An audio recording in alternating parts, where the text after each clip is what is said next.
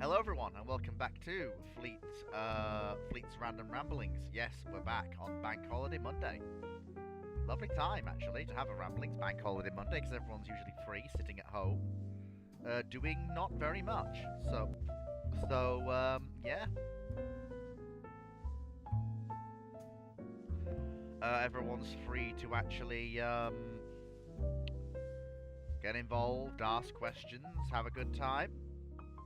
That's what we like.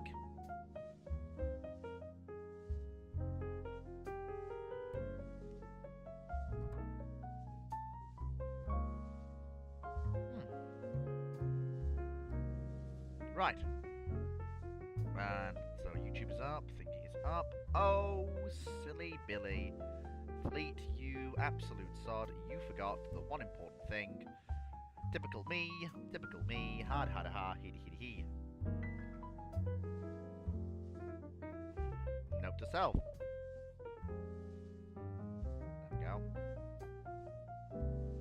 Right. Okay, so I think if I'm testing. Oh, is she not? Oh, streamer bot, you alive? Do you live?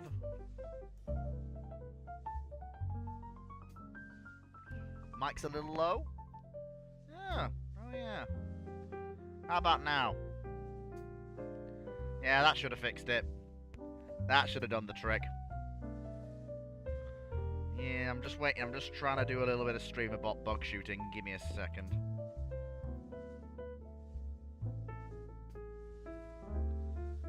Or does it have to be a capital letter? I forget. Yeah.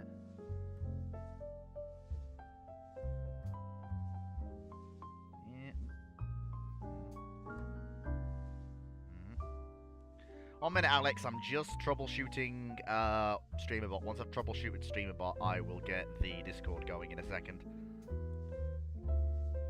So, yeah, everything's okay. It's connected to YouTube. Yeah, it should be okay.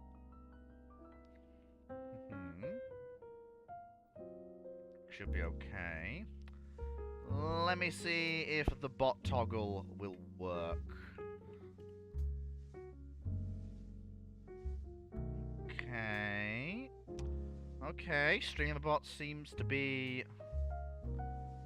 Hang on, I just realized something. Let me just... If it's capitalized, then that's what's got me wrong. I'm gonna be kicking myself.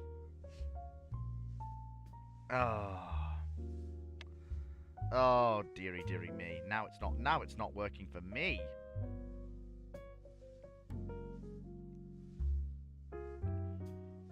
Oh, now we're really for it.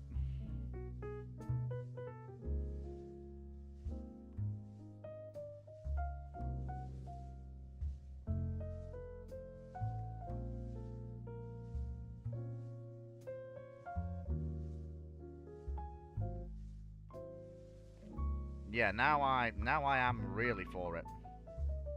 Why won't you work? Okay. Yup. Right. Okay. Right. Okay, I will have to... Bloody hell's bells. Right, we'll have to do plan B then.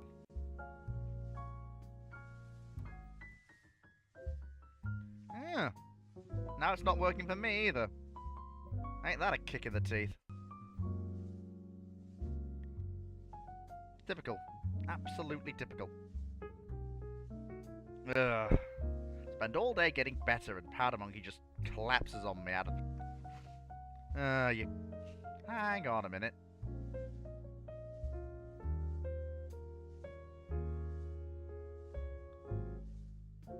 What? Hello. Why? Must be a reason why. That's all working.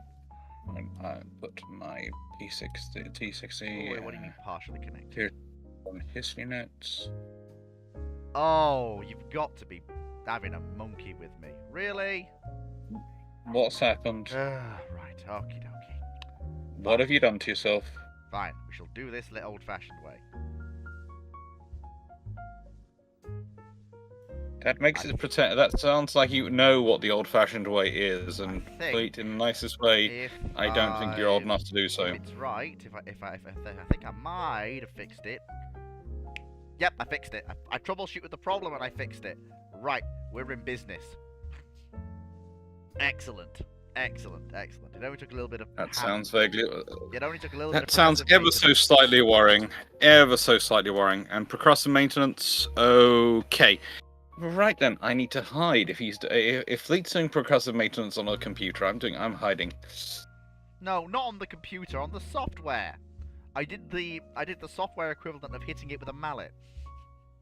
So you have been abusing and hitting Runon's brainchild. Not in that particular way. I just... Well, this is what... You have taken Runon's baby off their brain, what they've been working on, and have been doing percussive maintenance, i.e. you have been violence to it. Joy, honestly, sometimes... You should get a shirt that says Alex Tongue Twister, because you have a talent for twisting words into meaning other things. Very good at it. Next to say, I'm a naval historian who also occasionally teaches international maritime law. The whole thing of it, the first thing you learn about international maritime law is none of it's codified, pretty much, and everything else is based on subjective interpretation of historical precedents. Mm-hmm. So, tongue twisting is basically what I do for a living.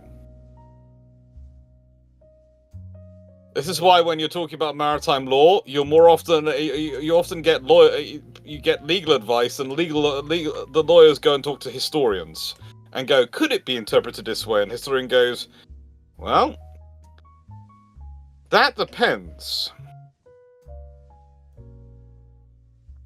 Usually that depends is how much time and money you're prepared to give me to make sure, so I can make sure see if the evidence can stack up that way.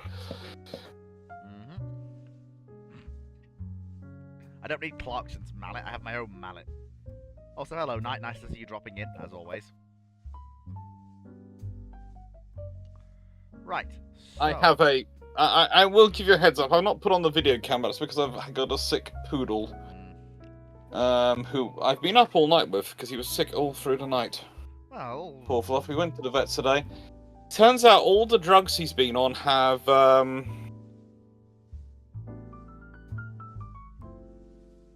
how do I put this politely? Have built up to it caused him to have stomach troubles. Oh.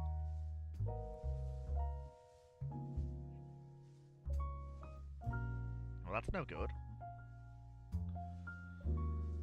That's no Happens. good at all. Fair enough. I'm still sick. Better than I was last night, but then again, it's only 5 o'clock in the afternoon. So... That's good. We shall have to see how we go.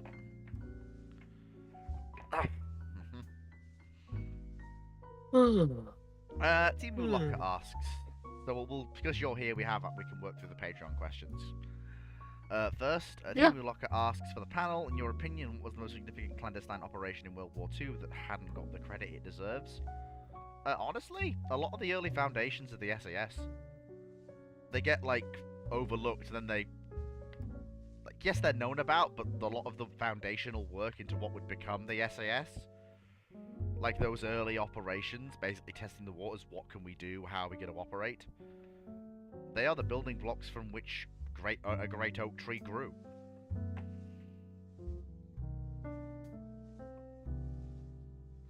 Those early desert tell raids. me, when was the first operation carried out by the Special Boat Service in World War II? Another good one as well.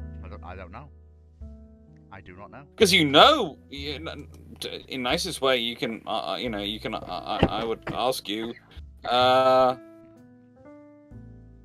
is an excellent point. Yeah, no, that's a really. The SAS have books written about them. Think about trying to track down the SBS. The books on the SAS I require a few sets of hands to number. Books on the SBS, well, especially some of the original units, because,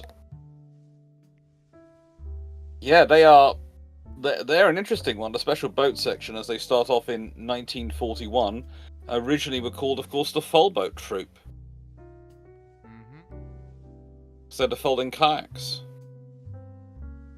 And all sorts of different formations came into forming the SBS. And it's worthwhile noting that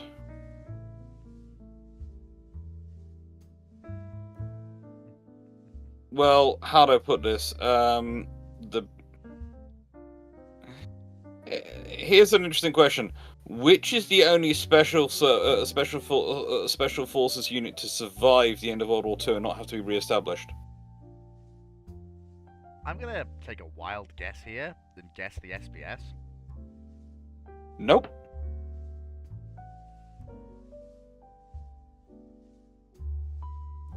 It was one of the forerunner organizations of the SBS, but it's actually the Royal Marines Boom Patrol Detachment.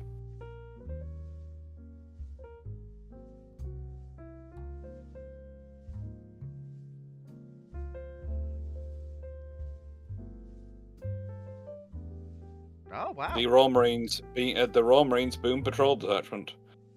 If you want to hear about some weird and wacky things that may or may not have happened, because they don't really confirm them, look up that formation.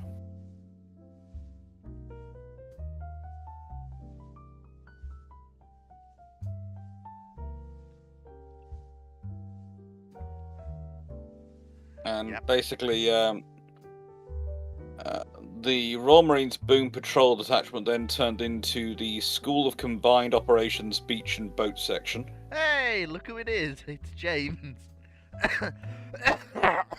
Why'd that bring me on a coffee? And from SCOBs, they became then the small raids wing of the Royal Marines Amphibious School. Cool. And then they became the Royal Marines Special Boat Section, and then the Special Boat Service. Fantastic. There's a little pocket history I didn't know. Yeah. And these are all. It's one of those things of if I want to really make people have a session of thinking, I go. So you of course all know the special forces of World War II, don't you? And people list them off, and then I go, you're talking about a third of them. Yeah, you missed a couple usually. there, mate. Because most of the special forces, especially some of the really weird and wacky ones, had about a dozen people in them. And of those, possibly about half of them would die during World War II. So yeah. But Blondie Hasler is, if you want to look up a really interesting personality from World War II who gets absolutely no attention, look up Blondie. I might have to do that. Because there is a very good, I will admit, the television program, for it being a television program, with all the inaccuracies that come from being a TV program, is a very good production of the SAS. I had a chat with a friend of mine who was tangentially involved in that, and said when they considered trying to do the one on the SBS, they found that they just couldn't find out the information. Also, they wanted to be able to put anything together. They considered it, but they just whereas the SAS you can find out some of the information, the SBS are intriguing. But yeah, Hasler led, of course, Operation Frankton.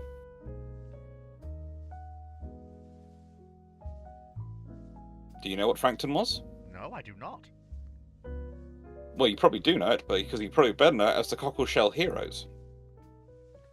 I am not ashamed to admit I don't know that one either. They are the commando raid on Bordeaux that literally kayaked up a river. Oh, I've heard fragments of it, but I didn't know the full story. didn't Yeah, know there, about there it. is actually a film called The Cockleshell Heroes about it, which was produced in 1955. And to describe that as being a toned down, what you want to see in 1955 sanitized version of it, is being polite. Hmm. And it's because of that raid that if you go and look for the Purbeck Stone at Poole, which is the memorial to the Royal Marines, you'll find of the many brave and dashing raids carried out by men of the Combined Operations Command, none was more courageous or imaginative than Operation Frankton. And that's the words of Lord Mountbatten. And I might have issues with him on occasion, but there are times when I actually agree with the man. And that one I will agree with him on. Operation Frankton is an absolutely insane mission. Mm-hmm. Well, a lot of these missions were crackerjacked off the wazoo, but the Blad still somehow pulled them off more often than not. Yeah, of the 13 men sent on Frankton, 6 men were captured and executed, and 2 died from hypothermia. Damn.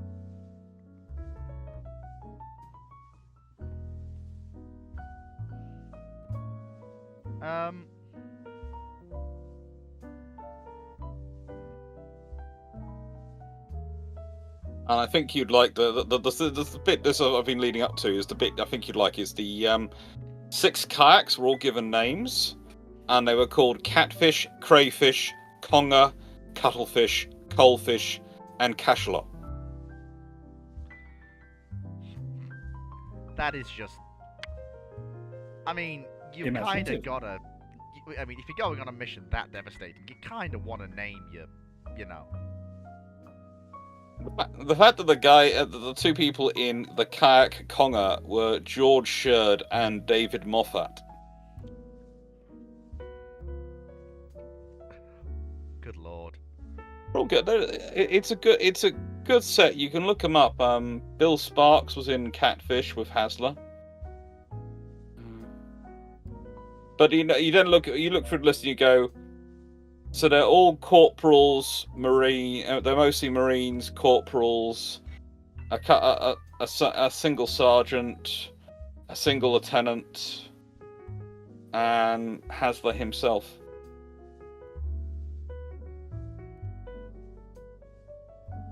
And they literally went into Nazi-occupied France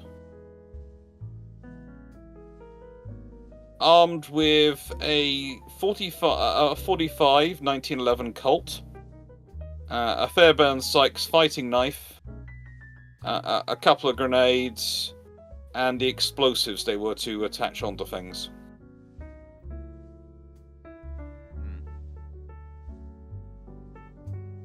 That was their armament. You wouldn't get me doing that job unless I was far more heavily armed than that. Right. So we have the. Also, hello James. Thank you for joining us. Yeah, hello James. How That's you right. doing? I am still alive somehow. You? I'm alive. I'm slowly killing computers though. I'm just about clinging to life. One got killed by a book landing on it. Yeah. My books literally are big enough and tough enough they break computers. It's a skill issue if your books aren't. Nice. And the poor reserve laptop, the poor laptop which I normally use for when I'm travelling, I've got our reserve, and literally after less than a week of trying to do the job, which the normal PC does, it's just basically going, no, I'm dying, I'm not built for this, I'm not built for this. It's a testament to the way my PC was built when I first got it 8 years ago that it's lasted as long as it has, and it's dying as slowly as it is. I will say though, the thing, the person who's actually they've given the bulk of the equipment for your new PC, Lions. Yes. They've basically given you their gaming machine. Will be. And the list of things that a machine has Oh my lord. You're going to be experiencing Can I joy. play Doom on it? Because let's sort of say, it was, I'm guessing, judging by the stats and reading it, I'd say top of the line 3-4 years ago. And when I say top of the line, I mean absolutely tippy-toppy of the line. But the question is, Which means, once I refurbish it a little bit and refresh it a bit, the thing will be top of the line again. Better than most average machines you will get. You know, nicest way, it'll be a whole... Yeah. Because I'm guessing from what you've told me about your machine, when you got it 8 years ago, you got a solid but not top of the line build. Pretty much. You got a solid one. So this is a top of the line build from half that time ago, which we are going to refresh the memory on, and we are going to... So it's got a better memory, and we're going to refresh the RAM on, because you're bringing that in, and I'm going to basically go through and check all the systems, and I'm happy. Yet, so I don't know whether it'll fit. We'll have fun with that. We'll see what I can do with the RAM, because there are some tricks I can play with that. So we'll leave that one side. But yeah, it's going to be a very big difference for you. Well, yeah, you reckon you can play? What I've got currently. Bless her sock, she's had a good run, but yeah. And while you're here, I will prices on max graphics. Potentially. And while Fleet's here, I will teach him enough about building machines and maintaining his own machine to be able to keep it going. But also, eventually, he'll be able to build his own. Is the next one? He'll be able to basically. I'll set up so you can buy individual parts and slot them in.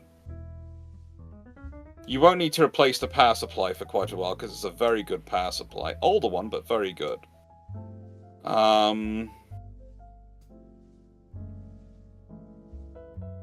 But yeah, sort of, it's a very good one. I say myself, looking at it, the next thing you'll probably be replacing eventually, and probably want to do this in about a couple of years' time, will be motherboard and CPU. Because the RAM you've got will probably swap it across quite happily.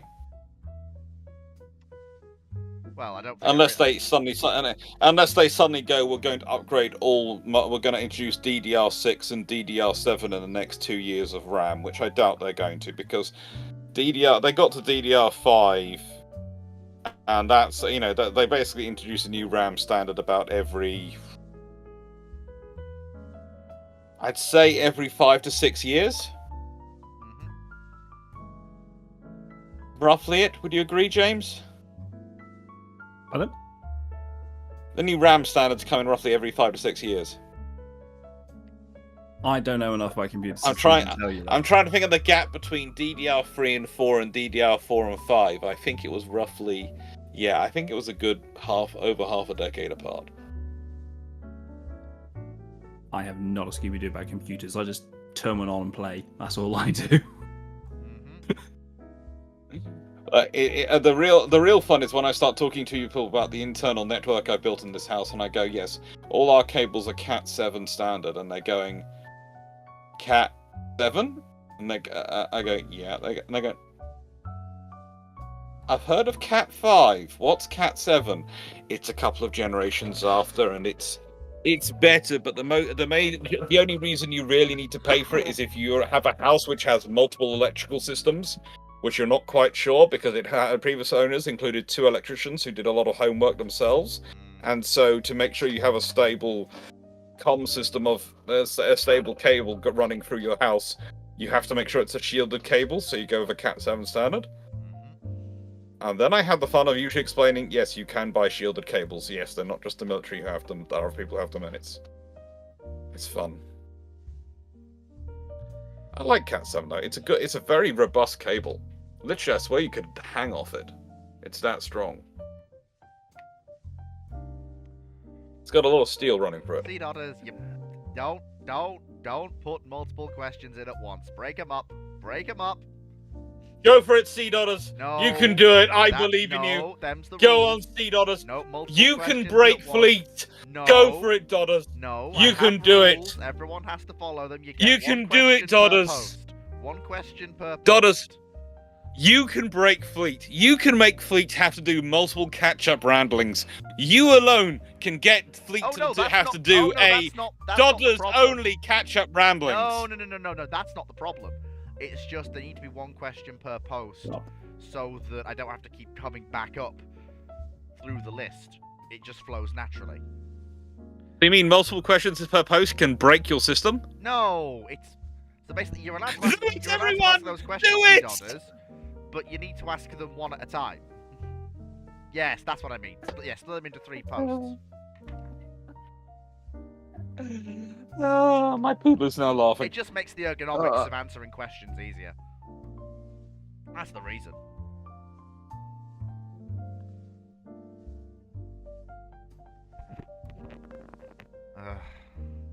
You don't have to ask me a question to tell me that, Timu. What the hell is... Oh, don't tell me the bloody thing's gone down again. It does this every time. What? Bet you any money it has. Flippy knew it. I flippy knew it. Yeah, there we go. It went down on me again. And now I bet you everyone's going to tell me I'm too loud. Is the bot fighting back by mucking up your computer? No, it's every so often, for reasons I do not fully understand, my mic gain gets turned down, and I have to go in and turn it up. And I can't figure out why. I've been trying to figure out, but I can't figure out why it keeps happening. Yeah. Mine does the same thing. I decided it's Discord. Could be. I've gone thermo. I've gone thermo. Yeah, I've gone thermonuclear. Apparently, yeah, that's fine. That's not very surprising. It. Okay, let me just. There we go. Turn that all the way up, and then turn that back down to normal. There we go. That should be okay. Just I'm messing around with all the bits and bobs. That should be fine. There we go. If I sound slightly squished, that's because I am. I have a poodle lying on my lap. Yes, I'm happy now, Dodders. His version of lying on my lap involves lying on my chest, stomach, lap, and knees, and basically the whole of my body. Right. So, next Patreon question, we're finally going to get to it now, is from Brandon Lawson, who asks a very easy question, simple to answer. What if the Vietnam War never happened? What does the panel think the 60s through to the 80s would look like from a geopolitical standpoint and from a military technology standpoint? That would take multiple teams of university professors a good half a decade to even come close to giving a reasonably acceptable answer that does due diligence. I would argue, though, the biggest thing was if you don't have the Vietnam War, you don't have the massive anti-war movement in the States. And that might affect their policy in terms of international relations at times of the Cold War getting hotter. So it would have significant ramifications without having had that cautionary tale. There's also the scenario that without experiencing it themselves, they might not notice the chances of Afghanistan and might not do what is done in Afghanistan. And of course, there's also the fact of you've also got to ask how. How has there not been a Vietnam War? Well, that's easy enough. That is very easy. Oh no! I know there are easy ways it could happen, but how it happens is going to change the spin out from there. Instead of trying to support the French and their colonial power, Britain and America decide that Ho Chi Minh he's a nice guy. As long as he sets up a socialist state, not a Soviet state, if that makes sense. Yeah, that's going to make him very happy because that's what he wanted. Yes. Not communist. He has to have a democracy and free elections, but he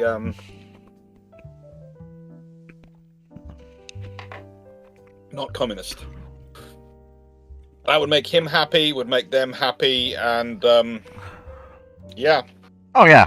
Then you end up with in a nice way. Then you possibly do end up with a Vietnam War, which is China invading Vietnam, because we know how they fought those battles.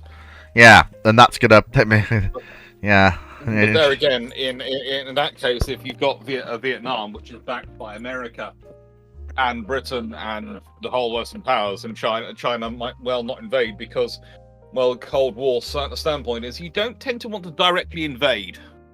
Yeah. But also there's the whole, if they do invade, it'll literally just be the Korean War again. How many times do we have to teach you this lesson, old man? Yeah.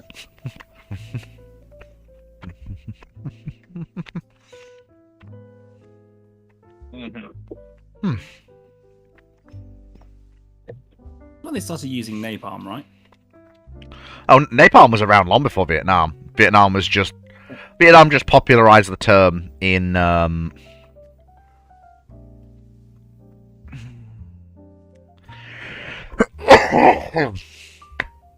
Well, if that's the case, then if it doesn't happen, I don't think we get painted black by the Rolling Stones, yeah, very true. and we won't get the memes of playing that song out to the side of a Huey. Mm-hmm. Yep. You don't have to bring me, Brandon. You don't have to ping me, Brandon Larson. I am reading chat.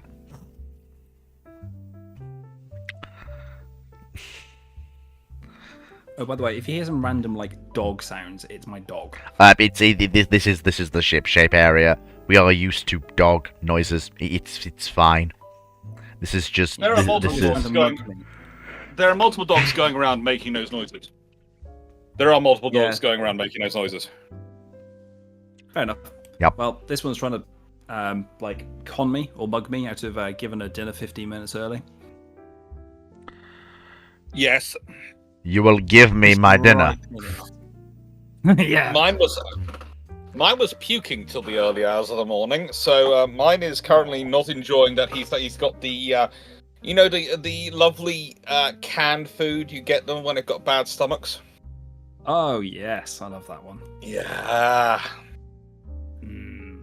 The one that you have to give, they're only allowed a single can a day, and you have to divide up into 4 servings, and none of them seem to be enough as far as the dog's concerned, especially as the dog basically emptied its entire contents out last night all over your office, your garden, and your kitchen floor. Yeah, please, I'm trying to enjoy my chocolate egg. I take it that's why you ain't got your webcam on tonight, is it? Well, no. Yeah. Just in case. Well, there is that. I normally do have my webcam on, but I don't. There's 2 reasons I don't have it on. One of them is that the poor computer, it reduces the strain on the poor laptop just a tad. And secondly, it's that, frankly, my office does look like a minor bomb site's hit it. It does look like, mainly a bomb of poodle shape and form. Mm-hmm.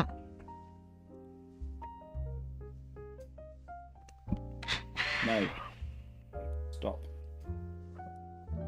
You know you're gonna lose. I know I'm gonna lose. Mm-hmm. Can't discipline it like a rating. Nope. You can't take it away from you. Mm-hmm. Basically. Although I wish you could like MAA a dog. That'd be funny. Just like minor administrative action. Excuse me. Oh, Oh, we have fun. We'd like to think we have fun.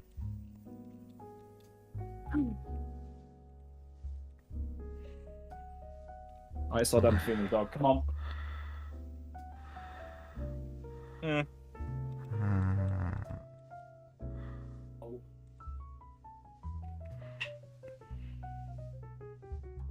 Mm-hmm.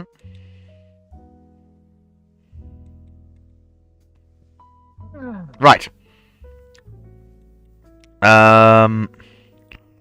So now we're back to good old normal questions. So we'll start with Discord. So typical officer asks, do you think the Boeing Washington is the best and most sophisticated strategic bomber the RAF ever had in the post-war period before the V-bombers came into service? Well, I'd argue it was their only platform that could do nuclear strike until the V-bombers appeared. But the Rangers of the RAF needed to do it. But the B-29 has a litany of problems, which aren't corrected until you get to the B-50. its successor that irons out all the kinks. They still had an annoying habit of, catching fire more than we would like to admit. Yeah. Whereas, despite not being nuclear capable, for general purpose use, you'll notice when they wanted to send piston engine bombers to do things, it was always the Lincolns that got sent.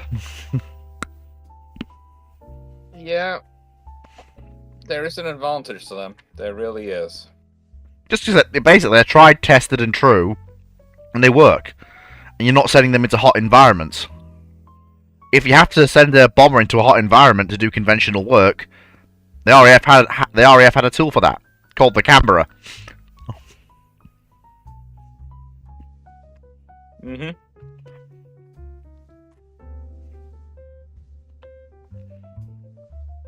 But if you want to go and bomb some people in a Malaysian jungle, where your airfields and equipment might not be that advanced, you're probably going to send the Lincoln, because it's cheaper to operate. And because, honestly, if it breaks, it's cheaper to repair. You can fix it with a spanner and a bunch of Nigels. The thing is, if you consider the training procedure you have for that time, consider the problems, the likelihood of what goes wrong, you consider the pool of personnel you have a lot of people who know about that system. Before we go too far today, we should probably say something about the Pope dying. Oh, Pope's dead? Yeah, Yes, the he Pope picks is a dead. really great day to do it. Oh, okay. Well, To be fair, he did meet J.D. Vance the other day, so that's enough to make anybody keel over sideways, but that's all we're going to say on that. It's fine, I'll be alive in about Thursday. Yeah, it was more a case of I was trying to suggest on that one that if you consider the amount of work they do, popes, and all the stuff they get up to, Had a good run. at 88, is it really? How old is the next? Can we please? I'm not a Catholic, but I do wish they'd start. They do seem to be getting older and older. Can we get a younger man, please? A younger person, please. It's getting like American presidents. They're just getting older and older and older, and you're sitting there going. Now it's time to spin the wheel. A little bit of pep in their step. Oh, it's now time to play. Honestly, it would be because the popes can dictate any way they want their successor picked. They've all opted for the same method over the years. But it would be funny if Pope Francis, being slightly more modernist, actually had a giant wheel spinner and said, "All right, this time we're going to choose the Pope by spinning the wheel." Yep. And whichever one of you gets it, for God's sake, don't die immediately. I think they should get Ewan McGregor to be the new Pope. Oh, very funny. Very, very funny. Very funny. Mr. Antimatter Molecule Detonation in the middle of the Vatican somehow not destroying the entire city despite it only being 100 feet above the square.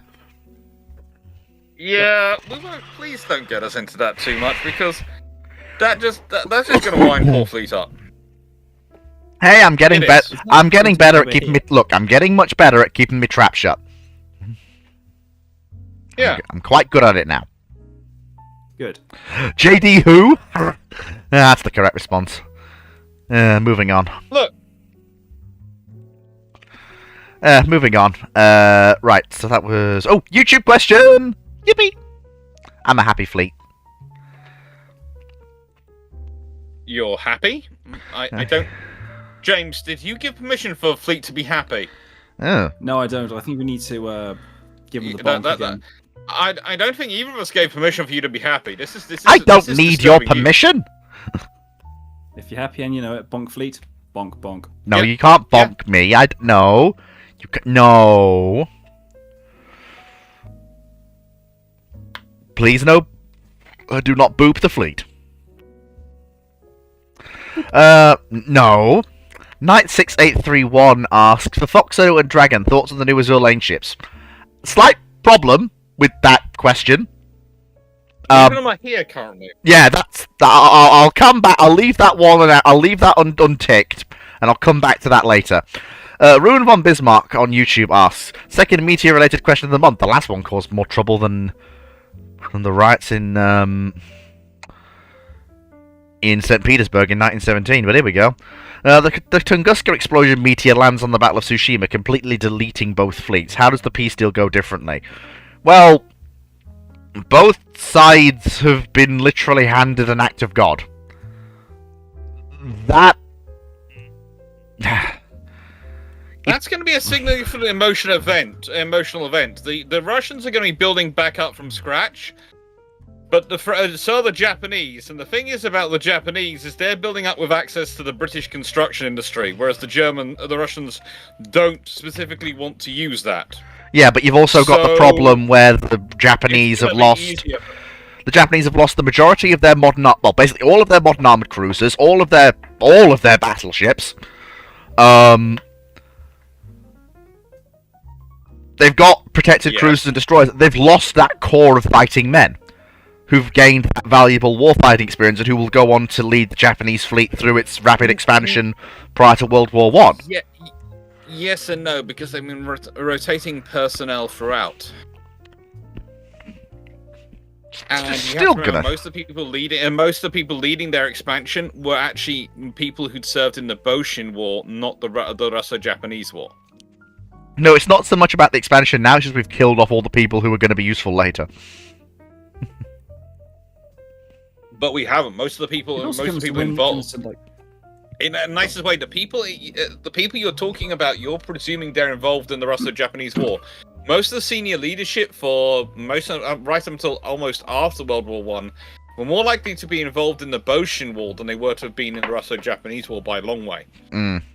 Because the Boshin War had taken everyone, whereas the Russo-Japanese War, yes, quite a few people get involved, but there's also quite a lot of people who aren't involved, or who are cycled in rather quickly and cycled out. Because they're off doing other things. Well, we know the Russians are able to reconstitute fairly effectively after the war. The question is, how quickly can Japan reconstitute? And more importantly, what does the peace deal look like? Because, honestly, you've not changed the fact that the Japanese still have the ability to supply their troops, so the peace deal shouldn't change.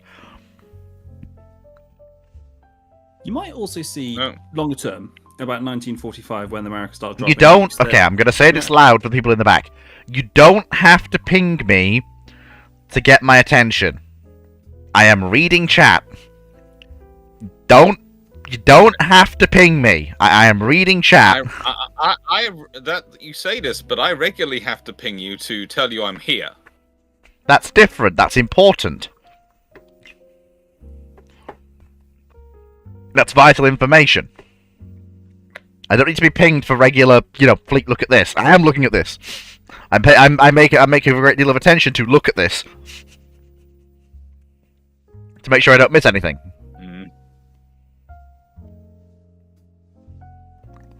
Okay.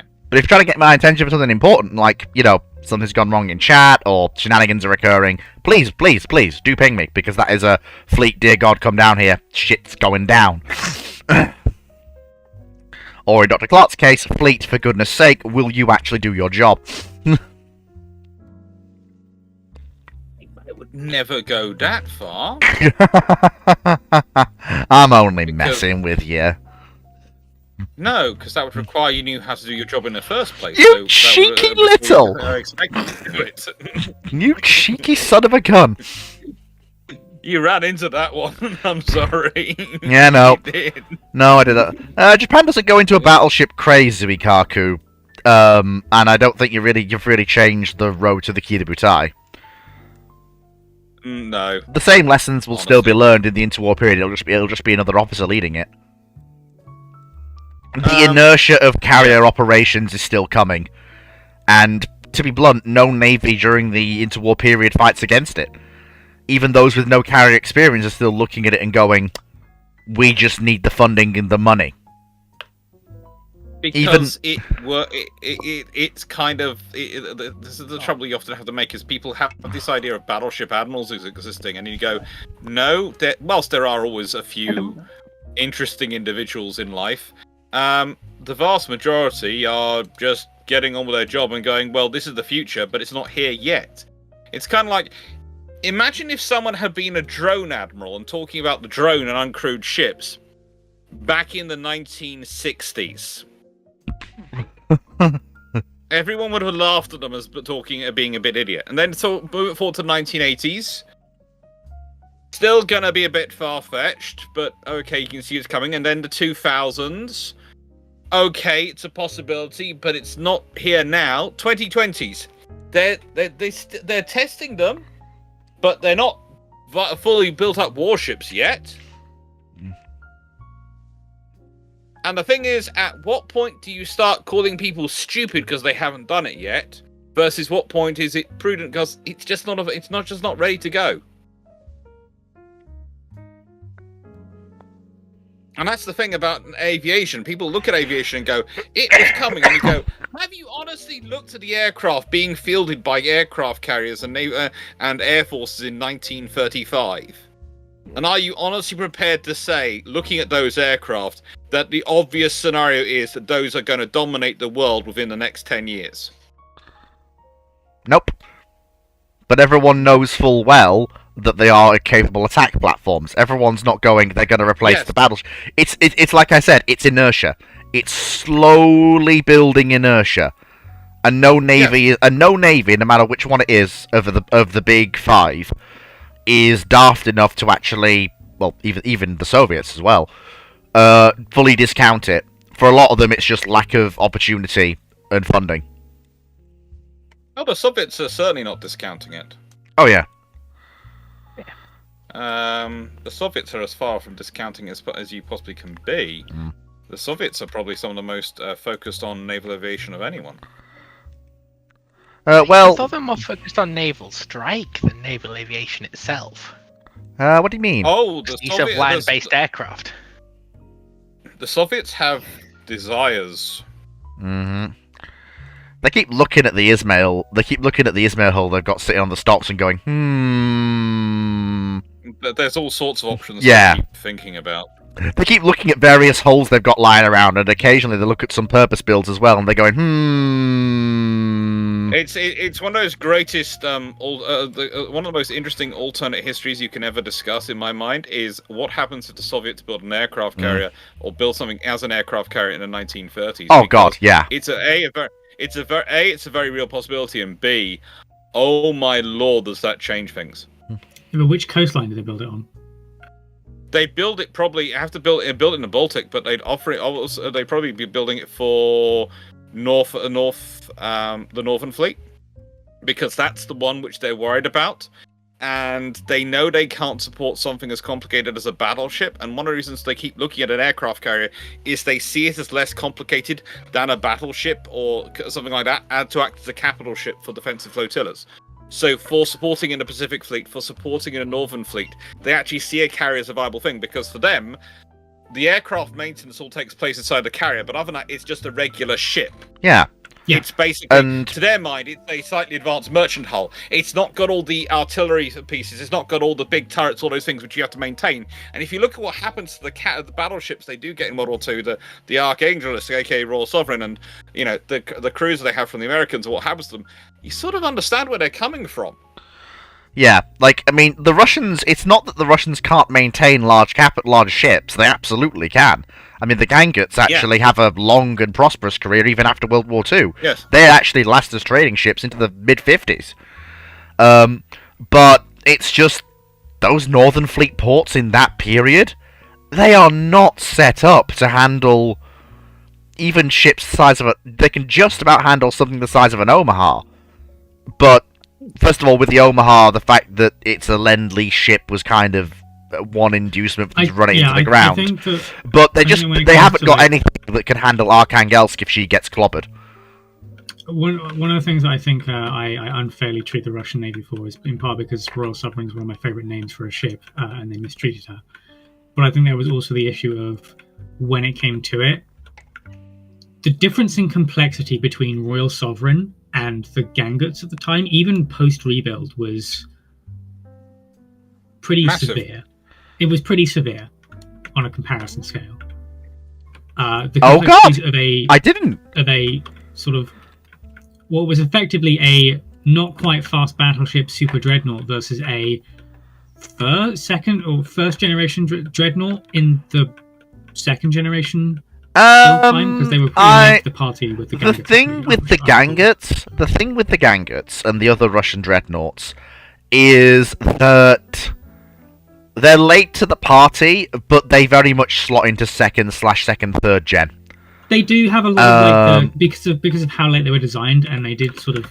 And the Russians pull in a lot of lessons from. They do have the benefit of drawing on already learned lessons from other navies and be like, oh, and what they learned from Let's Tsushima. incorporate that. Yeah. There's a reason why they're all benefits of those. Like they're all on the deck because they're like, we're going to be fighting broadside. They have no superstructure because that's a fire risk. Yeah, but my point being that like they are still technology-wise. They're Russian ships. Basically a first gen. Yeah, they're Russian ships built for Russians to maintain. Yeah.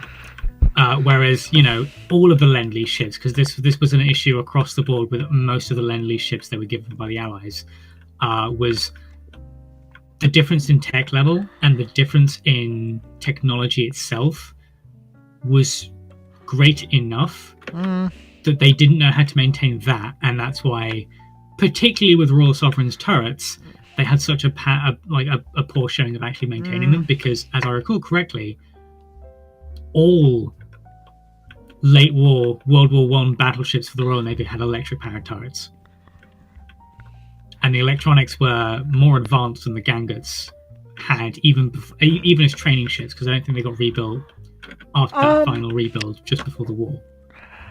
I kind of understand what you're trying to say, but I'm the gonna. difference in electronics is like a TI-82 or a graphing calculator versus a modern 2020 gaming computer.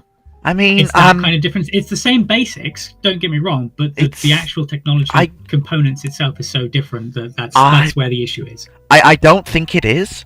I think it's basically down to the environment they were operating in, and more importantly, the whole circumstances around the ships being leased in the first place, and the operational theatre they were in.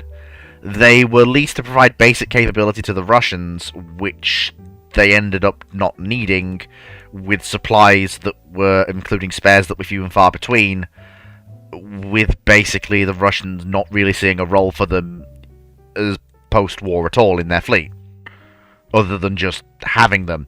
So I think it's entirely understandable that they were basically run into the ground. I don't think it's the fact that the Russians couldn't maintain them. It's just that the Russians couldn't really be bothered to and didn't need to. So they didn't. Fundamentally, I think that's what it comes down to. I don't contest that, though. Also, I can't believe I forgot to send out the ping. I'd say it's more that the Russians couldn't maintain them where they were. That as well, I think, comes into it, especially for the Royal Sovereign. The infrastructure. Yeah. If you look at the infrastructure, the Northern Fleet has. The Northern Fleet was stood up as a destroyer flotilla. They didn't even have a cruiser pre-World War II, really. Yeah, it's not till the 60s. They rotated in and rotated out. It's not till the Northern Fleet doesn't have the support there to sustain anything bigger than a destroyer. That is a question. How did the Soviets do with their fire control computers then? Because as I remember it, and it's not quite naval rated, but a lot of their cybernetics were really far behind compared to the Western nations.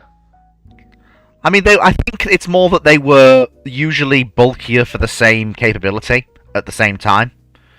Rather than being behind, it's not so much behind until the 80s when you start to see the rise in microchips, and then the Russians basically go, microchips, smaller computers, you say? Yeah. That's a concept. I hope you enjoy that. We'll follow behind you in later. But in the period under discussion, they're a little bit behind, but it's not as wide a gulf as some people like to think. But I remember reading a book about it, and I know and it. One of the things it posits is that the Soviets' gap in electronics became really apparent with the jump from vacuum tubes to microelectronics. Yeah, that was the thing. Yeah, that was. It still very much existed significantly, especially when it comes to the late mechanical computers. World War II was basically them catching up when it came to the old style of computing, and electromechanical devices of that nature. And they were like 1 or 2 years behind, but they were just about keeping up. And then somebody came along with this thing called the microchip, and then I know. First, then electron computing happened. Yeah, then microchip happened. Yeah, and at that point they just went, "Oh, for the love of God, can we just stick with the old things, please?" But it's interesting because this is more for Dr. Clark. How did Bell, being slow in developing their mechanical computers, getting the hang of them around the time you get the early electronic computers, how did that influence their fire control? Because that implies they would have skipped essentially the Admiralty fire control table level of development. To an extent they did, but they also had some very fine thinkers who came up with some individual ideas. Mm-hmm. So what you more have is you have different ships have different systems. They're very slow to get a standard system across their fleet, rather than having having ideas. So if you can imagine, with the UK, with its Admiralty fire control, there's all the Dreyfus table, there's all the various tables being developed prior to World War One, right? Mm-hmm. Right. And basically the Royal Navy standardizes in on one and goes, right, we're going to develop from here because this works. Mm-hmm. Okay? And it does work, and so that's fine. But what the Russians were sort of more wrestling with was, we have this one, it's really good in this way. We have this one, which is really good in that way.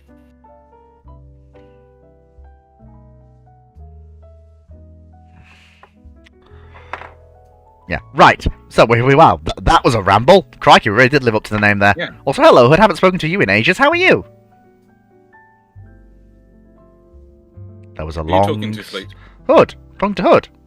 Sorry, I'm in a fight for my life right now. It's alright. Typical. You have to say hello. You have to say someone's name when you say something like that, because otherwise we're also going. I You did. spoke to me last night. I You did. didn't say Hood. Did that not transmit? He did actually say it that time. I gotta stand up for my boy. Mm-hmm. He probably did, but I also can't hear him very well because I'm again. This is fine. This is fine. Typical gunner officer on Discord asks, question 2, opinions on the Resolutions class SSBN. Do you think the Resolution is the best? SSBN design is way superior in every aspect of the Yankee 1 and 2s, and the Benjamin Franklin class SSBNs. Didn't we answer? We answered a similar question, but I will repeat now what I said then, especially if this is my show. You do not really compare SSBNs in terms of capability as launched. You don't compare them in terms of torpedo tubes. You don't compare them in terms of amount of missile tubes they carry. What you look at is how they, as a class, contribute to a country's nuclear deterrent capability, rather than better or worse. And the Resolutions fulfill their design brief in full. The RN could have done with one more of them, but even as built, they still fulfilled their design brief, which makes them good enough. Yes. It also allows warheads on foreheads. That is very true. They can do it. When it comes to SSBNs, it's one of those rare things where you don't really look at the boats themselves, unless they're completely terrible. You look at what they bring as a unit or as a class to strategic capability. Yeah, it's all down to actually how quiet the boat is and how quick and how silently you can get the boat on station. And we don't know that. Exactly. Even for the Resolutions, we still don't know that. Nope. So, since Foxo is here, I think that half of the duo counts. So, 1971 asks, for Dragon and Foxo, thoughts on the new Azure Lane ships announced? And the ships announced have been Light Cruiser, HNLMS Dezem Provincian, DDHNLMS Urvatstan, BBSN Kazan, and protected cruiser HMRIS Oleg. Ooh. Oh, I didn't see those other ones, to be honest. I only know of the Zevon Provincian and Everton. Provincian looks interesting. And the rest are mainly for factions I don't play, so I don't follow them. I'm not gonna lie. I'm gonna be an uppy. I really like that we now have Dutch ships coming in, because I've wanted Dutch ships for fucking ages, and I'm so happy that one of the first ones that I saw was De Zevon Provincian, because that is one of my favorite Dutch ship classes ever. I just want a certain Dutch ship to get a certain Dutch camo. I will also say, as much as I actually don't really like their design overall, like, I'm curious how the rest of the Admiralen class play out, because the Admiralen class were actually a really cool class of destroyers for the Dutch.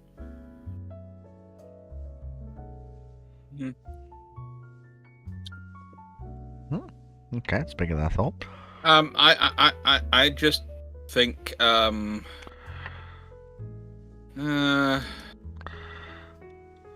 you see, having looked it up and looked at her, the Zevon Provincian. Mm-hmm. Don't take this the wrong way, but I'm starting to wonder if certain members of Azur Lane's design committee have a mommy complex. We're only just figuring this out. No, I think you have hit the nail on the head there, Alex. Yes, is the answer to that. I'd also say that if I owned the IP to, I think her name was Fauna on HoloLive color, I think I would possibly be about reading the lawyers at this point. No, you see, it's fair use because it's different enough. It's also legally distinct enough that the argument can be made that it's people aren't going to confuse the two. Yeah. A lot of similar points have been made about other ships in the entirety of Azur Lane's lineup since launch, to be honest. So the Saber Faces.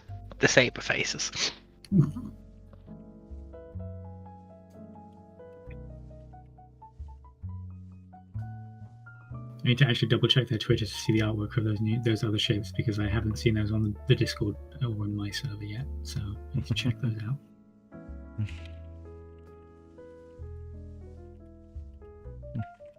They are looking good ships, though. I'm going to try ripping that question apart. Right, so the next question. Zubikaku asks, here's my question. If by some miracle the Japanese and Americans manage to avoid war before the Kido smashes Pearl Harbor, what does the Pacific look like at that time? What would the agreement look like? Would the radicals in the Kido try to attack Pearl anyway? Would there be any coups? What would this mean for operations in Europe and the Med? That's basically a Yonai miracle or not at all, isn't it? Dr. Clark. Yeah, but also, I'm hearing this as radicals in the Kido Butai. Do I think the Kido Butai is the entire Japanese fleet? We're talking about the whole Japanese Navy. The Kido Butai is just the carrier strike section of it. If they're recalled, they'll come home. They might be angry at it, but they'll come home. Yeah. Besides, if they're being recalled, that means there's politicking to do back home. We don't want to miss that. I was going to say, there will be certain officers who'll be like, why are we going back? What is the fucking problem? We're on the way to war. What is happening? Would there be any coups? If we're talking about an 11th hour, just for the aircraft are about to go off to blow things up, that's unrealistic in itself, because at that point, everyone's already made the decision. You're not going to get, in a nice way, you're not going to get coups, because again, it's not for there to be a coup, for the fleet to go off and do our titles unknown, the entire fleet has to be prepared to operate entirely on its own. Or the Nagumo has to be prepared to ignore his entire chain of command. And try and pretend to everyone around him that he's not given the order to turn around. He's not been given the order to turn around. Yeah, that's going to go well. Nagumo's not like that. Yeah. Nagumo's going to, in which case, it's going to be looking at rebellion against the senior officers and the captains, and its trouble is trying to do that. There are things you can do, possibly when you're in harbour, when all the radicals from the various ships can band together. But when you're aboard a ship, there might be one or two other radicals with you. Apparently, Leslie's And saying the thing is, the rest of the crew can deal with that. Leslie Mitchell is saying the IJA would replace the Empire. Apparently, which is a bit of an because the Navy would resist, I would assume, and heck, I would suppose the Imperial household would probably resist as well. To quote another politician, it would mean civil war without end. Basically. Oh no, there would be an end because whilst the IJN would try and replace the government, their most reliable force is sitting in Korea. So as long as the Navy can get between them and Japan.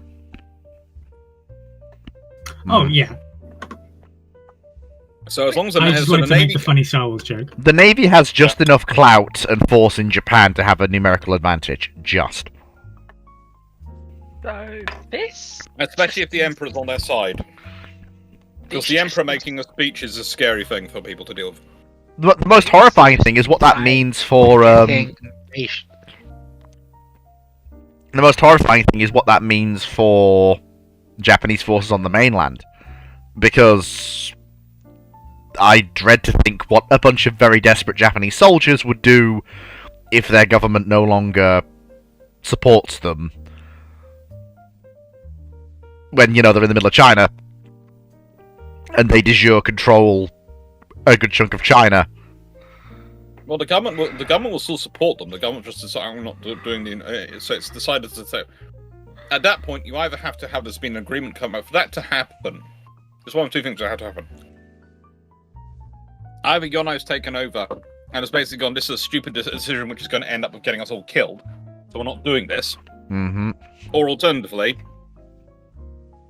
you've had a system come in whereby the government has decided that, you know, the government's got a deal with the Americans and the Allies that they can maybe, let's say if they join the war against Germany and Italy, they get to keep whatever their territory is in China. Mm-hmm. And honestly, you have to ask, would Britain and America be prepared? Would Britain be prepared to sign that deal? If they keep Malaya, probably. In 1941. If it means no other front. If they get Vietnam, they get to take the French Indochina. Maybe not. Maybe they get to call it a protectorate for the period of the war. Call it a protectorate, put Ho Chi Minh in charge. Job done. Mm-hmm. And yeah. Afterwards, well, things get dealt with. Put Ho Chi Minh in charge of the protectorate of Vietnam under Japan. No, under Britain. Yes. But I misunderstood. No, I was about to say, because Ho Chi Minh got his thing fighting the Japanese. Oh, but under Japan that would also work as well. Yeah. Either way, it works. Yeah. Basically, that's how you get around them getting that territory. They just declared a protectorate that they're protecting until France is no longer occupied by the Germans, and let the French and Japanese sort that out after the war's over. Basically, you park that as a problem, and you say, "Oh yes, also China is." Well, yeah, you get to keep the territory you've already got in China. Just don't acquire any more. At what stage in 1941? Because at a certain point, that may be a very hard pill for America to swallow. Well, the thing is, the problem with America. I want to hear Alex first. Yeah.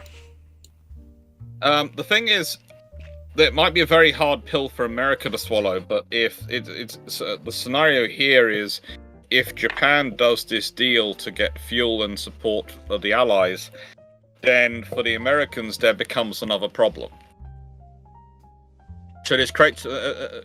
You have to remember, the Americans are not a single opinion, and whilst they don't like the Japanese, they also don't want. Their absolute fear has been, and what their diplomatic policy has been focused on for the previous, you could argue 30-odd years, has been to keep the Anglo-Japanese alliance broken up. Because if you have the British Empire and Japan allied, then America might still win that conflict, but it's enough of a problem, they might not. And it's enough of a spread out, there are problems, if that makes sense. Because it's literally they're surrounded and dealing with enemies on all sides.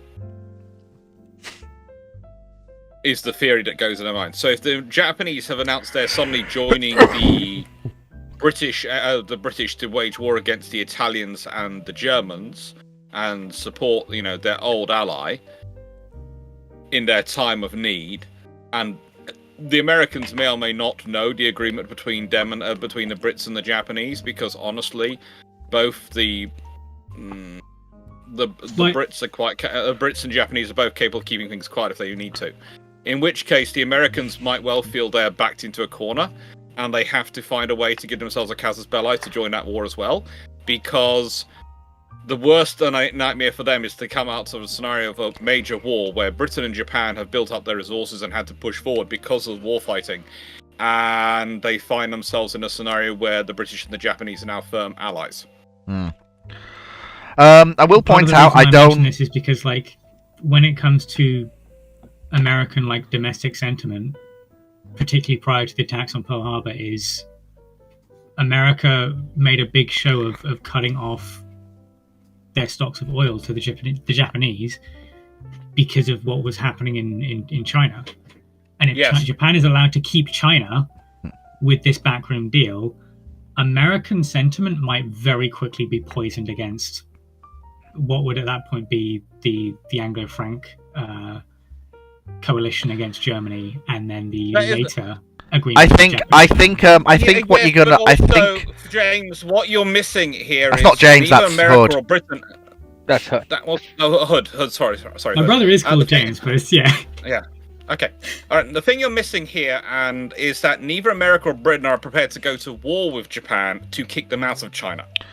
So if Britain's just saying we'll just admit it, we won't send forces to help the Chinese. That's it, and that's our agreement with you. Then the Americans can't really argue against it because they're basically doing the same thing. Yeah, I think it wasn't really until they actually get into the Pacific that kicking the Japanese out of China becomes a convenient secondary effect of the war. I think. Yeah. I think. Britain and America both don't like the idea of what Japan's been doing in China. They really don't. But when Britain asked America if they wanted to actually do something active about it in 1938, the Americans said no. Yeah. Can I just And so the British don't really. The British at this point would go, well, if we've just recognizing that we're not going to get involved in China to deal with you, that's something which Churchill would be more than happy to give away. I feel that's like not gonna bother him. I feel like you're probably looking at the agreement being front lines, de jure control recognized, ceasefire in place, both the Chinese and the Japanese, with negotiations for what the borders will look like post-war to be wrapped up into the post-war settlement once Germany and Italy are defeated.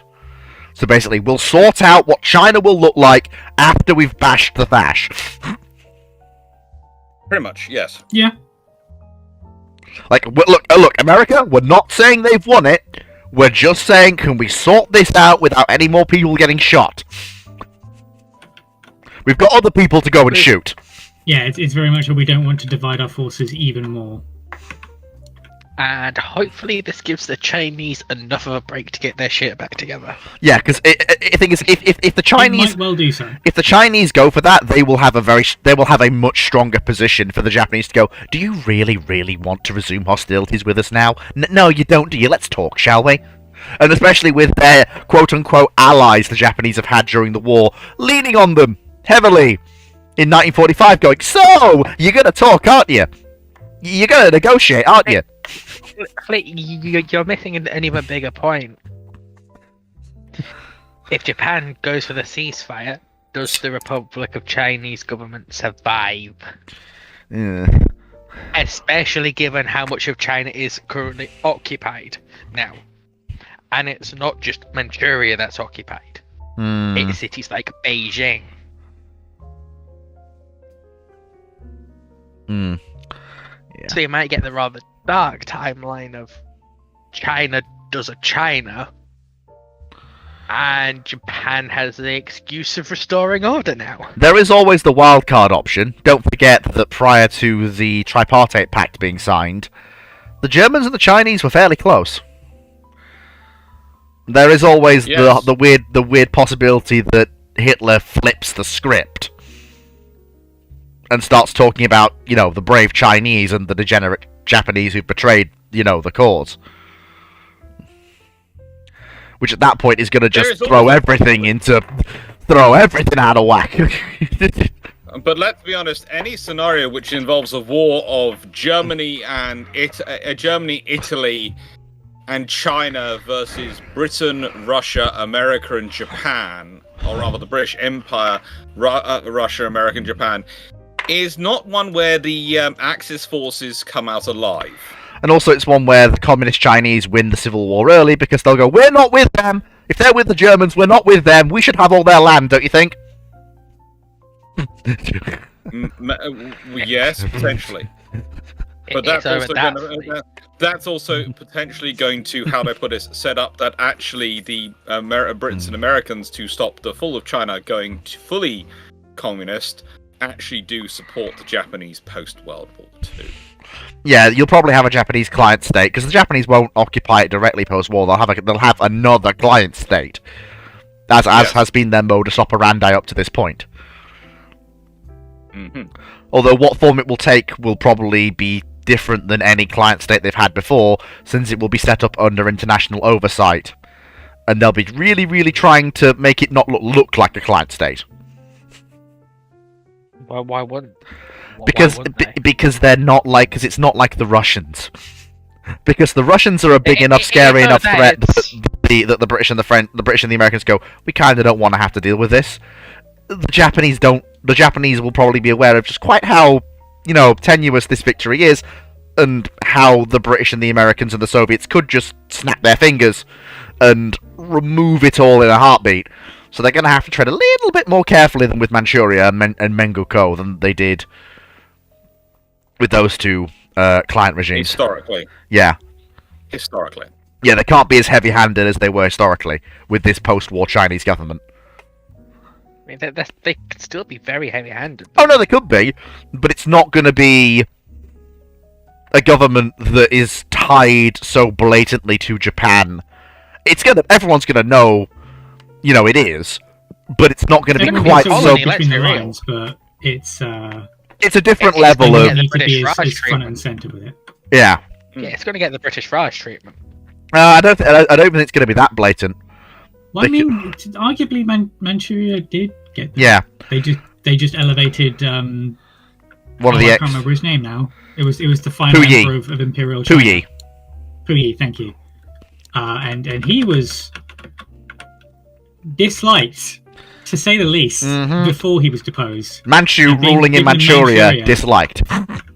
Yes. The only thing that really kept him alive was the fact that he managed to be carefully kept away from literally the entire populace. Yep. And mostly rubbed shoulders with a lot of the Japanese people living there. Yep. And namely dignitaries. Uh-huh. So, yeah. Yeah.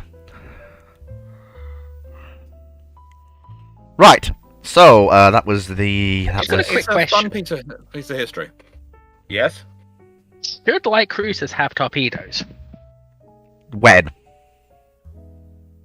1918. Yes. Yes. In my opinion, yes. They should have probably have them all the way up to like 1945, but... Even beyond that at that point. That's... Yeah, 7-inch guns and a light cruiser. 1905 with them. Mm-hmm. 9683... If we're talking internal torpedoes, are we talking mounted on upper decks? I assume... well, I'm going with both.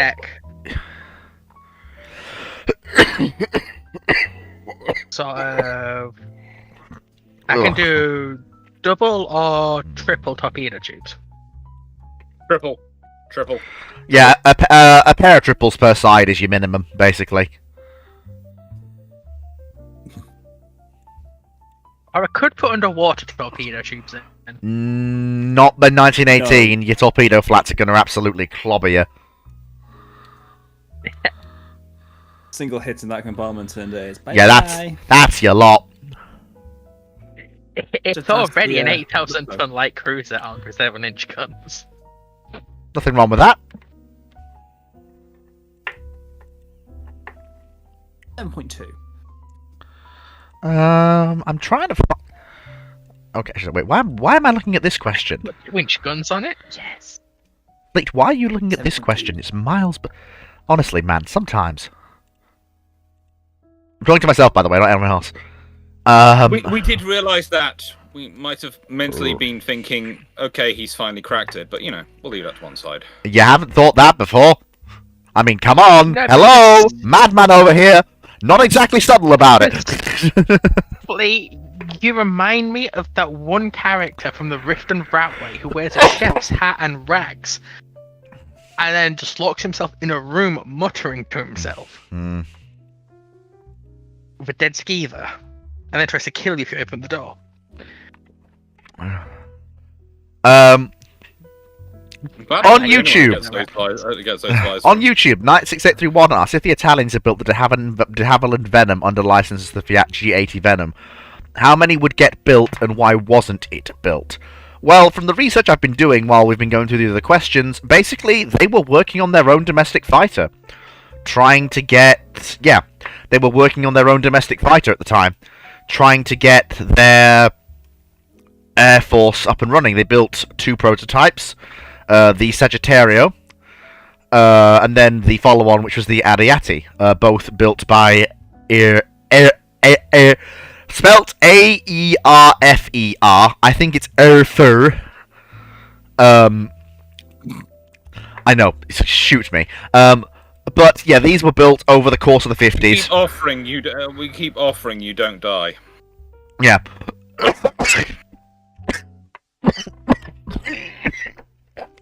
You had to say it, didn't you? Ugh. Ugh. Ugh. I'm coughing fit like. Ugh. Oh, sugar. Ugh. All right. But yeah, there's a whole series of post-war Italian fighters that never go anywhere. Then, of course, they build the G91 and then license the Starfighter, and that fills out their strike and fighter roles.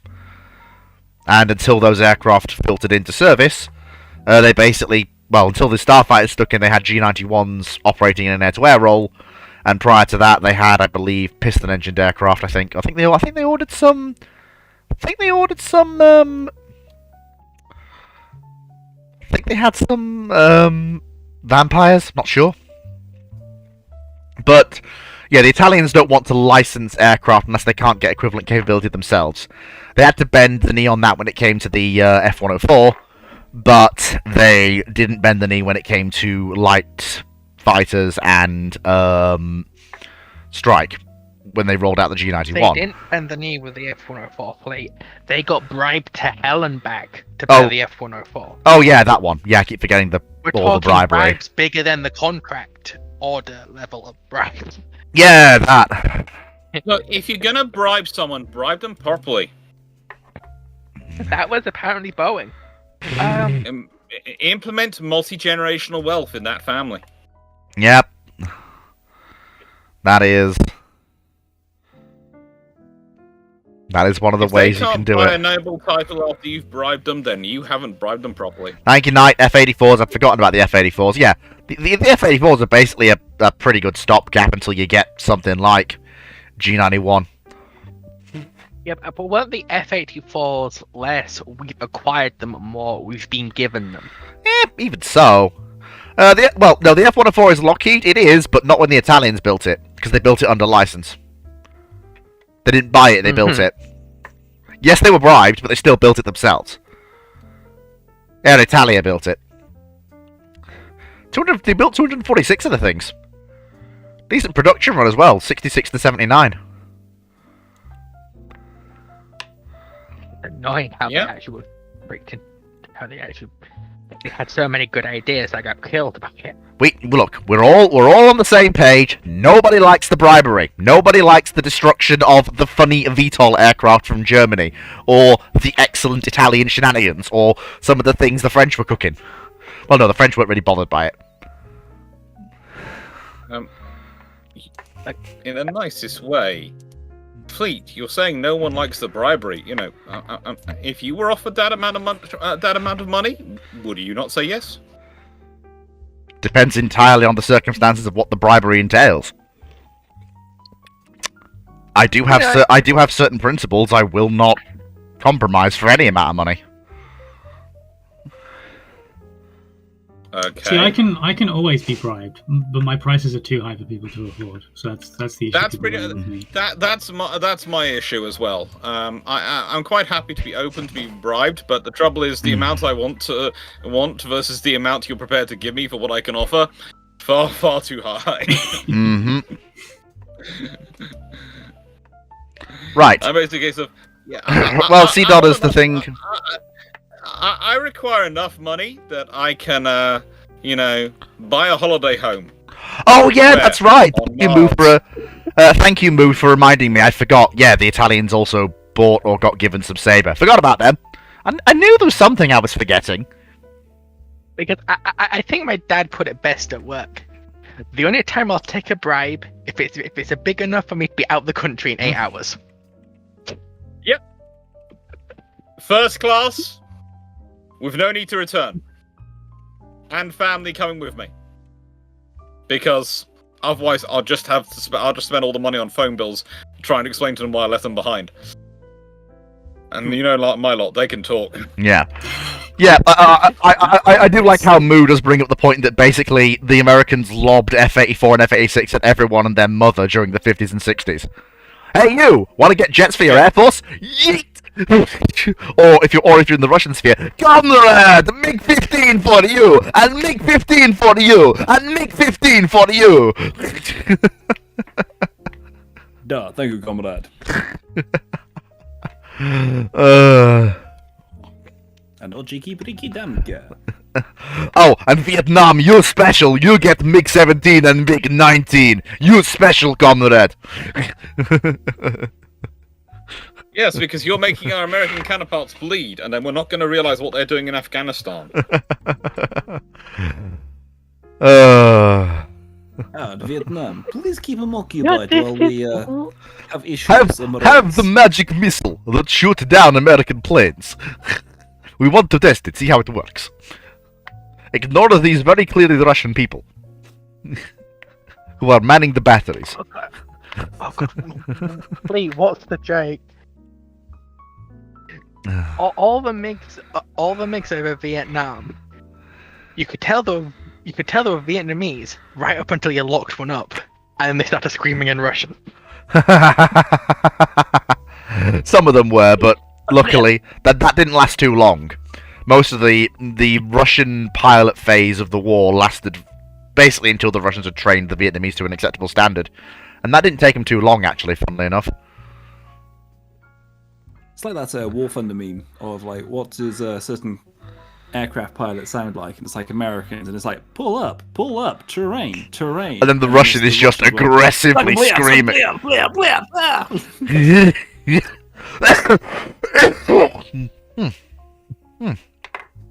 going to talk about the Indian one. Right. So next is a Discord question, and oh my sweet lord, they are really plowing through. Well, not actually. Before we do that, can I just post an image in Theatre Text sheet and just have you react to it? Oh boy, here we go. I see nothing wrong with this. 4 tubes per side, 1,000 tons. Three guns fore and aft. I see nothing wrong with this. It's not the worst layout, and probably my favourite of the only thing layout of the German battle line. And we're like, what if we did that, but funky? Yeah. Like, what tempted to just go like a full X into rear guns? I think you did right. Do I do the false emperor, or do I blow off? I mean, unfortunately, you have a problem because you're missing the rear tower, so, Let's kill Nagas. I just to take off 2 of the torpedo tubes. It's a torpedo boat destroyer. Right. Moving on. So the next question is a YouTube question from... Tim, we're going after. What is your opinion on the US heavy tank M6? Do you think the tank project was a failure from the start? It's the worst heavy tank design of all the major countries in World War II. If they did deploy the M6 in mass to the European theatre of operations, do you think the M6 would easily get obliterated by AT guns, shoulder-fired AT weapons, and also German tanks? To very, very quickly, before I get dogpiled by the rest of the panel, the tank project wasn't a failure, it just ran headfirst into what the US Army thought it needed. And also their rather strict requirements on how reliable a vehicle needed to be for them to accept operating it in European theatre operations.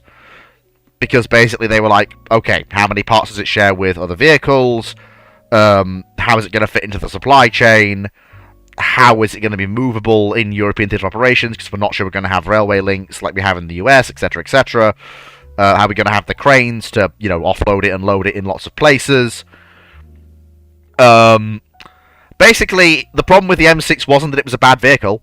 It just ran headfirst into the US Army's thinking regarding what they wanted for Europe. And it took them a long time to overcome that. Heck, even the M26 had to be pressured into accepting the M26 as early as they did. Because they were still digging their heels in and going, no, Sherman is all we need. Sherman is all we want. With a 76, sure, but Sherman is all we want. We can have that thing after the war. Kind of, Fleet. Kind of. The issue with the M26 is that it wasn't ready yet. Well, yeah, there is that as well. And it's like, the Americans had a very correct idea of, you don't test equipment on the battlefield. Yep! This is also true. Not like the Germans did. Yeah. I mean, if you've got the... Yeah, so go on. But as for M6... Oh, do you want to speak? Oh, check out to speak, but... Let the man... I said ironic. Ironic. Okay. But the M6, where do we start? The fact it was mechanically unreliable, heavily. Its turret roof was too weak. It's sort of a similar problem. We're talking about the M. You're talking about the M6, right? Yeah, the Yeah, heavy, M6 heavy. yeah, just wanted to make sure. Carry on. It had a much heavier crew than the army wanted for it. It had, you think for its size, it wouldn't have that bad a ground pressure. It had terrific ground pressure. I'm looking at those tracks and I'm thinking, you need more width. It's not even that Fleet, it's how tall it is. As soon as, It's twice the height of an M3, if I recall. It's huge. Yeah. Like, but the issue is it had a really high center of mass, which meant that it didn't like going over terrain particularly well. And it was sort of a tank that is a good idea on paper, that ran straight into reality hard. Yeah. Especially the earlier versions with the whole twin cannon idea. The 76 and the 37. Yeah. From what I'm aware, actually, they kept that twin cannon until they tried to make a 90mm variant. Yeah, which is where the issue with the whole roof becomes fully apparent. Yep. Because the turret would crush the tank. So it was a pretty bad tank for a nation that didn't really have the impetus to fix it. Yeah. If it had been built in, like, I don't know, 10 years prior, or if like the design plans had been laid down 10 years prior, like if you'd have had 10 years to work it through, might have had a funky early war like showing, Yeah. and then been retired relatively quickly. I think you basically, for the US to have heavy tanks during most of World War II, you need to have a line running. As in, so you know how you have the M1 that becomes the M2 that becomes the M3 Stuart, and then you have the M2 that becomes the M3 Grant that becomes the Sherman. You would need some form of heavy tank line of development running alongside those two other lines for you to get some form of mature enough vehicle to be in service and deployed, and then iterated upon.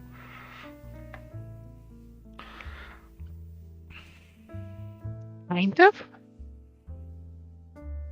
I'd argue much more to agree is you need to bring some of the guys who are designing the concept of the heavy tank down to earth. and sort of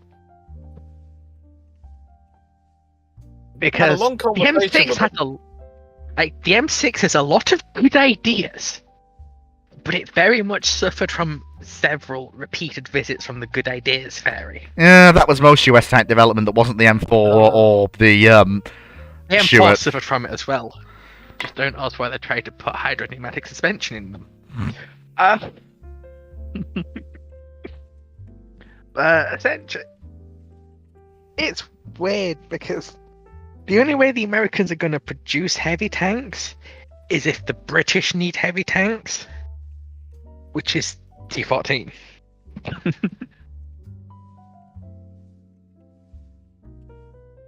And it's Yeah. There's definitely some interesting issues that would be had at this point. Yeah. Right, Zooey, the Jumbo isn't a fatter Sherman. It's a Sherman who's decided that it doesn't care about its suspension. Yeah. I am going to work my suspension into the ground so that you can't kill me before I kill you. And I'll deal with the problems later.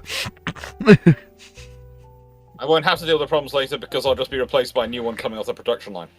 Alternatively, being jury-rigged in the field. Yes. Because it's actually interesting because you know the Sherman Jumbo, especially when they get the welded hulls. Yeah, Jumbo Sherman It's much harder to do maintenance on them than it is a standard M4 because the additional armor package covers the front armor casings where you would have taken off the lower hull, the lower plate on a conventional Sherman to replace the transmission. Yeah. Well, the T-14 and the Excelsior were both the US and British trying to come up with an assault tank / infantry tank, depending on which side was, it would depend on the name. But both sides basically decided it was something that they didn't really need. The Americans just went Sherman, and then later came up with the Jumbo. And the British went, oh, we've got Churchill. Why do we need... Okay, T-14 and Excelsior exist because the early Churchills were... bad. You can say bad. Shared a lot of genetics. Shared a lot of genetics from the First World War, shall we say? And it's the Shermans getting to work. It's the Churchill getting to the Mark III versions, and where they fix the fact that the early Churchills were riveted together. Once they get that fixed, the Excelsior isn't really needed. And no, Zooey, Excelsior isn't a fat Cromwell. It's a fat Cavalier. Yep. Anyway, do we want to... Yeah, we should move on. That is an absolutely brilliant Civil War joke. I would just like to point out. Timu Lockhart asks, how deep is Fleet's knowledge in Japanese anime from the 90s to the late 2000s? Not as deep as all that. I mean, I've got me 3.9 knowledge. I've got me Nadia Secret of Blue Water knowledge. But those are more 80s. Let me think. What did I? Evangelion. Good lord, no. I like my sanity intact, and I like and I don't want to get clinical depression. Thank you. That's the reason. There's a reason why I watched this thing that came before Evangelion. That's far too complex a plotline for Fleet. It's not too complex. It's just I like to not be depressed and have my mind tied in knots over people making decisions that are, well, incredibly silly. Even with the context of the plot, I still just look at these people and go, "Why are you doing this? Stop! Get some help." Modern day cinema. Yeah, get some help. But yeah, 3.9 I love. Nadia, very much good anime, that one. But those are more like 80s. City Hunter, quite fond of that. I've watched a bit of that. It's quite funny. What else? 90s to 2000. Oh, I've watched a lot of Ghibli, but that's not really anime. It's more animation made in Japan than it is anime proper. By the creator's own admission. I mean, Ghibli's just classic. I have to say, if you're dissing Ghibli, you won't live to see the next day. No one disses Ghibli. I can't think of a single person who doesn't like it. Let me think. Because they're dead. Anything else that I've missed that I know of? Space Battleship Yamato I've seen a little bit of. On the tip of my tongue, what was it? Oh, name escapes me. You can tell I'm not that deep into it. It's been a while since I've actually indulged in watching any of these shows. I have to go back into that at some point. Is it bad? I have no idea what you guys are on about. No, not at all. People like different things. Not everyone knows everything about everyone's other topics. It means you've got a life. Don't even look into happy this. days. That's fine then. That's not even fair as well, Fox. I mean, people can have a life and like things. Not anime. Yeah. I don't really like anime. I'm not really in with any of the modern stuff. So. To be fair, the only anime I've actually ever watched, I think, was Arpeggio Blue Steel back in like. Oh, that was good. I did enjoy the comedy in that. It's like, yes, I am a cruiser. Oh, there's a U-boat under me. I've got laser. Boom. Goodbye. Have fun with that. Hope you weren't planning on it existing. Goodbye. I have a joy of having both parents who fundamentally believe the way to understand foreign languages and a far better way than learning in school was to be exposed to their culture and especially their movies, because that was the easiest way with kids.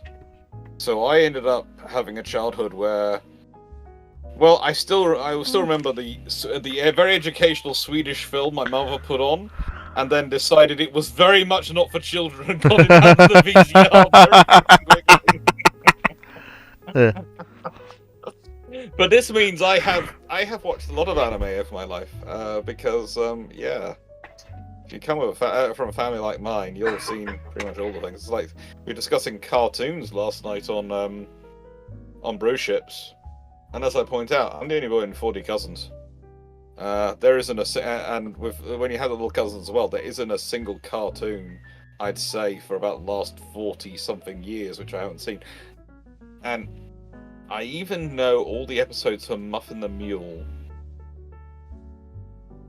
Because my mum has them on video and has put them on every single Christmas for the kids to watch. Because they still enjoy it. Anyone else here seen Muffin the Mule? Please don't remind me. It was... That show gave me nightmares. Fleet, I have now given you the greatest boon you've ever had. Look up links to Muffin the Mule and have them saved for if Foxo's being cruel to you. Why have you given him this power? Fleet has gone sufficiently quiet. Fleet is looking up Muffin the Mule rapidly. Because there was also this other children's animated movie which was about a magic merry-go-round. What the fuck did I come back to? And that also gave me nightmares, and I refuse to see even to this day. I have a corgi called Zebedee. Yes, that's it. The magical roundabout. Or magic roundabout. Yes. Do not say its name. Do not. The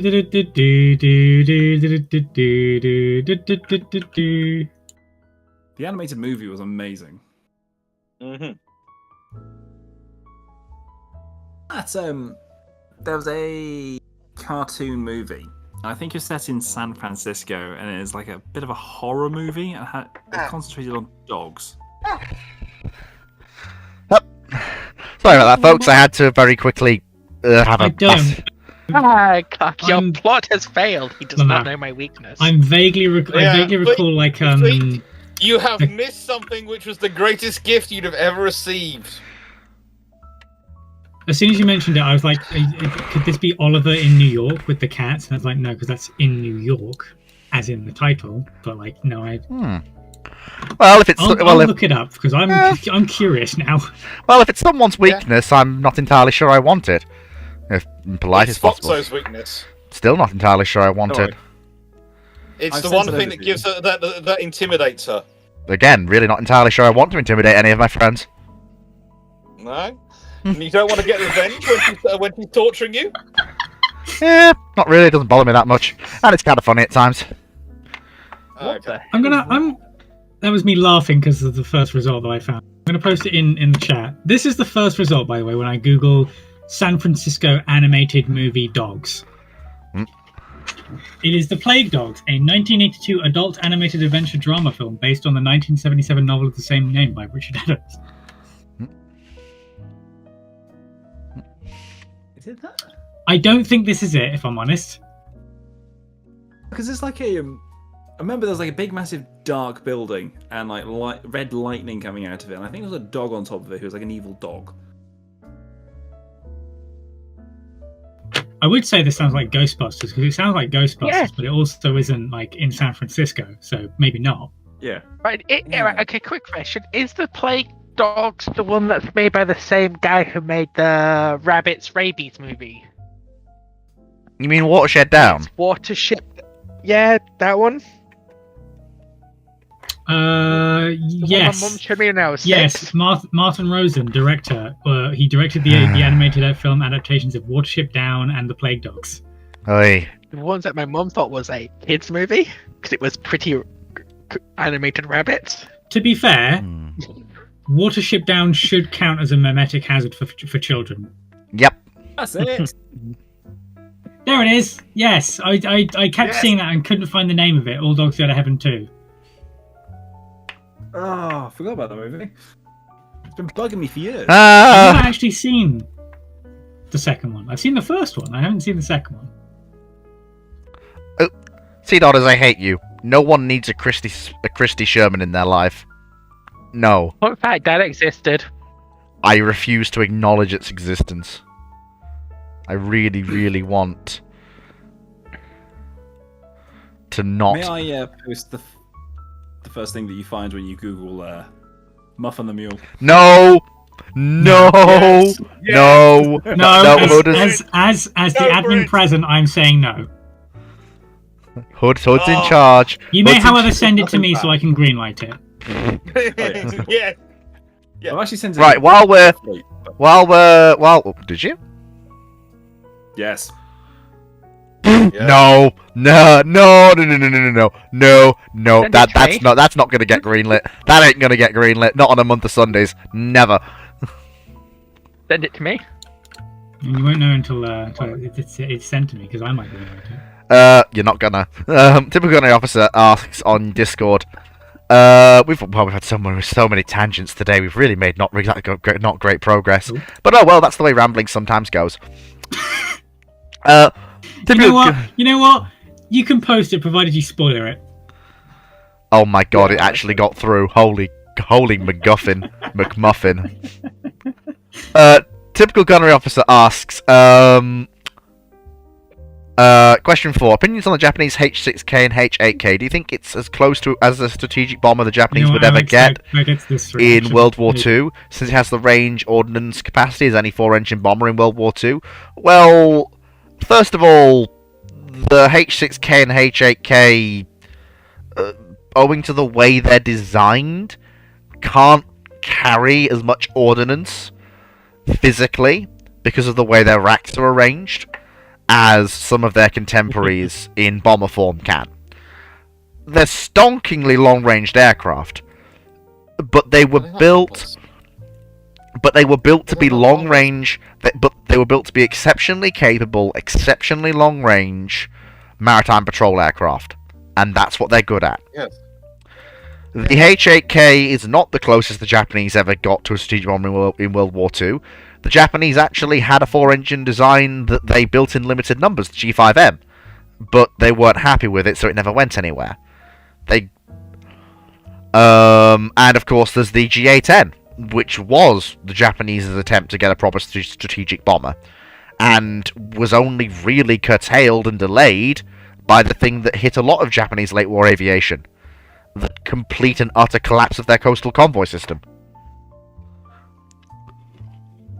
Yep, that tends to whack you.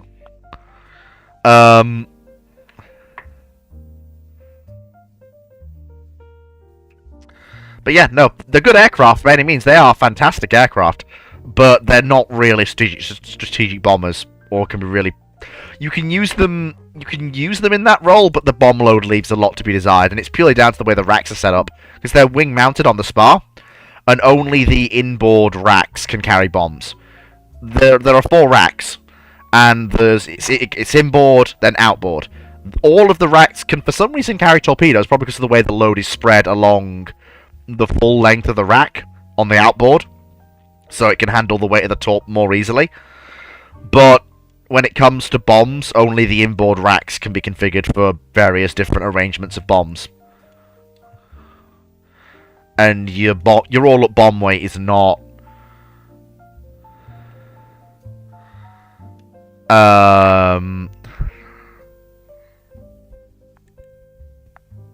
You don't want concentrated bomb weights away from the center of mass. Mm-hmm. No, that's Zuikaku, that's what I said. They could carry 4 torpedoes. So could the H-8K. But it's carrying bombs on the outboard pylons that really doesn't... It's not ideal. Well, it's scary until you realise you try and turn that thing in any reasonable way beyond a shallow bank angle, you're going to rip your wing off. At which point means you have the manoeuvrability of a sitting duck on steroids. Who's then had an injection of cyanide, meaning he's not moving. Which is a bit of a weird roundabout way to get to where I'm saying. Yeah, you just go straight. Yeah, because that's worked out so well for torpedo bombers, large torpedo bombers, like 4-engined torpedo bombers in future. Yeah, that's yeah, good times, good times. So that was the Discord question. That was fairly. There's always a chance it works, do you? There's always a chance. Oh yeah, but your odds of getting to and surviving torpedo release have dropped significantly. But that doesn't mean that they are 0. It's got that XCOM chance rating. You're increasing your chances of significant emotional events, which may or may not be terminal in nature. Mm-hmm. Look, you just better hope you're lighting up a torpedo in a hospital ship. Yeah. Otherwise, you're going to get shot down. Yep. Stephen Richard. I don't understand this question. Let me just look it up before I try and... Oh, I understand. Stephen Richard asks, what do you think the F-47 looks like? Oh. E.g. no tails. Don't know. I have no idea. It could look like it could be a flying wing. It could be a tailless design. It could be an embiggened F-22 with canards. It could be anything. Have you not just looked is up that the images technically- they're giving it for you? They've not released the full image of the aircraft. Your watershed you don't want to look at. Oh yeah, that is Well, we know actually, it's got yeah. canards because we know it's got canards because the sheer amount, the number of Americans who shout out. But we've been saying for years, canards are. Oh yeah. Oh yeah. That's right. I also it's past the post 1991 cutoff. I can't believe I've. Come on, Fleet. You put that rule in 2 weeks ago. Don't forget it now. Mm-hmm. Yeah, but I can't believe the fact you that the answered person it who now, wrote so you've the book opened about it. No, I haven't. I have not opened it, but I back up again. You have. No, I haven't. You have. No, I haven't. Opened it up, my friend. Person Nope, who it's my choice. specialises in I can close it again if I want to. Telling you. Easy enough mistake to make. It was an innocent mistake. Badly. Bonk. I don't need bonking, thank Yeah. you. Typical reference. Thoughts on the French Rubis class SSNs from the Cold War era? Do you think it's superior design in terms of performance capabilities as a hunter-killer compared to the US Flight 1 Los Angeles class and the Sierra class SSN? No. Not even... No, it's... No. It's a capable boat, don't get me wrong. It is a very capable boat, but it's not. You wouldn't stack one up against the Los Angeles or a Sierra unless the circumstances were in your favour. Yeah, it's not what you're looking for with that question. Like, against anything that I'd say Victor 2 and lower, you could probably come away with a better than 50-50 odds of knocking them on the head. But Yeah. the cream of the crop of the Russian or American fleets, no, do not pass go. Do not collect. Especially an unrebuilt Rubis, you make so much noise. They can hear you coming miles away. She's a noisy girl. If you're a rebuilt Rubis, you're going to have slightly better luck. But if we're talking about the Cold War, I don't think those rebuilds come in until... Let's see, when did those rebuilds actually come in? Nope, yep, basically they don't come in until 1989. So yeah, have fun. You could be heard coming long before yeah. And if they hear you coming, yeah, that's okay. I mean, oh, what's that? It's a Russian wire-guided torpedo. We didn't hear it. No. Oh, okay. Right. Guess I die now. Oh well, what's that doing there? Anyway, goodbye, guys. Literally, it's a fuck it. Guess I die now. I'm having a significant emotional event. Please do not interfere with my significant emotional event. I mean, the worst thing would be literally a bunch of bears dropping Tu-142s dropping passive boys, and the first thing the poor Rubis knows is when a Russian ASW torpedo just drops down right on top of them. It's like, Comrade, we heard you coming from miles away. Here, have present from the motherland! Unfortunately, submarines can't do what aircraft can occasionally do. And that's a case of making that much noise with that much EMC signature. You just end up locking onto an area the size of a large football field. Yeah, it doesn't really work that way underwater. It's like...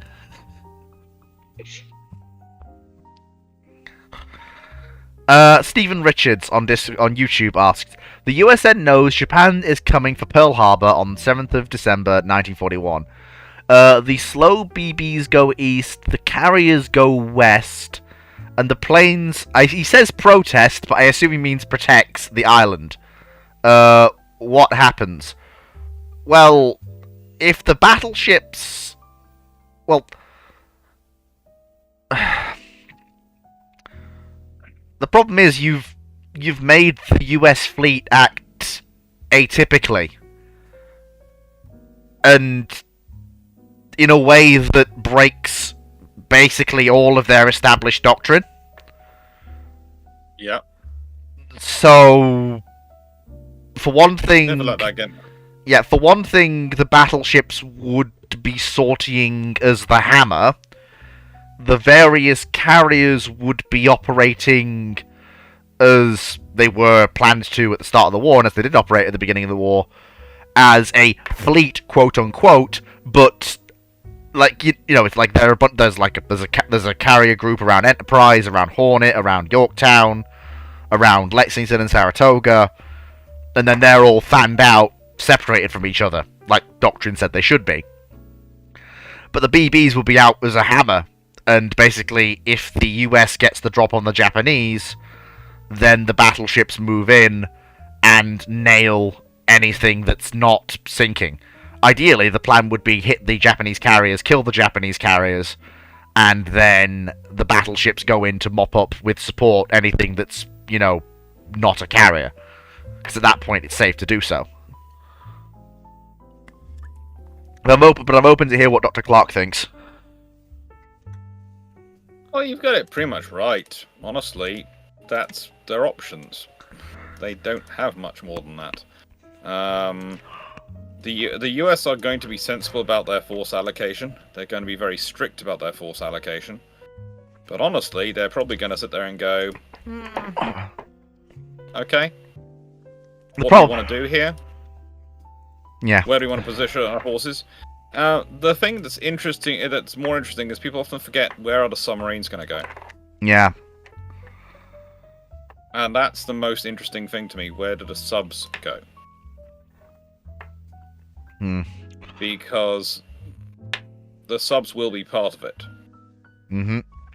The subs will be part of the analysis, part of the force structure, part of the thinking. I would also point out you've got to think that through. I would also point out there's a third option, which is where the US sorties and basically rendezvous with the Japanese fleet and goes, "Hi, hey guys, what are you doing over here? Bit far east, aren't you?" That's not going to work. That's not going to work. Depends how the US. I mean, it's a wild card option, but depends how the US government back home plays with the information that the Japanese fleet's at sea. Yeah. It's one thing to know war is coming. It's another thing to just sit on that information, and it's another thing entirely to also strike first. Because striking first is not really going to be on the cards, so your best option is to actively, try and seek out the Japanese fleet. Either for battle, which means they fire first, but you're positioning in a way that, you're saying, if you fire first, we're going to start throwing hands. Or... Well, that is the option. You combine it, so you arrive over the horizon in view in early morning, with also a massive amount of aircraft overhead from land bases as well. And basically go, hello, we're all here, all combined. Everything, you're entirely surrounded. What are you going to do about it? And watch them just go, we're going home.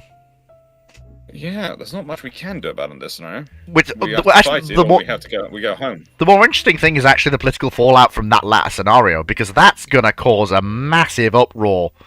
Well, even more than it already was. Why was that Japanese carrier fleet so far east? If that doesn't if that doesn't whip up a storm in the US, nothing will. Yeah, but this is also the Americans, and they do have a habit of, how do I put this politely? Sticking their head in the sand. It's going to sound strange again. People often get surprised when America has isolationist tendencies come to the fore, but America has a long history of viewing themselves as self-sufficiently, as a thing apart, and as being a bit isolationist. And the trouble is that might also lead some to go, what we need to do is need to withdraw and defend ourselves now. Look how close they got. And you will have a large group saying that, we've been doing so much force in the Atlantic, we're now weak in the Pacific, and look what's happened, and look what you've caused, and all these other issues.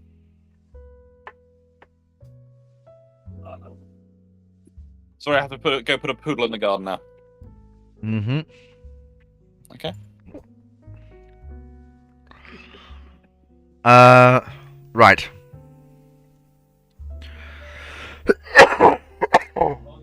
Who's got the hiccups? Those ain't hiccups. That's my cough slowly dying. It won't go quietly into that good night. Please, it's his gag reflex because he's struggling to admit he still likes that abomination. I don't want to think about that. What are you talking about? Alright, look, you people... All I would point out is when we were all looking up the 7 Provincian of the Azur Lane, fleet went very, very quiet for a very suspiciously long time. I don't even know what she looks like.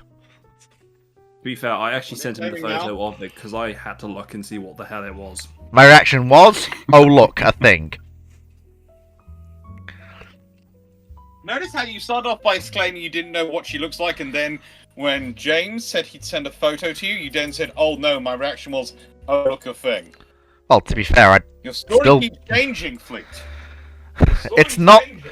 Don't confuse idiocy for collusion.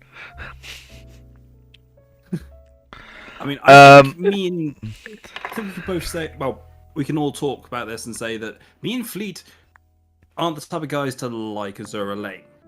We understand what Azur Lane is. We don't watch it, we don't play it, but we're open to the concept of it. James, I will believe like this for you. I will believe this for you, James. Please do not bring up the R word on this stream. Fleet, with his love of Hosh and his actual, the other things. I'm sorry, this is a far more complicated picture. With you, James, I can see this. With Fleet, I think he doth protest too much sometimes. Sorry, Fleet. It's not even that I don't like it. I'm just ambivalent. Want the honest answer?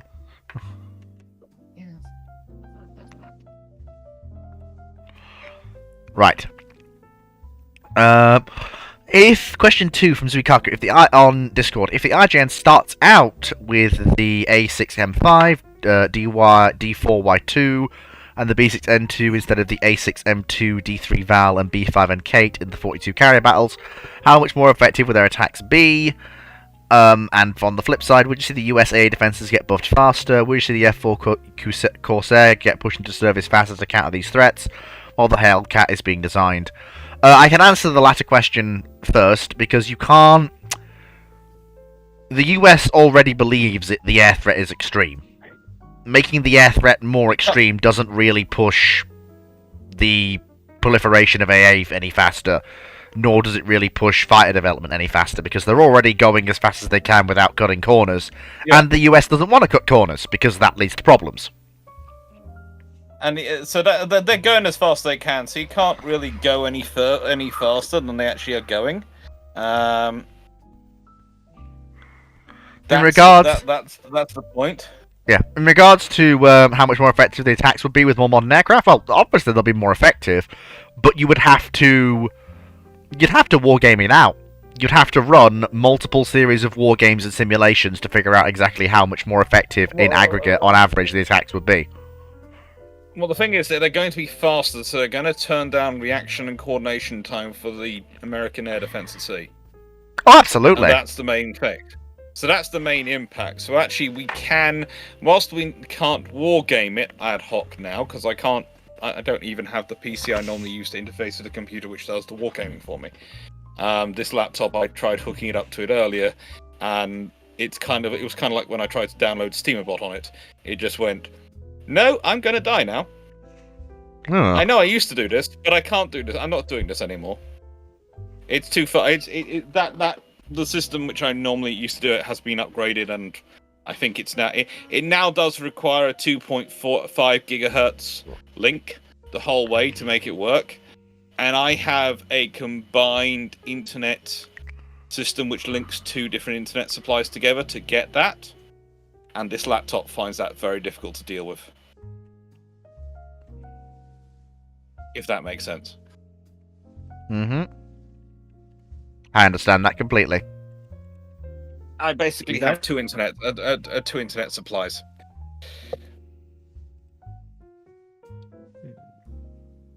Very nice. Quick question.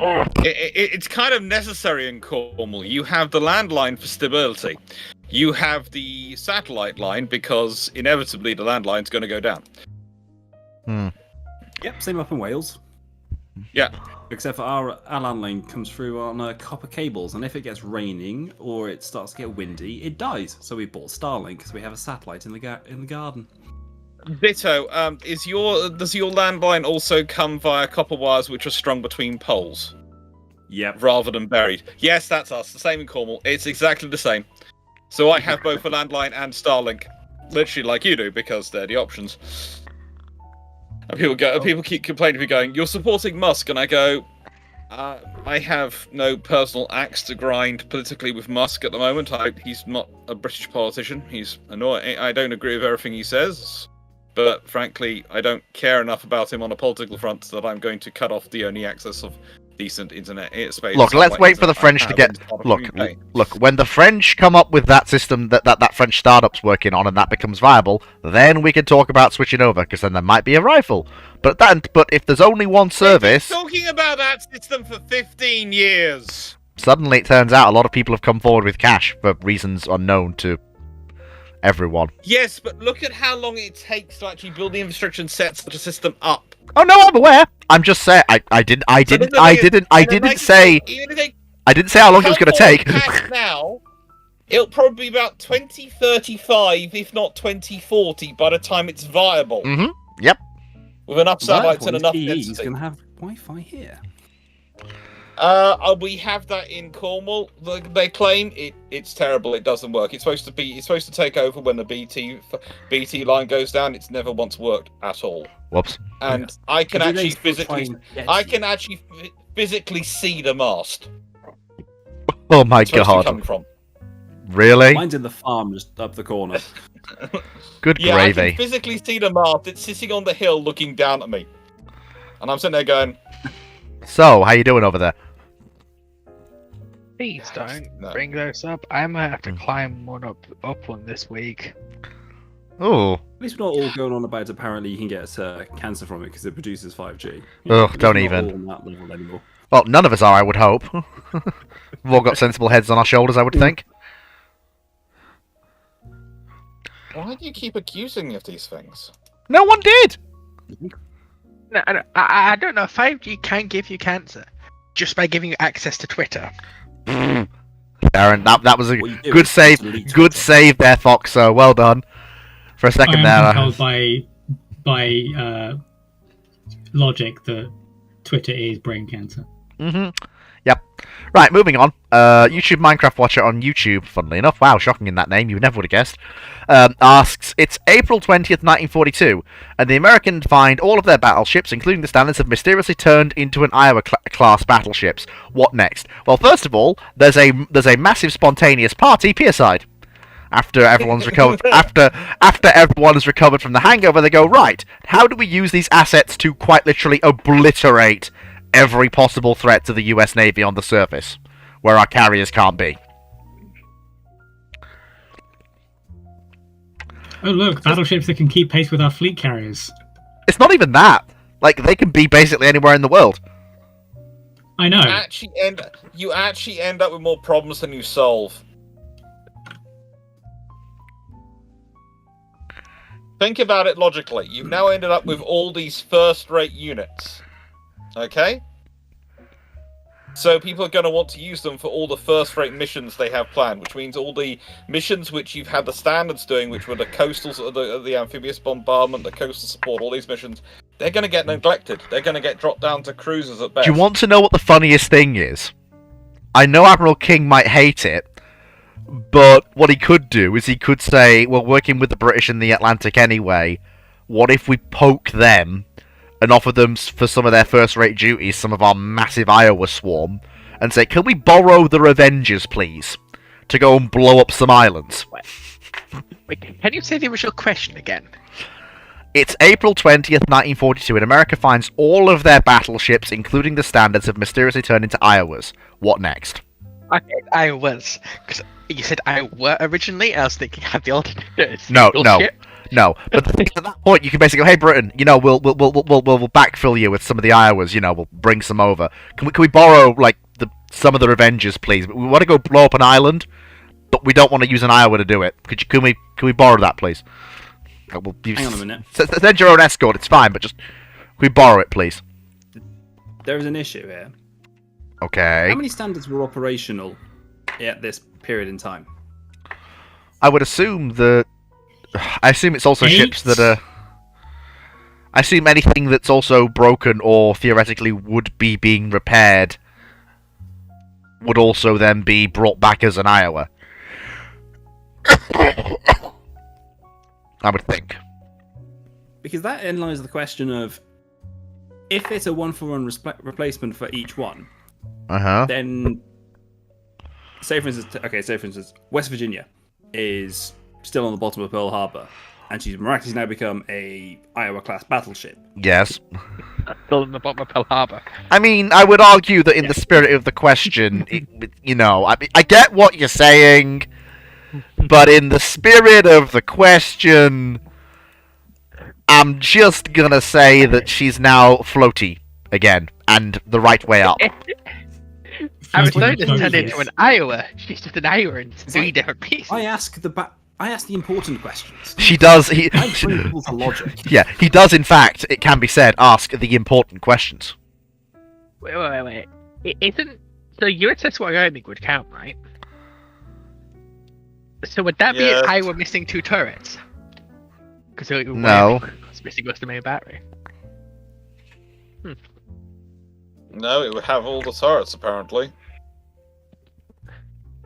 Anti-aircraft Iowa, it's all 5-inch 38s. That's what I was thinking, but actually, no, replacing Wyoming for an I would probably hurt the US if you think about it. Yeah. This was like another thing of the more problems than it's worth in the long run. Yes, which is what I was Yeah. saying. It's one of those scenarios where it sounds so sexy and wonderful, and then you actually work it through and go, oh, this is going to cause issues. Probably. Mhm. Oh, that was a lucky level up. You could put 10-inch casemates on a ship. Excuse me? Yes. The fuck? Typical gunnery officer asks. What this smells like? Go on, I'll let you finish that point quickly. I was gonna say this sounds like a next question.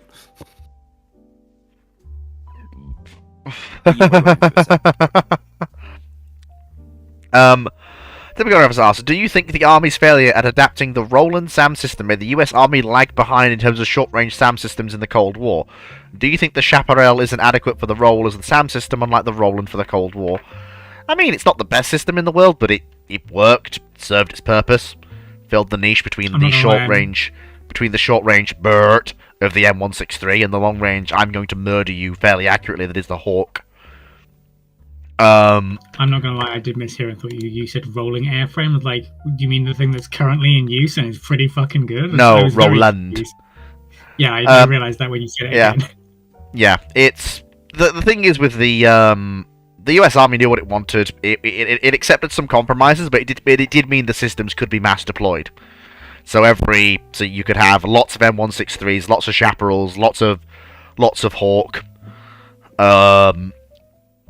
And that means you could layer the air defense. You could have your immediate, oh dear God, he's right there. Shoot him, Jim. You could have his, oh, he's over there. Hit him with the Sidewinder, Bob. And then you've got his, oh, he's really far. Yeah, and then of course you've got the, oh, he's a bit far away. Here, that Hawk over there. Yeah, yeet that at him. See what happens. You got all the layers.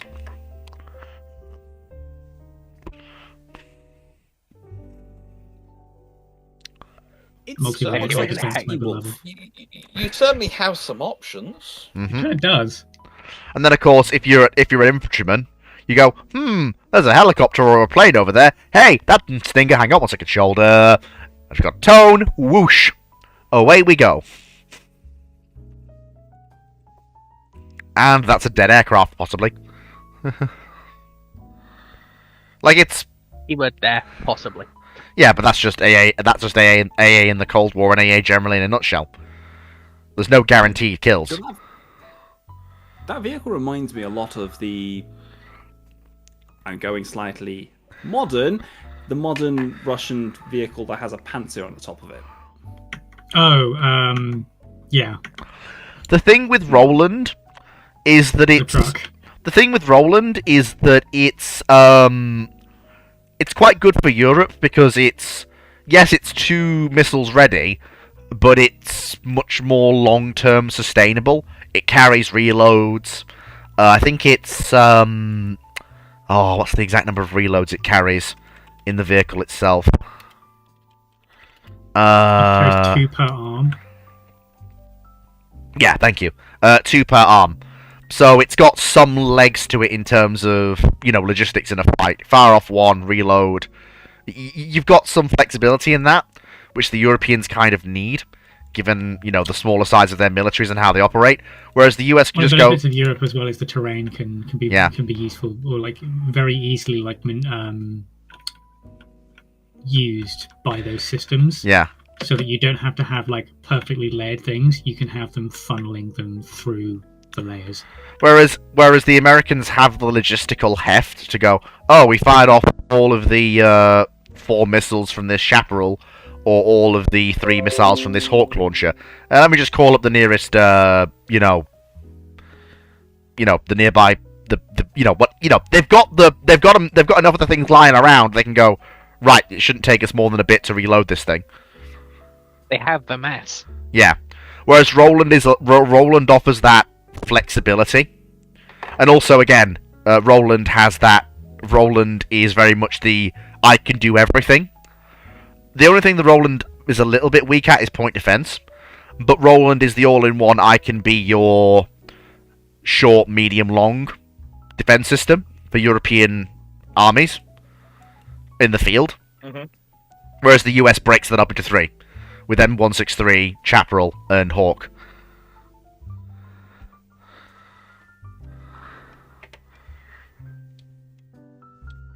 I knew all my days of playing European escalation and airland battle would come in handy one day.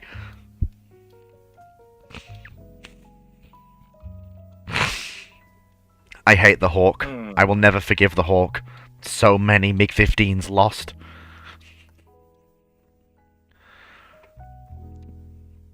So that was that. YouTube Minecraft Watcher asks, it's December 19th, 1941, and America finds all of their torpedoes and torpedo facilities have changed from Mark 14 to Type 93 Longlands. What's next? A lot of dead Japanese ships. Capital. Because they're going to be like, what the? How do we use these? I mean, if it works, and like if them as well. If we're assuming the logistics works and they fit the boats and the destroyers and the aircraft, etc., it's the subs that are going to rack up a massive kill tally. The amount of chances that the American fleet boats got early in the war to really nail properly war-changing kills were massive. They just didn't get the kills because the torps didn't work. If they have long lancers, oh boy.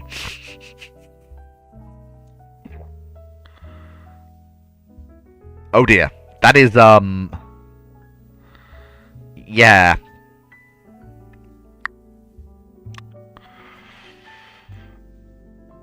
Yeah, Dr. Clark, didn't they had a chance to nail, I think, it was a few fleet carriers, some of the light carriers, and I think a pair of the Congos, plus a tranche of light and heavy cruisers.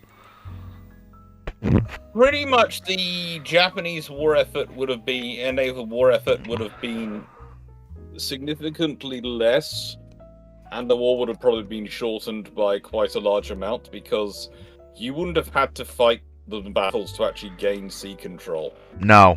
Because they would have been gone. A lot of that question can also be boiled down to what if, like, Mark 14 torpedo works. Well, it's not specifically the torpedo; it's the exploder, the trigger. The Mark 1 or 2 exploder or whatever it was. I forget the actual designation, Mark 6. But it was also officially called the exploder. And that was where the issues lie with the Mark 14s, typically. Yep. And so had that been, like, not an issue, oh yeah, the Japanese war effort in the early war would have been bad.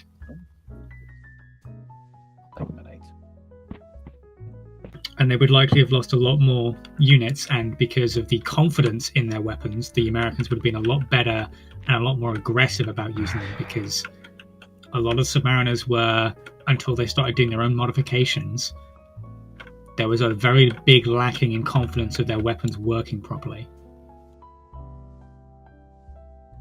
Which you can honestly understand. Oh yeah, you can absolutely. Like, it is a good thing that Admiral King did what he did and dragged Buord into reality with "this doesn't fucking work, make a new one." Dragged would probably be the very, very tame word. I would probably use beat into submission with verbal word hammers. He literally put them under the verbal equivalent of a steel pressing hammer and flattened them until they basically bent over. The main point being, though, that had that not happened, yeah, problems. The issues would have persisted, or not been addressed as adequately, and so confidence would have remained low in their weapons. Whereas if it didn't have issues, or had a system that worked fully, and they had that confidence, there would have been a lot more aggression that we saw, like from mid-US war in the Pacific onwards, where those issues start going away with the modifications that their own like submariners are doing, and the new torpedo systems coming out. Yep. Had that been there from the get-go, so much aggression. There would have been so much more losses. Mm-hmm.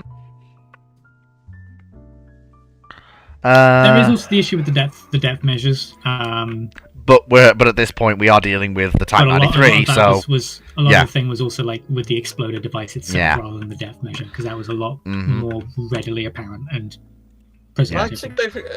Can I just ask a random question? Why is 96831 asking me about Action Man from 1995 and 2000? I'm not seeing this. I don't know, man. I've been here as long as you. The Action Man cartoon from 1995 and 2000. Oh yeah, I saw that. In the nicest way, again. I barely saw that. Sheer number of cousins I have, again. Yeah, it is a thing that exists. It's not bad, but it's 1990s cartoons. It's yeah.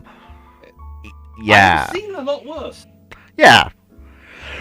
Oh, I haven't actually. Hello, Ruinon.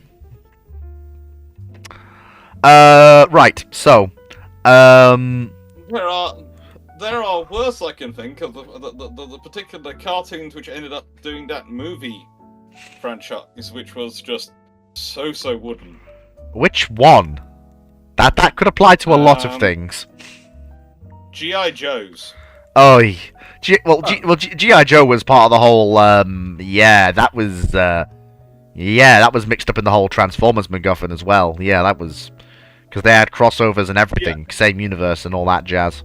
I quite enjoyed those. No, they weren't bad at all. I also like the fact that Cobra, when they were trying to cut off the world's oil supply, thought the North Sea oil fields were more important to blow up than the Middle East, and they went for them first. Just sure, all right, go for that then, I guess. I remember the G.I. Joe comic books being really fucking weird as well. Nothing wrong with that, Knight. Nothing wrong with that at all. Not bad, just like really campy and goofy. Yeah, no, nothing wrong with that. Nothing wrong with asking a question, Knight. Yeah, we had a bit of just a brief discussion on it. Gunner Officer asks on Discord, which license produced? Oh, go on, James. I think G.I. Joe Retaliation are the best way of getting rid of nukes in the world. I hate that. I hate that whole scene. I desperately hate that. I hate that as well, but it's really fucking funny. And the reason I hate it most of all is because of what happens immediately afterwards. London just ceases to exist. Of all the cities they could have picked, they picked one that, actually would be a real loss to the world. Which I suppose is kind of the point. But they could have picked a random city in the middle of nowhere to make a point, rather than London. Good on Pyongyang. Yeah! Nothing of value would have been lost then, but it was still a center point. Please say you're not in London then. No, I just would rather not lose access to HMS Belfast. It's not London London or the people he wants to save. It's the cruiser sitting on the Thames. Yeah, pretty much. There is also the issue with the London Stock Exchange and being like that as well. Second largest financial center in the world. Oh, and all of the history as well. Much as I do actually hate the city of London, it is quite important. Yeah. Typical Gunnery Officer asks, which license-produced F-86 Sabre is better, the CAC Sabre or the Canadair Sabre? Do you think the US F-86F couldn't stand a chance against either one of these Sabre versions above? If the British license produced the F-86, would the British Sabre be the best of all of them in your opinion? Politely, and with the deepest possible sympathy, they're all Sabres! They are all fundamentally the same aircraft with people tweaking and twisting them. The capabilities are close enough that really fundamentally doesn't matter. It's going to come down to pilot skill more than anything else. Might come down to reliability of a Rolls-Royce jet engine versus a General Electric, but, that's about it. I'm more talking about... It's not a fight I'd want to take flying the American aircraft then. Honestly, Foxo, it's not that big of a difference. It really isn't. Genuinely, if we're talking just an actual fight, a straight-up fight, it's...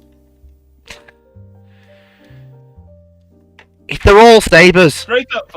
A straight-up fight is going to make no difference, but if you start off with the same size force, and logistically supporting it, then the force which has the greater aircraft readiness will stand the advantage of winning.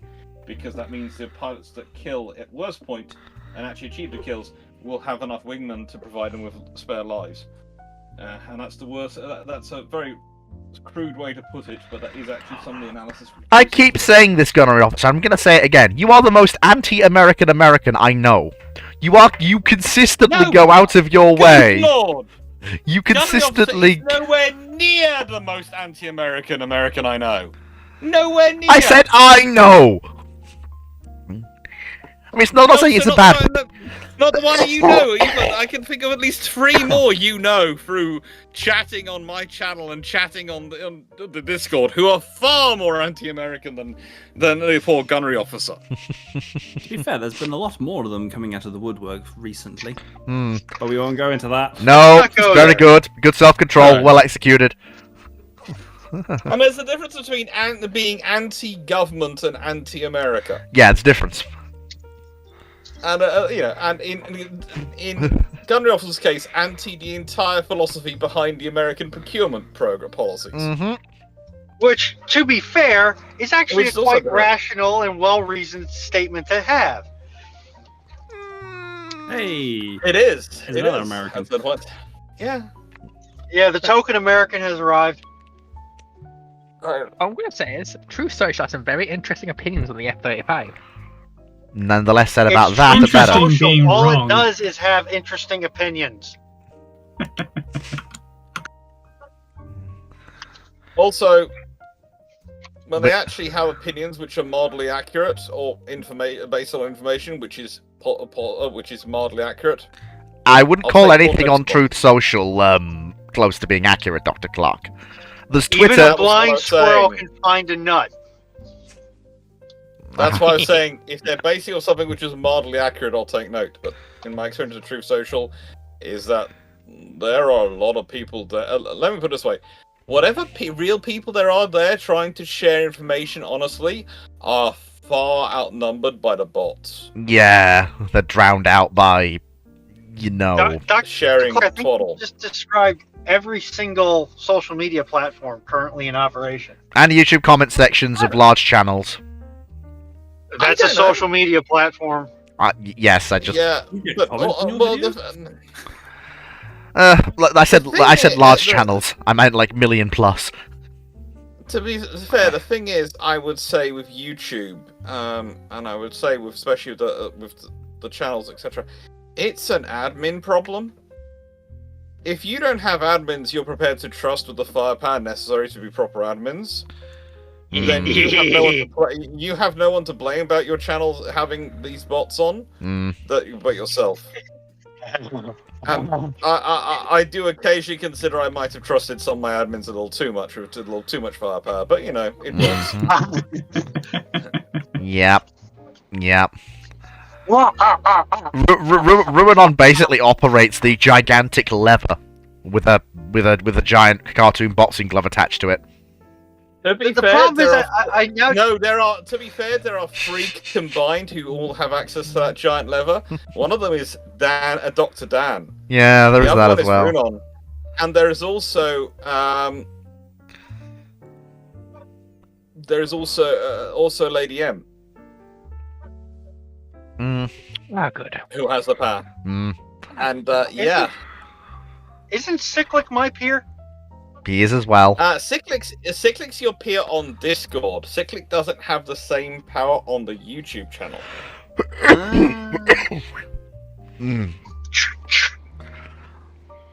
Cyclic is the all-powerful lever of death, and so is Hood. To be fair, they are both the all-powerful lever of death. Like today, Hood death levered somebody today, which was excellent to watch. Good. They had it coming. But is it, Who are they? What Fill the happened? streets Yeah, I'm with not their going wailing in- and gnashing of teeth. Hold on. What was the question? Basically, they were asking about who you death levered today. Oh, it's a problem user. Yeah. I would hope it's a problem user. If it was one of your good users, I'd wondered why. Yeah, questions would have to be asked. I always know that someone's actually caused real trouble if I actually get a note from it from either Runon, Melanie, or Cyclic. If they tell me something, and the worst scenario is if it's Paul. If Paul actually, if they've managed to be annoying enough, they have that Paul has messaged me about it, then things have hit the yeah. Then it's probably time for me to turn up, and unfortunately, it's kind of like when Drac turns up in his Discord server. I'm the same in my Discord server. If you've actually caused the point that people are complaining to us about you, then we're either going to turn up, look at your stuff, and go, it's fine, or we're going to go, you're gone forever. I can count on the fingers of one hand the time Drac has actually rocked up in an administrator capacity. That is kind of the point, though. True. See, my problem is if I get into it with someone, I get very hesitant to actively moderate them in that frame of time. Well, I suppose that's fair. I'm also perfectly willing to go and either A, just flat out disengage, or B, grab somebody else and say, can you look at this? Because I'm far too close to it to have a good opinion. That's the correct way to be. That's right. That's actually very far-sighted and very humble. That's why I set up the system I did, so that there was 3. So there's always, if one person is actively involved, there's always 2 who are able to come in and go yes and no. Mm-hmm. So we did that. However, now I'm setting up my own dictatorial regime where I can do what I want to. Oh, no, you don't. Oh, no, you don't. You forget you're still under me. Is she? Yes, she is. I wasn't talking about your server. I just stood up my own for my own evil machinations. And then, of course, there's a she's setting up a Minecraft server. No, that's not. No. Yes. No one has cut me a check for 5,000 to 10,000 British pounds. Whoa, hold on, don't. It's not happening. Hold on, Ruinon, don't. You shouldn't have put the 5,000 in there. They'll walk you down. You got to stick to the 10 grand. Yeah. Instead, Ruinon said $10,000 or £5,000. Oh God, is that really how bad? Is that really how bad the exchange rate's gotten nowadays? No, it's about $1.25 to £1, $1.15 to €1. Don't ask me how I know what the euro exchange rate is. I may have paid somebody a inconsiderate amount of money. Ugh. I'm possibly going to have to help one of my friends move away from the United States soon. Also, I got a smiley face from the guy you paid money to, so... Yippee. You know another schmuck that's as bad off as I am? Fleet? Well, I know someone who's very worried about the way things are going, shall we just say. He's a good friend of ours, T-Dot, you all know him. Ah, so you know somebody with a brain. Okay. Yes, I do. I know somebody with brain. Okay. Anyway, I'll have to remind me to send you a link when I get home in about an hour. Oh boy. So next question is, I believe, so that was one with the sabers. Then we've got, yes. Oh, this is going to be a fairly short one, but not for the reasons the viewer will think. On YouTube Minecraft Watcher asks, it's December 25th, 1941, and the US finds all single-pilot aircraft, irregardless of age and model, turn into F-4 Phantom IIs. What next? You've rendered the US Air Force fundamentally useless. No one is trained to operate them, you don't have the fuel to use them, you don't have any spares. And no one can take what year? Yep. What year is this? December 25th, 1941. And this just happens to 41? every single seat aircraft, yeah, without any explanation. They can fuel them. Oh. They can fuel them inefficiently. Hmm. They also cannot use them, and the carrier aviation is now done. They are now going to have to beg the Royal Navy to give them prop planes that they can use because they know how they fly. Which means that Admiral King's going to eat his commission, and there's going to be some issues. It's worse than that. It's not even the flying which is the problem. Think about the takeoff weight and landing weight of an F4 Phantom. Think about the hydraulic catapults and the arrestor cables on American carriers at the time. Well, that's what we said. Yeah, you just can't. Oh, and the decks. Forget that. What about the decks on the fantail?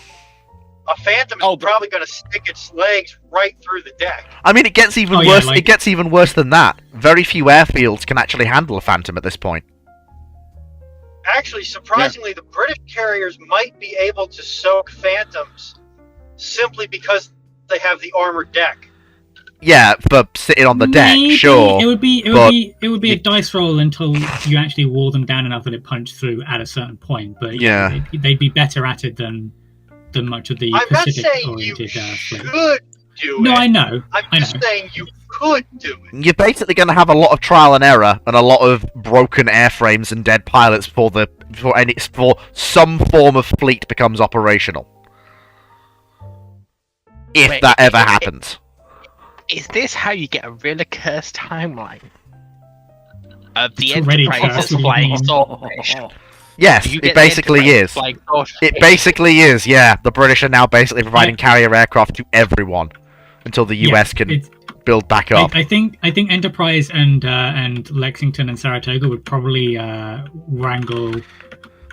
Okay, even and whatnot, even but if you give them fuel and parts, YouTube Minecraft Watcher, they still don't know how to fly the damn things. And even if they do, you've still got the problems of a jet aircraft versus a prop aircraft. Like, to give you some extra like clue, I can fly real well in armor in prop aircraft. I can't fly jet aircraft for shit. I'm really bad at it because they are the acceleration, the speed difference. The way you fight as well is and the way you have to fight with them is so different that it's a different ball game completely. And also your airfields are still incredibly limited because they have to be paved and they have to be long. If my memory serves, one of the notable differences between a piston versus turbine aircraft is that piston engines are far more responsive to throttle changes than turbines are. Mm-hmm. Yes. Oh, also it gets worse, by the way. He said single-seat aircraft. The Phantom isn't single-seat. They've now got to also train weapon systems operators. Have fun with that. That's an that's issue. a secondary issue. They won't even get to that point. Yeah, there's a big issue we're all forgetting about here. You're giving. Now, No. Hold on, I'm waiting for Shipyard to say his bit. What does a Phantom carry? Well, it doesn't really matter because they don't have. Oh, do you mean in terms of just raw all up weight? Yeah. What's the main firing? Let me have a look. Exactly. AIM-7s and AIM-9s. They only had to put a gun pod on it afterwards because they realised that missiles can't do everything. Oh yeah, that's right. The Phantom doesn't. Actually, what Phantom did he say they got? With a cannon. Yeah, what Phantom? Later models did get cannons. What was it? What model was it? Was it F4 Phantom 2s. What is that mark in US service? I thought there was a variant of Phantom 1 that they shoehorned a rotary and a shot glass's worth of ammunition into. I believe that was the D, and that was an add-on rather than an add-on, an addition to the airframe. It was an add-on module. Yeah. Specifically designed for it. That then was incorporated in a more base format for the airframe for the 2s. Yeah, the thing. Okay. Yeah. Also, fun fact about that gun pod: it had a little hatch that opened up with a impeller, and that was what powered the electric motor for the rotary. Yep. Oh man, you guys are still going. Yeah. Yeah. So. Fundamentally, the US will have to come up with some form of the gun pods shouldn't be that difficult. They can probably come up with 50 cal gun pods for the Phantom, so that shouldn't be too hard to come up with. They can probably load. They can carry 18,000 pounds of bombs. So I mean, honestly, the best use for them is as bomb trucks. Wait, but Yeah, if cal you- gun pods? It's a bigger issue, fleet. Well, I would. Add it to the list, Foxo. Go ahead. Add it to the list. What is it? I believe Ronan's trying to say something. Yeah, what we say? Yeah, I would say that if you take everything from the airframe and aircrew plus their supporting logistics back, you have a very concerning ground-based aircraft. But carrier aviation is absolutely knackered until they can either replace the flat tops or rebuild the piston-driven aircraft. Yeah, they basically have to reconstitute piston-driven aviation. Okay, so are they going back with the crews? No. No, the original question was the single-seater aircraft specifically are all replaced with Phantoms. Yeah, irregardless of Asian model. F4 Phantom 2s. December 25th, 1941. The Phantom's partly computerized. Mm-hmm. Very giving this basic to- computers. Yeah, but we're still talking stuff like vacuum tubes. So I mean, as far as YouTube Microsoft says, they I get have fuel to and quickly parts. Go, drop my mum, drop my aunt and uncle off at their hotel. So All right. I'll be back in a few minutes. See you in a minute, Alex.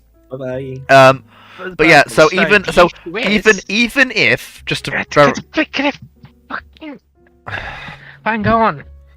even if they have fuel, parts, and the crews are trained, you've still got the issue of very few airfields can take them. And that's just that limits your options already. You've not got drop tanks that fit them, so those will have to be come up with. You can carry bombs of the time; they will actually fit, but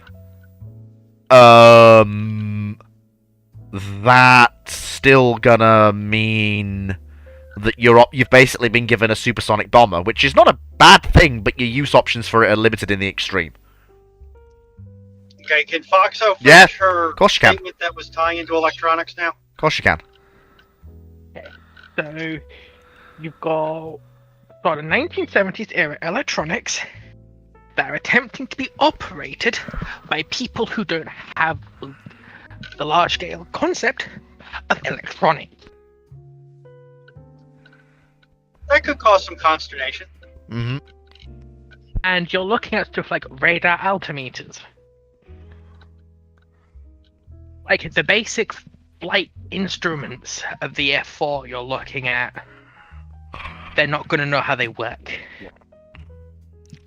Because up until the 1980s, the US Air Force, and Armed Force in general, had to have specific programs to teach their own members the basics on how computers worked. Because they hadn't proliferated society enough in the 1980s for people to know how they worked. These aircraft aren't even going to be able to get off the ground. Well, they probably get off the ground once. Yeah, but and it's even that is stuff like electronic starters. Remember that the electronic starter motor for the combustion engine is barely 2 to 3 years old. And you want people to operate that with jet engines. Mm-hmm. And it's one of those strange things you find with... It's a little bit of side tangent, but... How many of you have grandparents that grew up before the internet? Yes. I still have 2. I was still 2. You would see like the equivalent of them trying to use modern network infrastructure, like the back-end stuff, but times 1,000.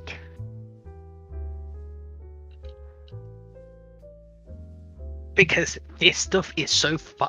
The electronics there are so far beyond the pale of a country and a people, basically, who are still using mechanical computers here. Like, it's hard to get across how much of a jump that is, just in basic understanding of user understanding. And that'd be much less an issue if they've sent back with their crews. But if you don't send them back with a crews, it's essentially magic, because it might as well be. Anyway, Yeah,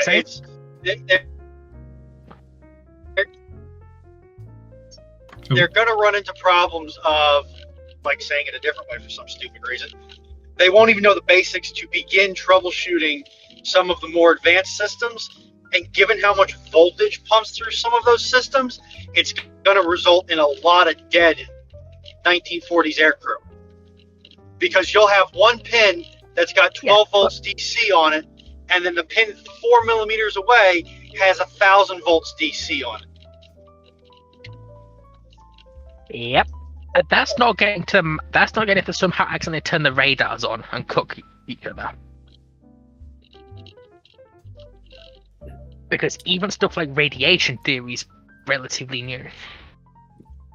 Cancer ray. Oh, if you think electronic theory is, electronics general cognizance is not in the public mind in the 41, radiation sure as shit isn't.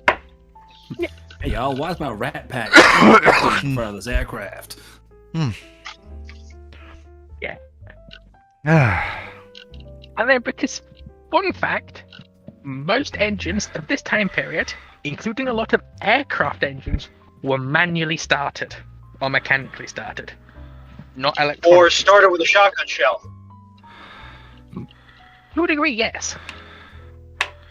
Like, it's hard to get across just how young electronics are as a thing. I don't think ground-based Phantoms have electric starters. No, I think I swear they do. The Phantoms. I know the carrier The ones. Phantoms would be running very early micro.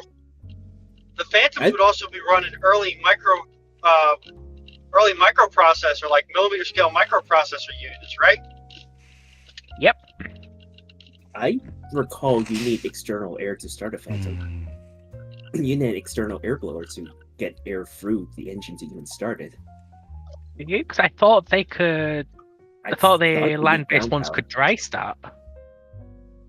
It's not good for the engines, but they can.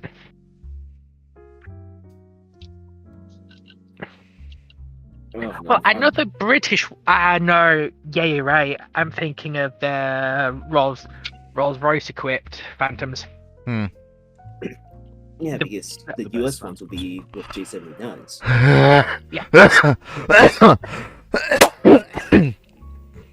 Which means that you've Bless got the you, additional Fleet. complications of needing air Thank compressors. you. Bless you, Fleet. Good lord. And then I don't think Fleet wants us to get into all the support infrastructure you're missing. to Yeah, operate these there's things a at whole. level. Yeah, there's like we've already like the litany of reasons we've already listed Yeah, should I be think enough to shut the project down. I think we're beating a dead horse in the glue at this point. Yep, pretty much. On the other maybe. hand, they It's a could bad probably idea. strip. It wouldn't work. They could probably start stripping Phantoms down to see Yeah. what kind of things they could make use of. It might advance US so- I mean, technology. It's a lot of good quality aluminium. No. And aluminium's very Uh, expensive. C. Dodders asks on YouTube, if the IJA and IJN actually worked together, how would their strategy change? How would it affect their various campaigns? And how would the Allies change to compensate or exploit gaps? Ugh, dear. if the IJN and the IJA could actually cooperate, Guadalcanal would be such a fucking mess. Ugh. What's the question? If the IJA IJA... and Could the you IJA read it, could please, Moe? I cooperate. I need to give my voice a rest for a second. If the IJN or the IJA could cooperate with each other, what changes would that have in World War II, basically? Too big to tell. Anybody who tells you what would happen He's lying. be lying, or just because you're talking about to have good cooperation. You're talking about cooperation back into the 30s, and that has so many domino effects on so many, like all the steel that went to build the Japanese Navy Army edition will now just go to the Imperial Japanese Navy. They may interceptor aircraft. That's. Don't get me wrong. Japan still loses World War II. It just costs a lot more Allied lives and manpower to do it. Like I said, the easiest one to say is Guadalcanal becomes an even bigger mess. Yeah. But honestly, I actually don't think it would even change that much, to be honest. Because Well, if no, you it look would- at it from the China perspective, how much influence did the Navy actually have in the China campaign? More than you might think. Some of those rivers are pretty big. Yeah, but as you pointed out, And the a- Imperial and a- Japanese Army had its own coastal forces it used for stuff like the Yellow River. Yeah, but also remember, a lot of those Zero pilots got experience over China. Well, Yeah. If I recall correctly, some of the first contacts with the Zero were in Chinese airspace. it's mostly during the initial landings in Shanghai and stuff like that. The big air battle over Shanghai. That's mostly the Navy. Yep. So outside of what's making that slightly more deadly, there's not really going to be much big influence. No, Or Guadalcanal would absolutely be a mess. Think about I'm it. just The thinking. Japanese army sent in a whole bunch of small piece regiments simply because the Navy doesn't want to take them, and B, they think that's all they need. But even after they realized, oh shit, there's a hell lot more Americans on Guadalcanal than we thought, they still couldn't get a proper, division down there until much later when the Navy finally relented and started running the Express at. I'm just looking at it from the removal of the duplication of effort on some systems. Yeah, that Because will be very efficient.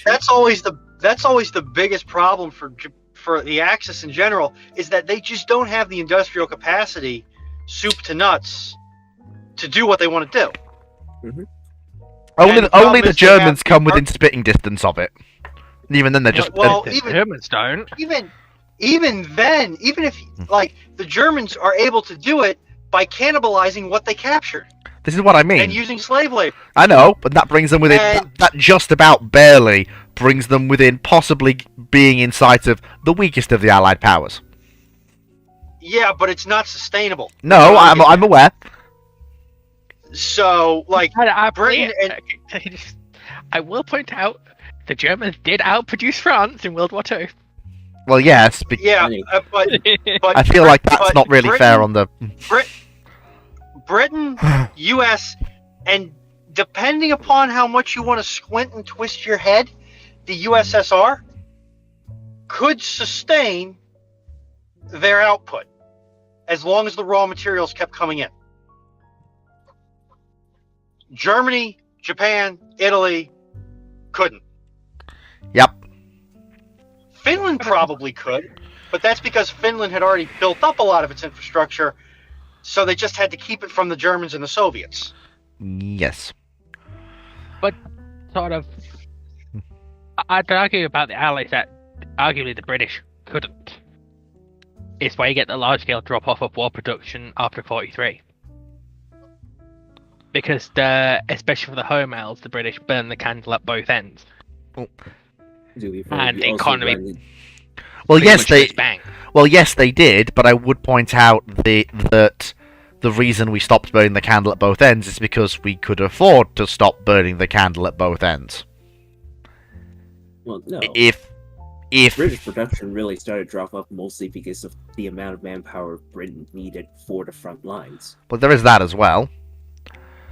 It's just the production drop starts, happening when manpower starts, being required more in the front lines. And especially the fact that the U.S. has finally geared up to start supplying Britain with what they cannot, keep up with, then that's why Britain was. I feel like we've. Can we wrap up with the final few points and then move on? But go on, Mo, I'll let you finish. But just a few more points, and then let's move on. No, go for it. My point's pretty clear. Right. To add on to Mo's point for a second. Can this be the last one, please? Yeah. Rather interestingly, the actual British Army itself, as early as late 1943, was starting to demobilize brigades. And was shrinking its actual division size. I think, especially for the British Army, not the colonial forces, it was very much a case of the home elves were out of steam by 44 and coasting off the Americans. But next question. Yes. Well, brace yourself, folks. This is going to be a case of deja vu. Okay. YouTube Minecraft Watcher asks, what if every M3 Lee Grant when built turned into an M103 heavy tank? Congratulations, you've made it so the US can't move its heavy tanks overseas. We can. You've just killed by I don't know by what mechanism, but they're all dead now. The entire U.S. Army Corps of Engineers. Yep. You killed Torch. Yep. Well, no, you've killed the component of Torch that is M3 Lee Grant, because it's going to be M3 Stewart lifting the weight, because that's all there is. Because you can't send M103. Yeah, but no. But once the port's been secured, the US does have the lift capability. No, they don't. The M103 is only 65 tons. Yeah, that's beyond the capabilities.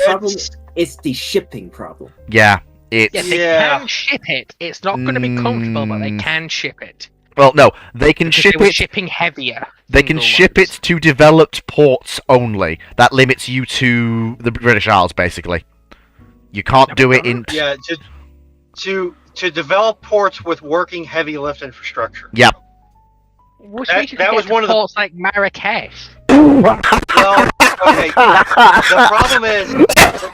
The problem is, and I'm going off of Chieftain here, so if I'm misquoting him, please forgive me. Is that the part of the reason why the Sherman settled out at around about 40 tons was because that was what the cranes on most of the Liberty ships of the time could handle. So the Liberty ships could unload themselves. As soon as you go up to that 65-ton range, you now have to have shore-based cranes offload the tanks, or you have to design. Essentially, you'd have to design ro-ros well ahead of their time. You're also going to have a mess. What the British had to do, which was crane ships. Well, yeah, but then you have to. Which the US can do and did do. And the US has the capacity to build them. They can, but that's capacity that can't go elsewhere. Yeah, it's honestly it's taking up capacity from somewhere else. Simple as politely, the M103s are probably going to be used for training, at least at first, until M4 comes along, and then because M4's still coming, and then M4 will basically have the lion's share of the work, and then from M. You can't really train with the M103s. I would say that. Well, I would say that the M103 is likely to introduce bad habits for an M4 crew. Yeah. I would also say that, unlike with the F4, there is no problem that the M103 is going to cause that can't be solved by a sufficient allocation of industrial capacity.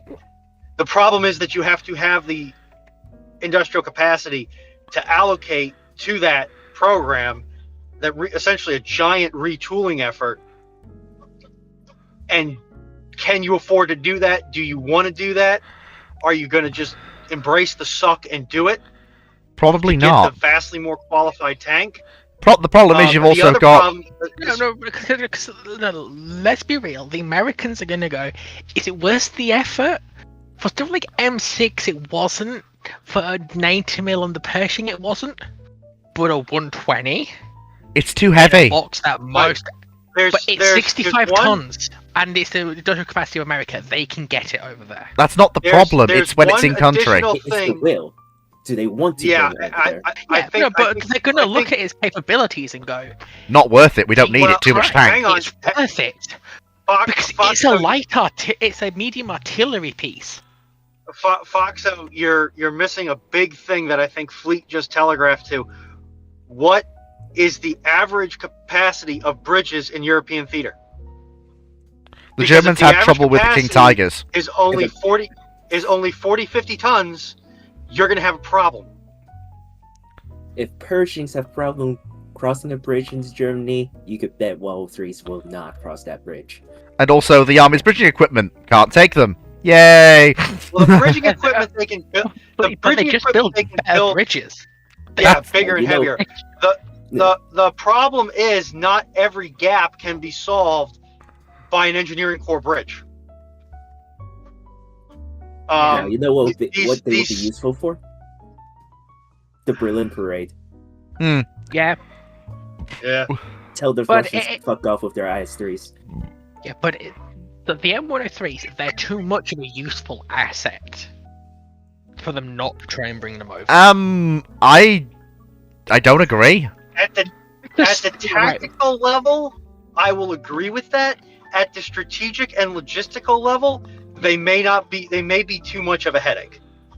They're probably too much of a headache, but it is very possible they might transfer some over late 44 when the When Cherbourg's taken. When Yeah. Cherbourg is taken, I think you might see some coming country for the campaign in Cherbourg, France. It's still gonna take a while. They need to fix up Cherbourg first before they can even try to get 103s off there. Mm. And I think you'll logistically wise, it's gonna be rough. But no, it's just, in my opinion, it's the giant German thrust in late 44 where they might actually start thinking, okay, they are actually throwing around some pretty heavy armor, while our forces can't somewhat sufficiently hold out against this level of, attacks. Yeah. Maybe we should start considering whether if this is actually something that could be offer a capability to our forces to counteract against the heavier German force. Yeah. With Yeah. their attacks. Basically, it runs. Can think I if very you- quickly ruin on? Just very quickly, because I've got a little Sure. punchy one-liner. Very quickly, it runs like this. Oh shit! We're getting our butt handed to us in the bulge. If only we had a piece of armor that's reliable, proven, and we have lots of that we can ship over to. Oh yeah! No, it's one of those things. I see them I- to Europe as quickly as possible, though. I think you Because will see. it's a heavily armored, direct fire 120. It's I infantry support companies' wet dream. I think what you'll wind up seeing is that the M103, if they do decide to deploy to Europe, and to be honest, I think they will decide to deploy at least some, is going to be used like the Tiger was intended to be used by the Germans. It will be used as a heavy breakthrough tank because of the logistical needs to get it from point A to point B. Yeah, you concentrate them in one point, you bring the logistics in place for that to happen, and you use them on that axis of advance, Actually, and that axis alone. Where you've got the logistics so set up, having- you've got the... actually having M103s might actually kill T95. Oh yeah, It's Yeah, T95 anymore. it will easily. Remember, M103 is one of the successes, in part to T95. I think what you are going to see is you are going to see them look for M26 or a tank like it sooner. Actually, not as a heavy, but as a... Okay, so we know this is the thing that we can build in the future or whatever, because they might have some documents come back with it. I don't know. Wait, And then they go, okay, we're building this M4. Okay, can we get somewhere in the middle? Can we build a tank that's somewhere between an M4 and an M103? Basically, M26 Pershing be like, Actually, haha, I'm here. I just had a thought which would completely bugger up American tank design for the next 20 years. Honestly, YouTube Minecraft Watcher, it doesn't really... It's not... See- It's easier, but the 76 is still it's still a No. tiger killer. Yeah. It's gonna, No, it's gonna cause I- problems. M103. I will point out 76mm heat FS. The M103s were loaded when they entered service, if I remember correctly, with heat FS. Oh! Probably a short name, but they did have chemical effect rounds, Ooh, very nice. giving them access to Americans, especially Americans who know and are working on heat rounds. Oh my, this is I a May thing. have don't just think- mangled the chance of the 90mm ever taking off. No, I don't think they're gonna go with 76 heat FS. The metallurgy in World War II Yeah, you basically need probably to... won't support. Yeah, it's not there yet. It's not there yet. You need... You need to wait a bit. You need something bigger. You need something bigger than a 3-inch to Um, have a sufficient heat warhead hmm in that era. Yeah. So what it's telling me is that this might end up killing the Hellcat then. No. If anything, the Hellcat becomes even more required because, oh my sweet Jesus, we need something speedy No, with a no, 76.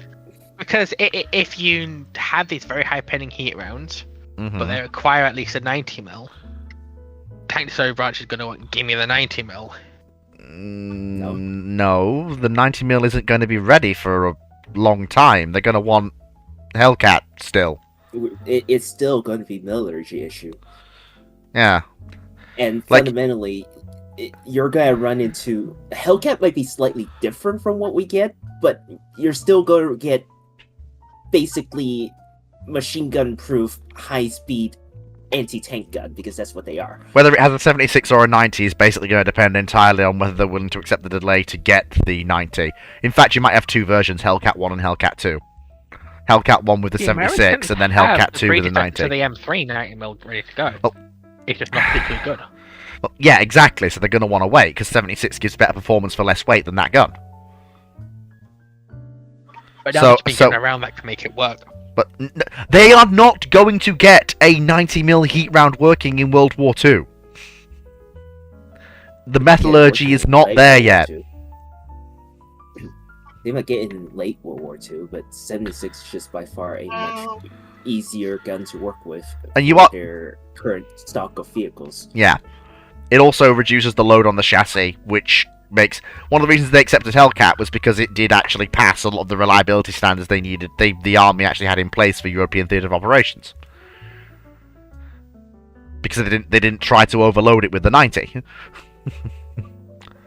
Well, or more accurately, put more mechanical strain on the chassis, as would be expected from carrying a heavier gun and a larger turret. It's not overloading the chassis, It's but a it... larger turret ring issue. Yeah, Most, but it that's mostly the case. but it puts more strain. That particularly heavy. Yeah, but it puts more strain on the chassis. I'm not saying it overloads it, but I am saying that it just... Your reliability comes down. The Americans were concerned with reliability? Yeah, just a bit. Yep. That's the... Don't I you think say. I think we've battered this question into the dirt, folks, don't you think? Oh, yes. Right, so where was I? There, for the ship. But the shipyard, don't we often turn dead horses into glue by physical kinetic energy means? Yes. Can I get that on a t-shirt? Can we put that on a t-shirt? That's pretty funny. Somebody should put that in the Fleetism Quotes channel. That's a good idea. Yes, and eventually those quotes will become merch for Fleet. to Yes. use. Yes. There will eventually be fleet merch, because money. Fleet, are you yeah, succumbing to capitalism? Please, Until- a bit of that. until Do the not system- question the box. Until the system of government and an economic advancement changes, yes. Because that's the system we currently work in. What's the question?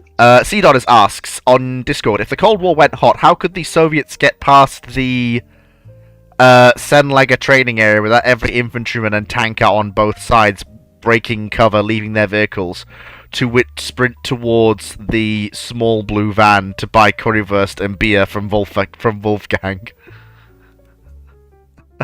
The answer: nuclear weapons.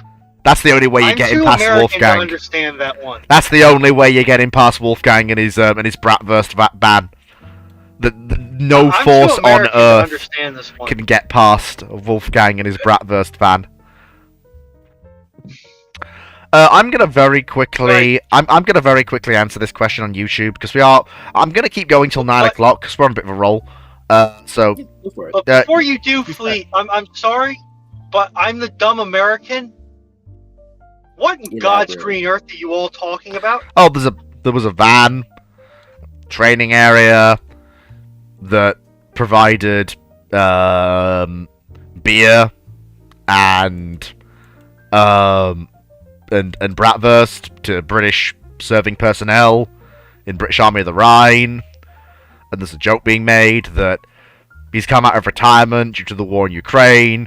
He's changed the oil in his fryers. He'll be back up and running soon, and he will inform the British where they're going, because he will be there ahead of them. Yeah, it's a joke about how the British Army kept getting lost, and this one guy kept giving them directions. And They would always stop there for food. yeah, Wolfgang, where are we? Say his name again. Wolfgang, where are Say his we? name again. Wolfgang. Yeah, Wolfgang. Wolfgang breakfast. Yeah. Yeah, Wolfgang's Nope. Wittinger Adult Pits. Hey. There's an image of it. It genuinely sounds. Like there's an actual sounds like image an of adult the film. there's an actual image of the van. Like it was a real thing. Like he's got his van, and yeah, he's got his van. It's Wolfgang's grill shop. He's just right. That's it. Stop the chieftains. Everyone out for a bratwurst and a beer. Oh, okay. Next I have an idea now. Everybody out. Next question. Oh, okay. Very quickly, because it's another Tunguska meteor strike one. It's December, and I'm going to be really quick on this. It's December 9th, 1941, and the Tunguska meteor strikes Tokyo. What happens next? The point with that impact is that you fundamentally destroyed history, because that's such a seismic event that we have no way to predict what the reactions of the Japanese people and remaining infrastructure will be. Because the Emperor might be gone. God knows what they read into that, because it will have been a event not from the enemy, but seemingly from God, or gods, plural. It's fundamentally impossible to know. I genuinely am not confident even having a crack at that one. Remotely. Amaterasu is displeased with you, mortal. Kabang.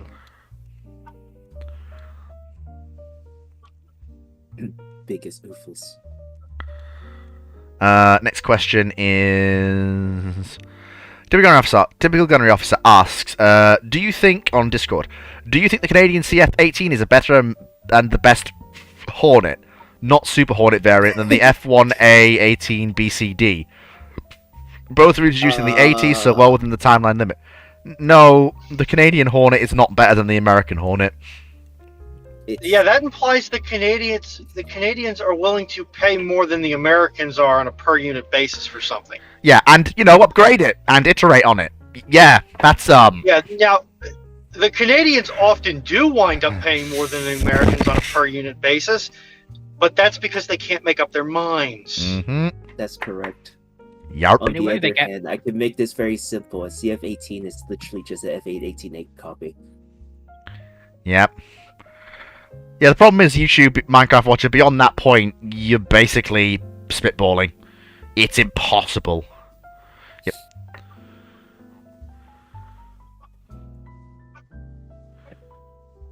Okay. Discord, did you disconnect me again? Nope. No, we're still here.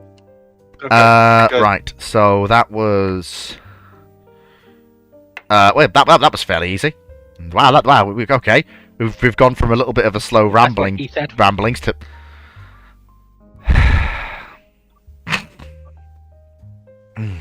Knight6831 on YouTube asks, if the USSR built the 35,000-ton Project 21s to replace its old dreadnoughts, would that put the USSR in a better position? As Azur Lane SN Kazan has been confirmed as Project 21. The Project 21s are the... well, 35,000 tons in quotation marks. Well, I'm gonna say if they built the Project 21s, they'd end up at whatever tonnage they came out as, but they would probably have the armor you would expect them to have, and the 9 16-inch guns all forward. I think they could do it. I don't doubt they could do it. They might only get one before the war starts, but I think they could do it. They are going to be better than the dreadnoughts by definition. I don't think they're... I think they'll build them to replace the dreadnoughts, but they won't be able to get enough of them into service. Well, they might get... hang on, let me think. They might get 2, maybe the 3rd commissioning / working up as Barbarossa kicks off. But you won't see them replace the Ganguts, because what they will want to do probably is they'll want to build up to 6 battleships, I reckon. So they'll want to have the replacement class to Project 21 which will probably be some variation on what we know as the Sovietsky Soyuz, taking in the lessons they've learned from Project 21, coming in, those will be the Ganget replacements. However, To be honest, I could see the Red Army currently being very angry at the fact that that's a couple thousand T-34s and KV-1s they couldn't build. Mm-hmm. To be honest, anything which keeps the Russian capital asset production line going can only be a good thing for them. What I would also say is, alongside that, you'll probably have plans to see the Gangets relocated, basically, if not wholesale, then... Yeah, honestly, probably wholesale into the Black Sea. The Gangets will probably end up in the Black Sea. As a class, all three of them. To be fair, the Nelson Lenin thingamajig. Yep. Was it the Nelson? Nelson Ski. Nelson Ski. Nelrodski. Nelrodski. It's actually a pretty impressive design, because if you think about it, it's probably the earliest design I've seen that has a transom stern. Yeah. It's also fairly sensible in terms of what they're trying to do. They're not trying to blow the budget out like they did with Soyuz. Yeah, it's practical. Yeah. I mean, it would have been more practical if they'd have gone for 14-inch guns, but well. Comrade likes big things. Yeah. I mean, if they commission 3 of them, that is... I don't think they'll ever end up fighting the Germans, but that's basically the Germans can't sortie heavy assets into the Eastern Baltic unless they have put those ships on the bottom or rendered them inoperative. Because even against Bismarck or Tirpitz, that's enough of a threat to go, that fight's fairer than you would be comfortable with them having. Even against one of the ships, if it's Bismarck or Tirpitz one-on-one. And forget about the Scharnhorst going and having a crack. But let's be real here, please. The only combat they're going to see in World War II, if they're built, is several visits from the Luftwaffe. At least in the early war. By the late war, they're modern enough.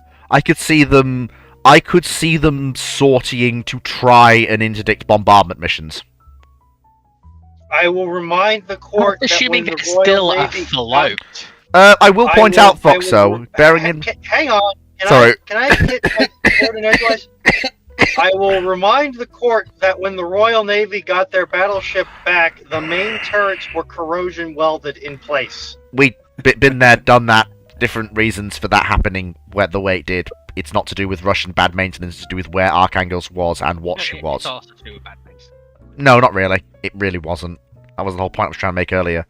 It was to do with what she was and where she was. Otherwise, the Gangets would have had the same problem. I would happily relitigate that with you. Why were the Soviet electronics industry and electronic turrets? They didn't have electronic turrets. They had hydraulics. These ships would definitely give the Soviets some extreme firepower. And the thing is, Foxo, the Russians... I cannot relitigate it later, please. Oh, now. Bloody hell! Christ on a bike on a... Ah! Fuck! Okay. What? Toe! Stubbed! Oh, you did what I did this morning at 4 a.m. Okay. Well done. Please, if you want, I will end this conversation here and there. If you look at basically where the Russians actually deployed their battleships, i.e. Baltic Fleet, Black Sea, and Pacific Fleet, they never sent a ship to the Northern Fleet. Mm-hmm. Now, if you think about it, Royal Sovereign tended to be up in the Northern Fleet, didn't she? Yeah, So, well, that's where she was. That's where she was always. Yeah, exactly. So the inclusion of cold weather, the amount of snow, is going to obviously create rust, which is then going to seize turrets into position. These things would never have gone to the North Fleet. Mm-hmm. Okay, it's always going to be Baltic, Black, or Pack. Pretty much Baltic for the entirety of the war, I would suspect. Exactly. So the talk of basically about how the Russians can't maintain a battleship is one, complete bollocks, because Gangets. they've had other battleships around the other places and they were perfectly fine. Second of all, Royal Sovereign's an oddity because she got sent to the flipping north. Okay? They never sent ships up there. Also, she wasn't Russian. End it. so they didn't care. It's like borrowing a game off someone. You don't give a shit if it gets scratched. You're just going to send it right back. Yeah. Same thing with the ship. Oh, the guns don't work anymore. How do you Well, borrow a game off someone? Old. this is We're back in the day talking. when we actually used CDs. Yeah, back when we had CDs and gaming consoles. Zoomer!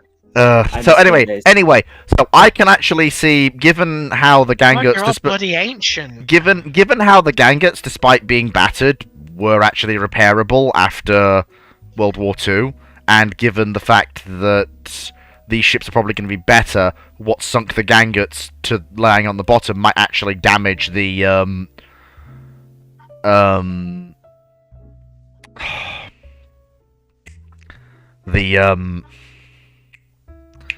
good lord. The Project 21s.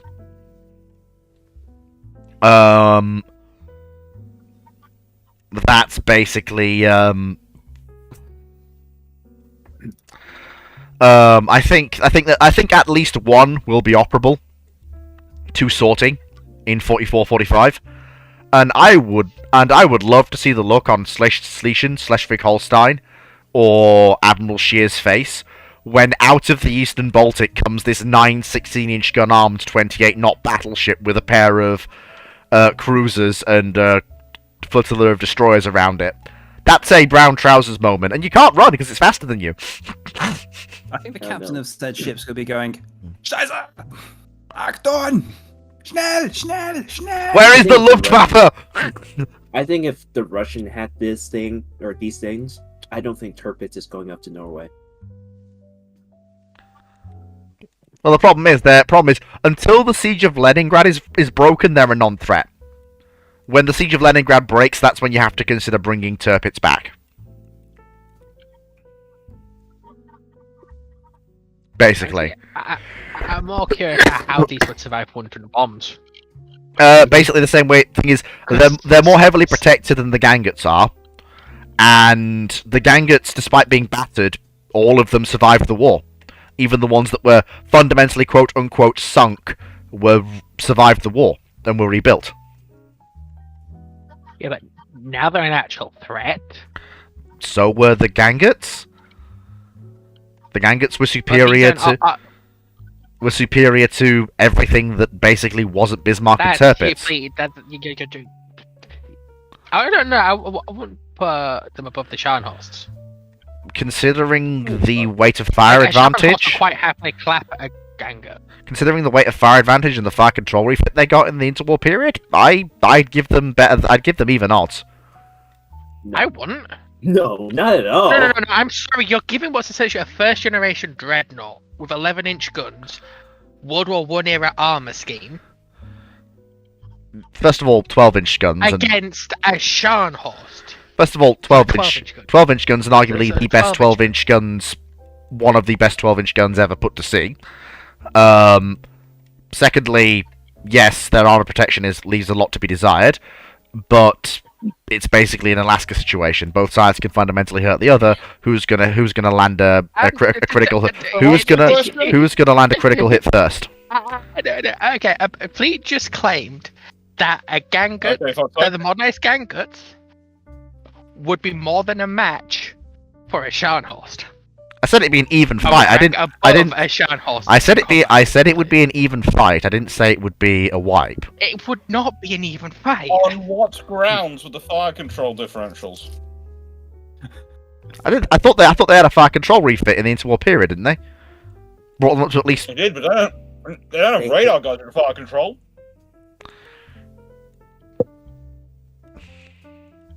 To be fair, by this point, though, just the Ganguts have glorified coastal bombardment ships. They're not battleships. They're just.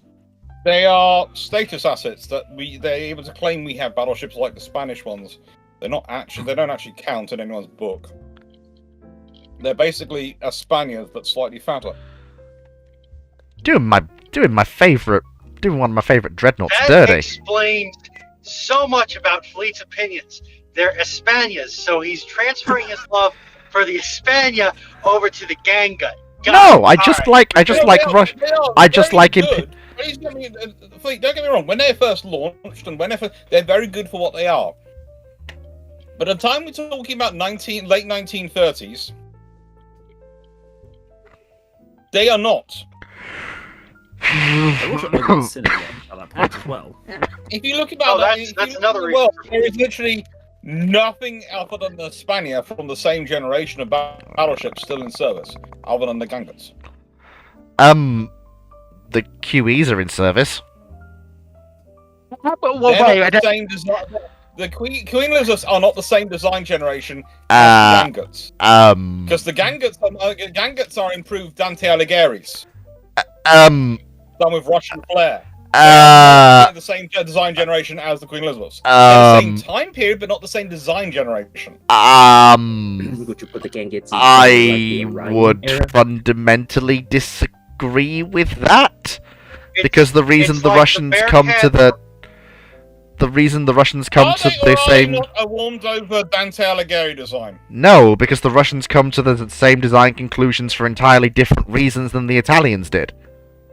They're of the same... I thought it was because they hired the Italian naval architects and the Italian firm. But okay, yes, we can go. They had different reasons for coming to the same conclusions. I don't think they did hire the Italians, did they? If they did, I'll retract my statement. They did. But I thought the whole reason for the flat superstructure was the reason they didn't want to have another Tsushima conflagration event, and they also thought they'd be fighting broadside, hence the centerline turrets with no super firing. Yes, but them and the Italians had a similar design situation. But again, it's a Dante Alighieri, modified to Russia to be built in Russia.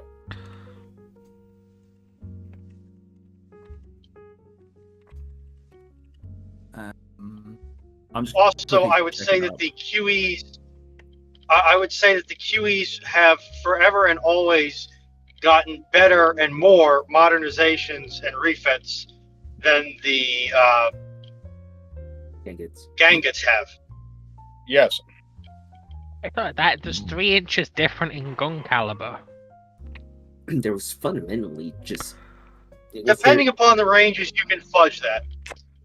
I thought was there even enough funding in the Soviet government going to the Red Navy to even upgrade those things in Energy Wars? Yeah, they go through a fairly extensive program of rebuilds. It's not what I'd call... It's not total rebuild, but it's still not insignificant. Yeah, but Fleet, I'm going to point out that the context for fairly extensive rebuild for Soviet Navy versus any other maritime powers Navy is not the same context.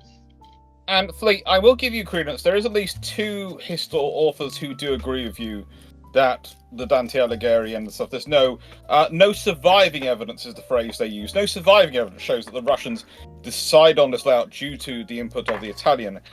No surviving evidence being the key phrase. I'm not saying you're wrong at all. There are several others, mostly basing it from Italian sources, who claim that it did. And they are very, very similar. Mm-hmm. So, having a quick Google search, it seems to be that the ship is completely Russian, designed by Russians by a geezer called Ivan Bubnov. Great name, love it. Yep. Liaised with the British, though, didn't they? John Brown. Yeah, they went to the British, and the British assisted in building them, or designing and building them. Yeah. Yeah, the absence of any mention of the Italians is bizarre, though. Actually, that is. British assisted in the construction technology. The Italians assisted in the design technology because it was basically because the British government weren't too keen on them doing it directly, so it went through the Italians as part of the. Well, basically the Italians, as I said before, the 4 powers engaged in the 4 major powers engaged in the tech race: Japan, Italy, Britain, and America. Also do share information quite cleanly between each other. Mm-hmm.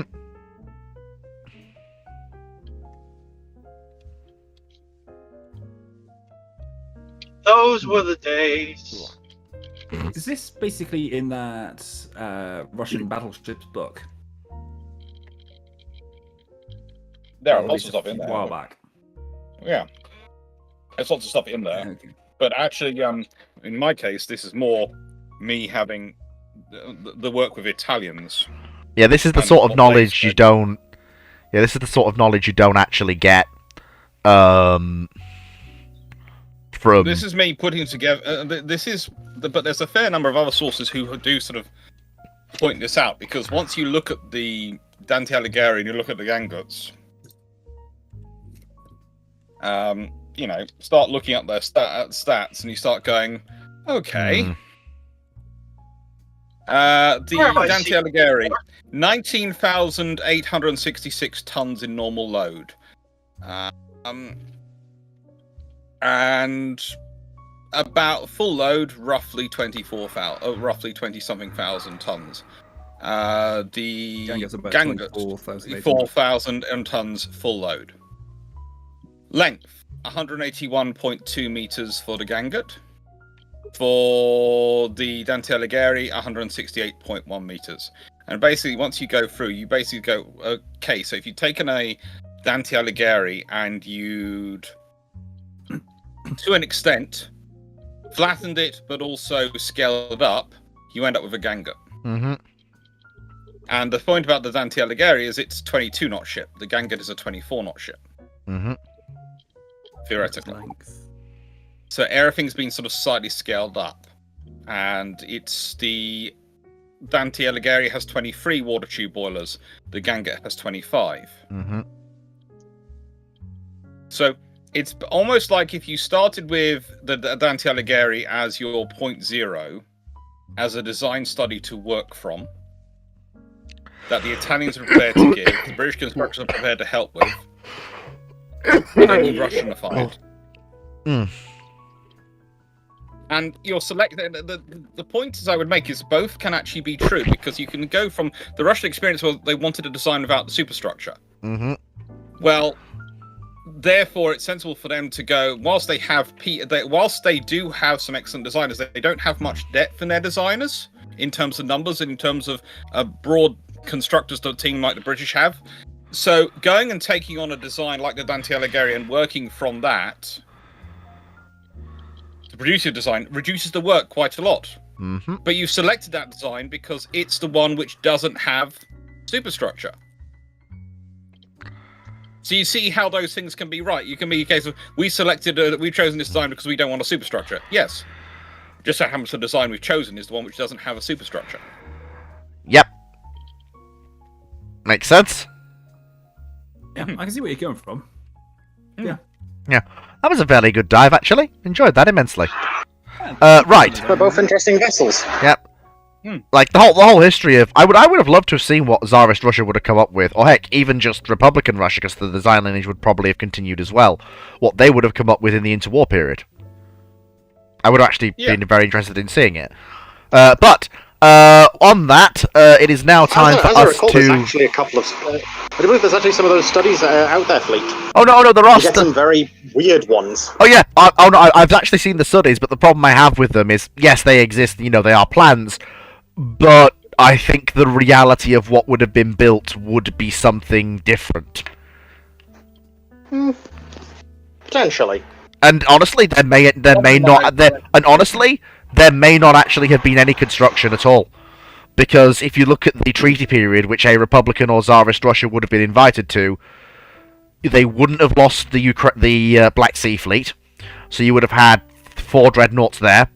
You would have had the 4 Ganguts and the Borodinos, although there's a possibility, the 4 Ganguts and possibly 2 of the Borodinos in the Baltic.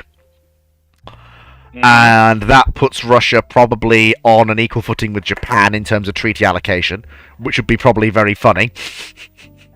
Would Japan accept equal level billing with Russia? No. Well, no, probably because they'll basically look at it and go, can the Russians base all of that assets? Go on. And here's your other question: would France and Italy accept Russia being ahead of them?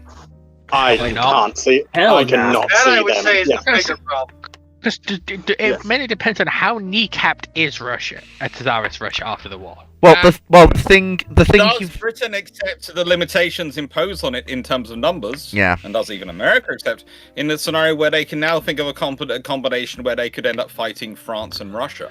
Yeah, and the thing is, the reason I'm saying this is because the realistic outcome is four, possibly 5 battleships in the Black Sea, and 4 battleships and at least 1 or 2 battle cruisers with 14-inch guns in the Baltic.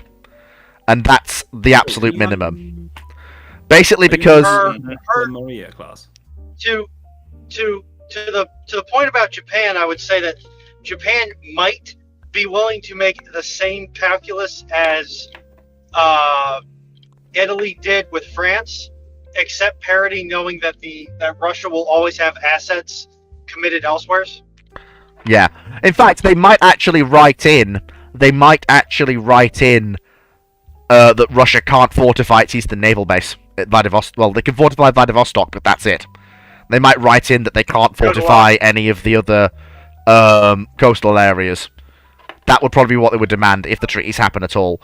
But yeah, Alex is right. Because the Russians, they're not going to get it. Yeah, because the Russians are not going to scrap any of these ships because they're all too close to completion. The ones I've listed, well, they either are complete by war's end, or are so close to completion that they're not gonna completed by the time the treaty came in. Yeah, they're not gonna scrap them.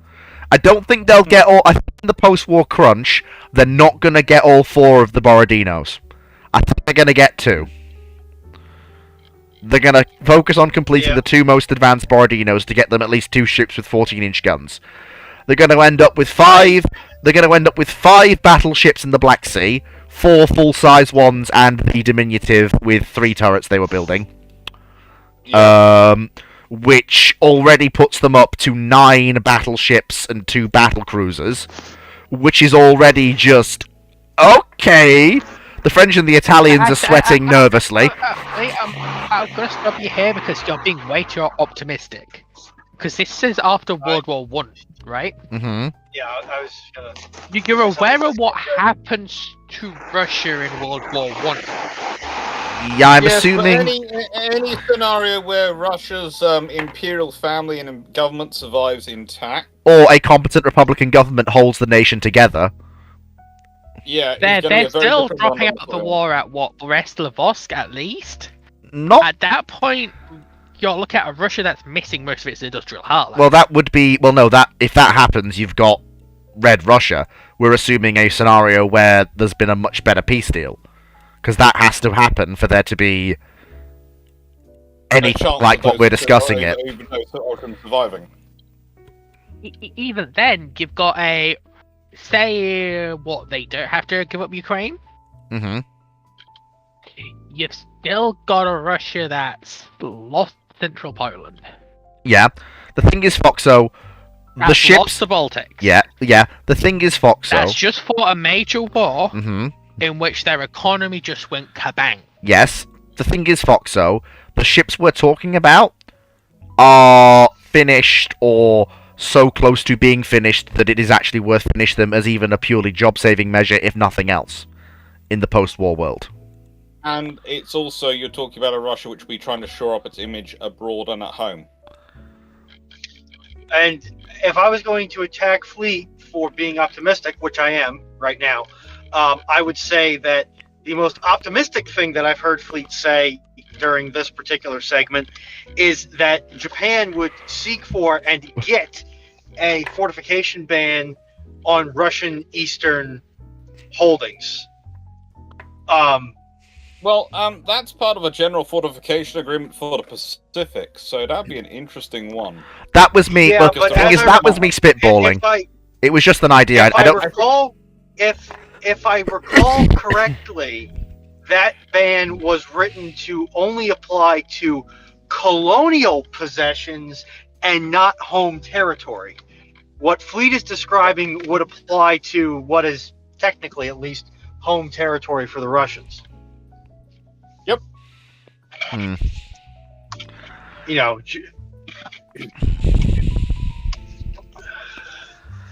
I mean, it's not cold feet. For those who are saying, interested about what this peace deal is. That the Russian Empire after World War I is so intact that they can afford to finish this fleet and build it up. It's not Keep it that in big of an expense, and also not all of it will remain in service. You'll probably have... Oh no, this is quite an interesting twist. I mean... Yeah, because what's this peace deal looking like? So they're already having to keep Ukraine, specifically Mariupol, as I understand, to keep the Black Sea fleet going, to keeping Crimea as well, which means they're keeping Ukraine. I mean, also... They're probably going to be keeping Smolensk and the artillery foundries as well. Mm-hmm. At that point,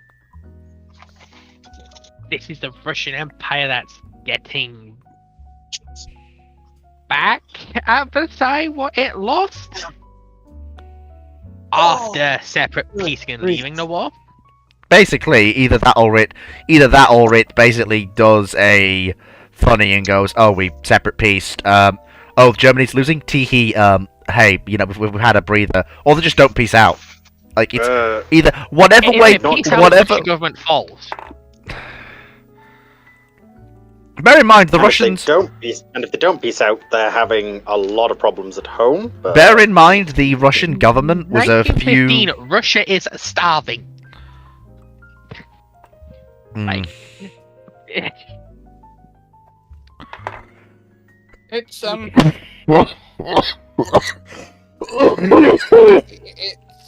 it certainly will be a fun scenario to get war game out, but I have a feeling. Oh, good lord! It could get very, very. Look, the Washington Naval Treaty in many ways came about because you had restricted the powers who were relevant in the world, thanks to the end of World War One, and you had restricted presence in. But here's the thing: if Russia's joining it, can I just? At what point does Turkey demand to be a member? Yeah, and I will point out, even if I give Foxer the benefit of the doubt and I say, okay, only ships that were commissioned prior to Russia leaving the war historically, that's still 8 dreadnoughts spread between the Black Sea and the Baltic. That's not an insignificant force at all. That is a you need to be part of the treaties level force. That is a Turkey just can't complete level force. That is the French and the Italians are looking at that and going, oh, they have more battleships than us in pure numbers. Level force. And that's an ego and status thing which you just can't knock.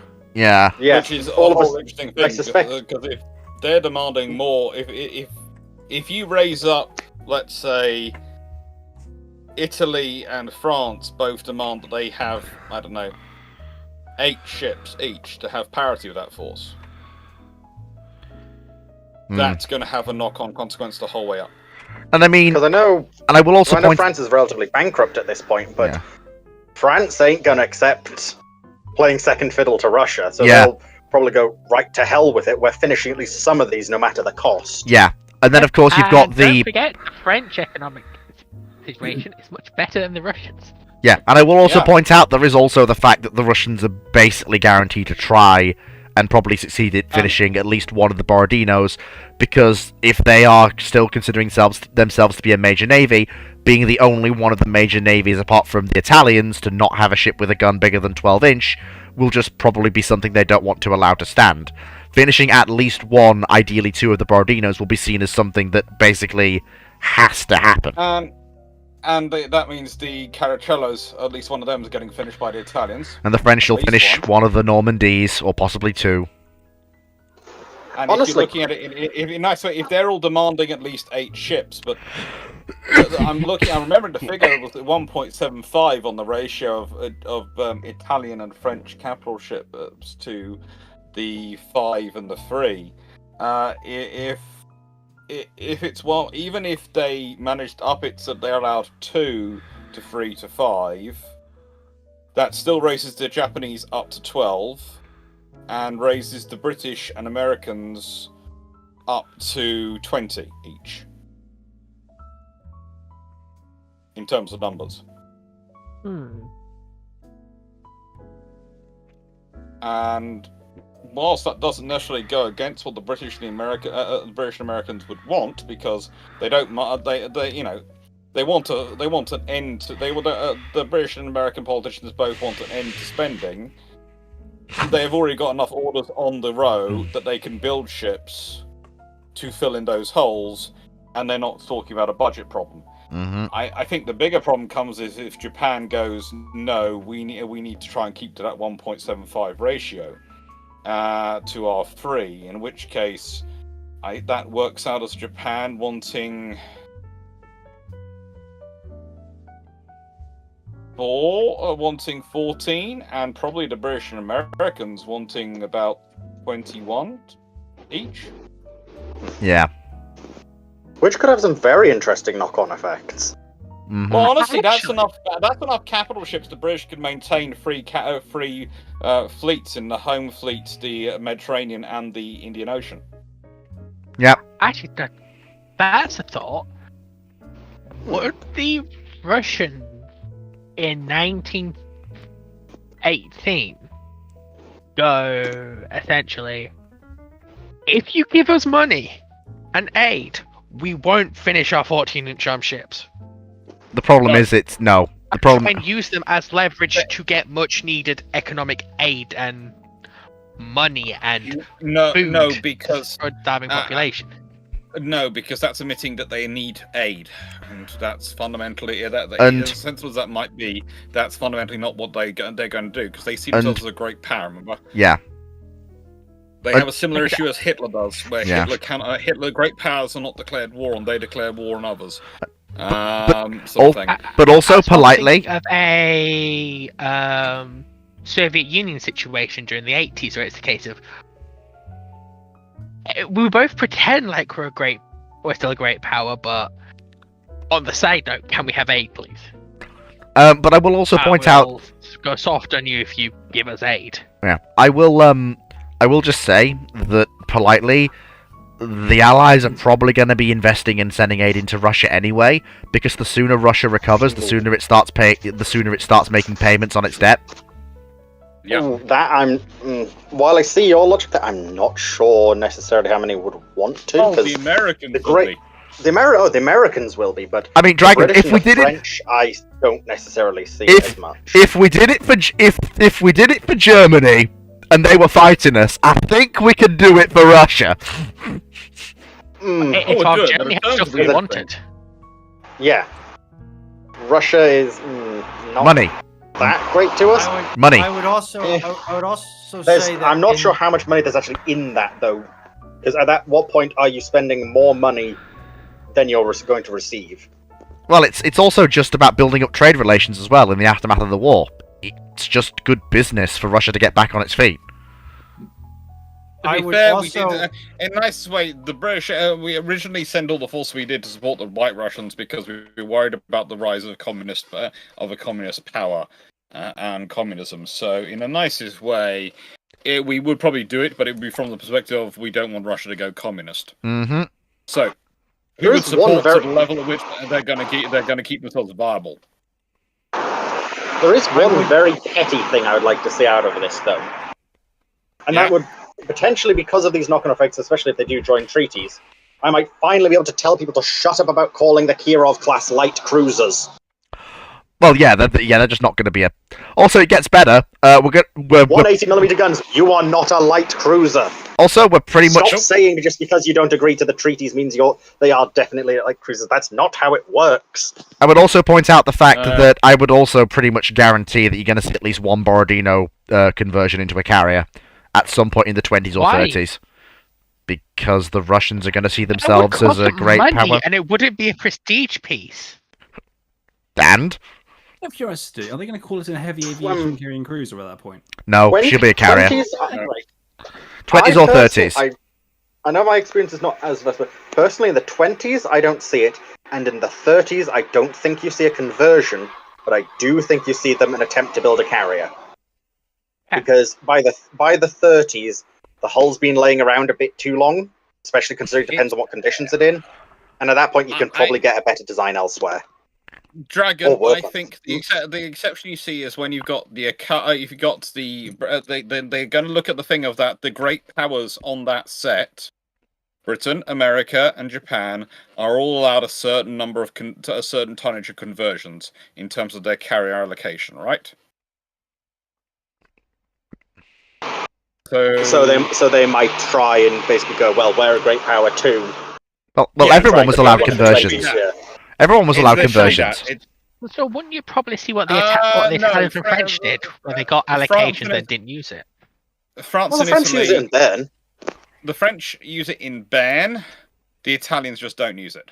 Yeah, but the Russians I can absolutely see trying to use it because a Russian Republic and a Russian Empire, or a Russian Empire, it's important to bear in mind that yes, costs money and all that, but at some point nations make decisions where, from a logistical and monetary perspective, it's not really sensible. From a everyone else has it, and therefore we're a great power, so therefore we must have it too perspective, it makes an uncomfortable amount of sense. From a certain video I was watching earlier about a certain senator, this all works very well, but apart from the fact that you're trying to apply logic to politicians. Yeah, and let's face it. And let's face it. No, it was Senator Kinski. I can't remember his name. Stargate. I was watching a video earlier. About General. And let's be honest, it's Imperial or Republican Russia. They have a hull they can convert for much less cost than building a full keel-up carrier. She doesn't even have to be that good. They can literally just, especially given the way some of the Borodino hulls are, they can just go flatten the deck a bit, slap a flight deck on top, hangar in between the two, retrunk the funnels, done. Fleet, that is very simplified. Oh no, I am aware. Actually, it's brutally simple but possible actually, and they are 26.5 knot ships, so they won't be as bad as Ben. No, they'll be bigger, but they'll be worse than Akagi by a long way. Oh yeah, I'm not saying they're going to be good carriers, but it will at least give the Russians a flight deck, which then ups the possibility that in the funniest thing is you might see that carrier becoming the Pacific Fleet flag, since that's where you'll want to have it to do flight ops and training. You'll have more. But the whole scenario for Russia and this one is if they are getting these and this, you've changed the treaties so much, but also the worst position, the country put in the worst position is in. If we look at the case of Germany, they're going to be even further behind when it comes to 1939 because the thing is, whilst the British if the British are allowed to keep 21 ships, let's say, in this scenario, and so are the Americans, and if we look at the British, whilst they will have Hood, certainly, Hood, the two Renowns, 5 Queen Elizabeths, the 5 Rs, that's 13 ships. That means they have 8 they can build within the treaty limits. So you are more than likely looking at. You might well get 4 Nelrods and 4 fast battleship F3 style vessels. I was going to ask, in a scenario like this, would they keep Tiger around longer because of it, or would they basically be able to try and get a replacement for Tiger sooner? They'd be trying to get. Basically, that's what the 4 F3s would be. Yeah, all of the 13.5-inch battle cruisers go. Which that would be scary. I don't see if they're not take the smaller version of the Ks any further. No, it'll be the F. You just really like. You like the Ks, and I do understand it, but there's a limit to what you can get in a tonnage limitations, and they're also going to be limited to 16-inch guns.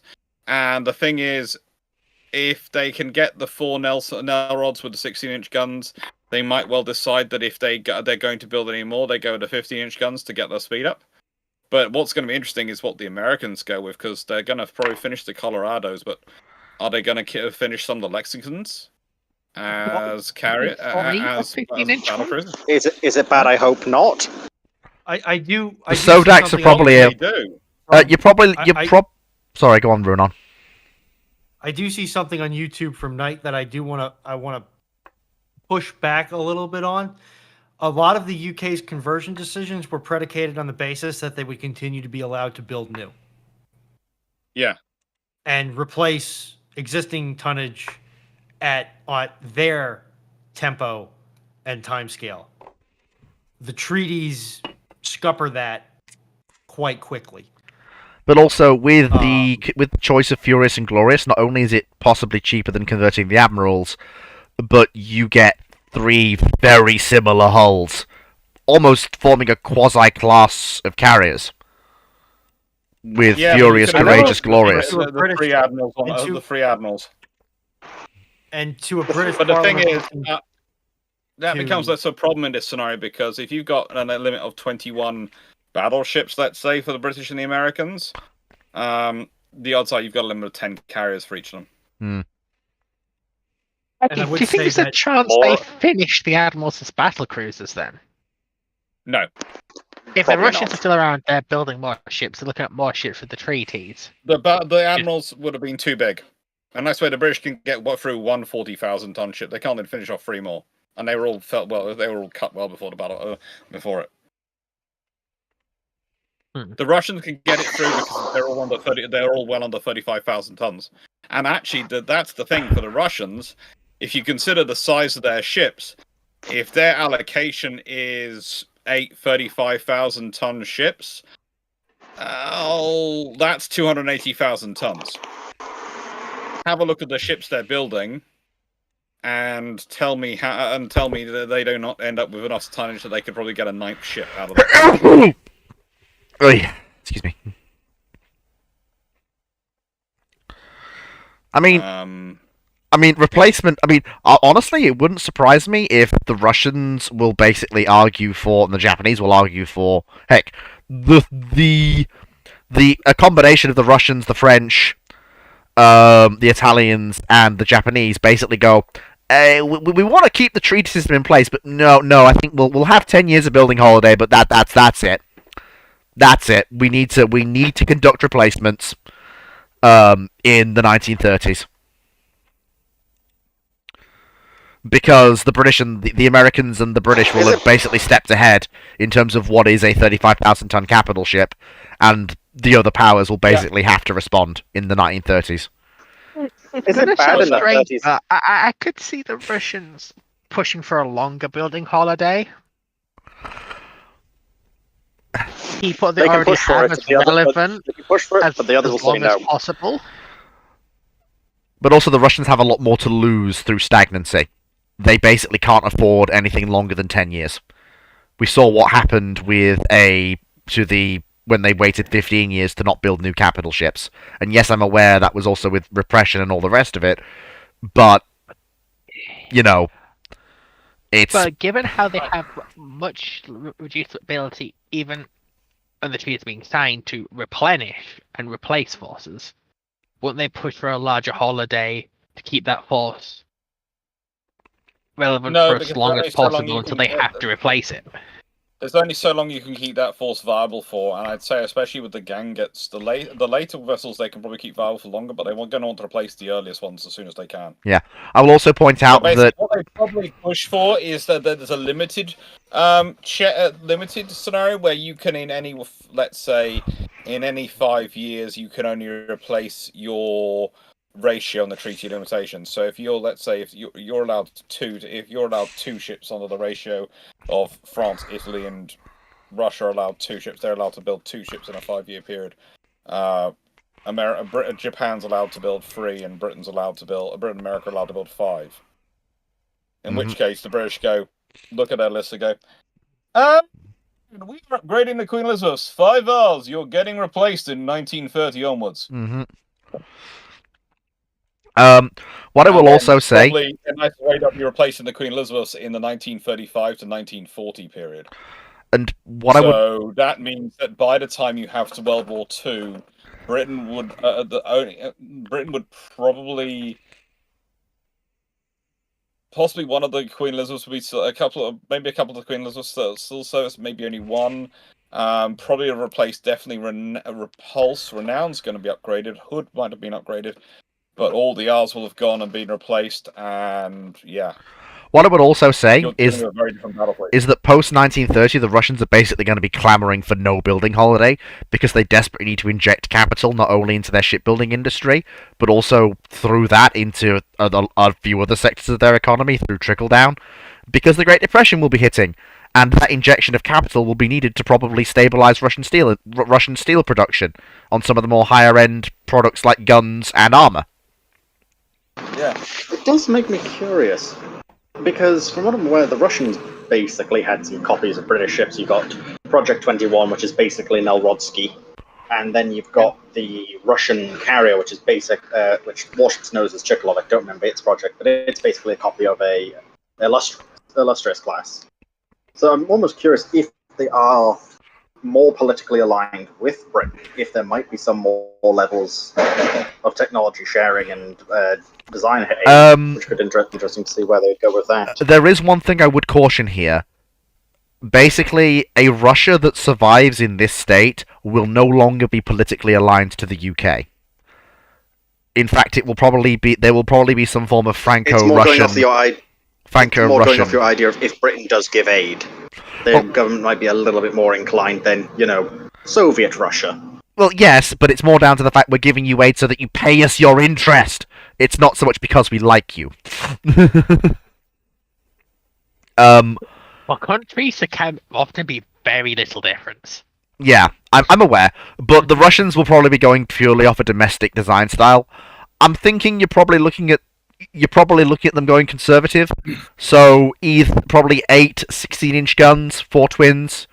You're probably looking at you're probably looking at proposals ranging from 12 14s all the way through to 9 16s, arranged all sorts of different ways. What they go with is going to depend on what the budget's can afford, and what they think they need.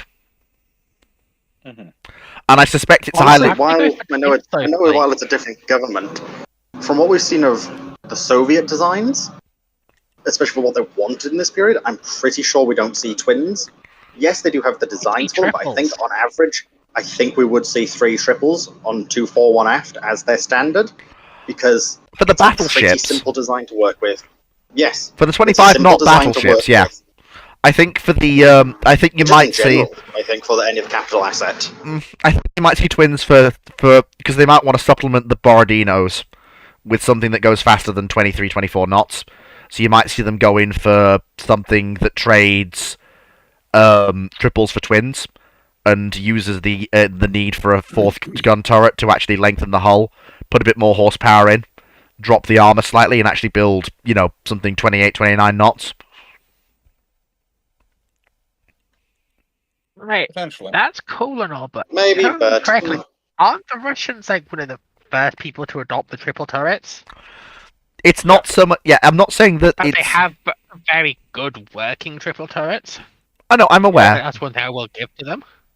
Like, why would they downgrade turrets?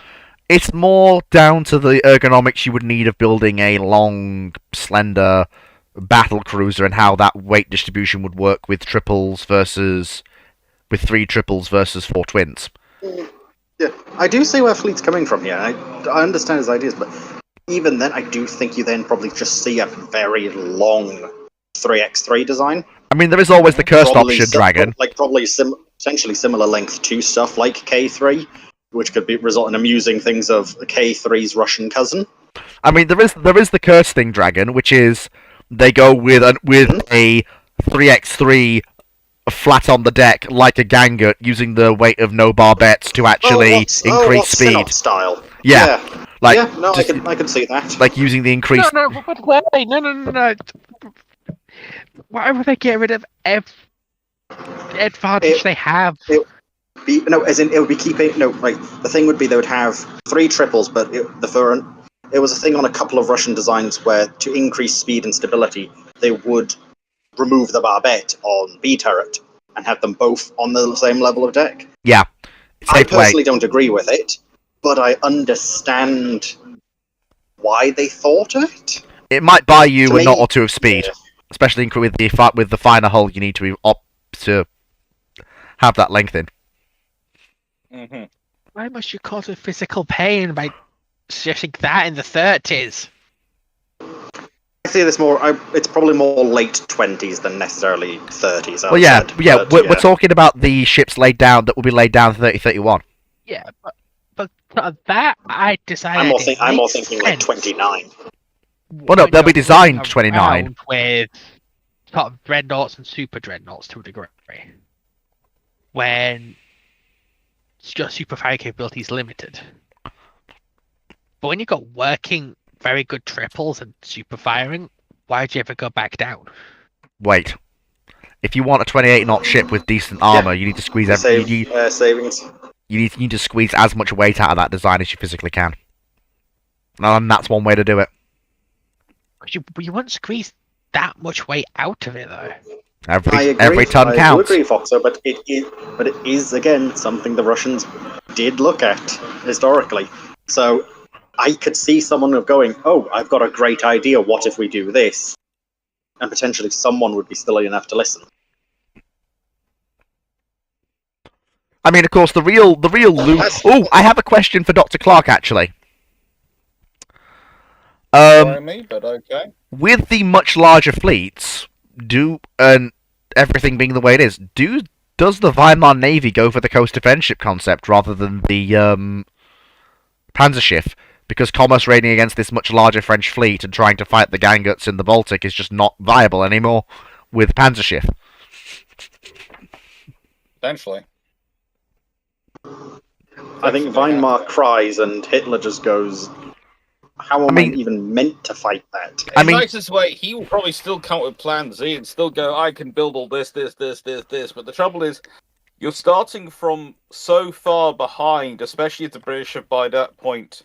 Because as we said, I think I agree with the idea that from 1930 there'll be some sort of reduction building away. Mm-hmm. And let's say they go with the plan, which I put forward of, you get to build within any 5-year period your allocation of tonnage.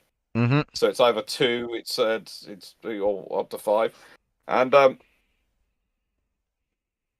if you consider by that point, you could very well have the British have built since World War One 18 plus Hood, 19 new ships, and have a total of 21 in the fleet. That means they have 2 ships which are legacy of World War One left.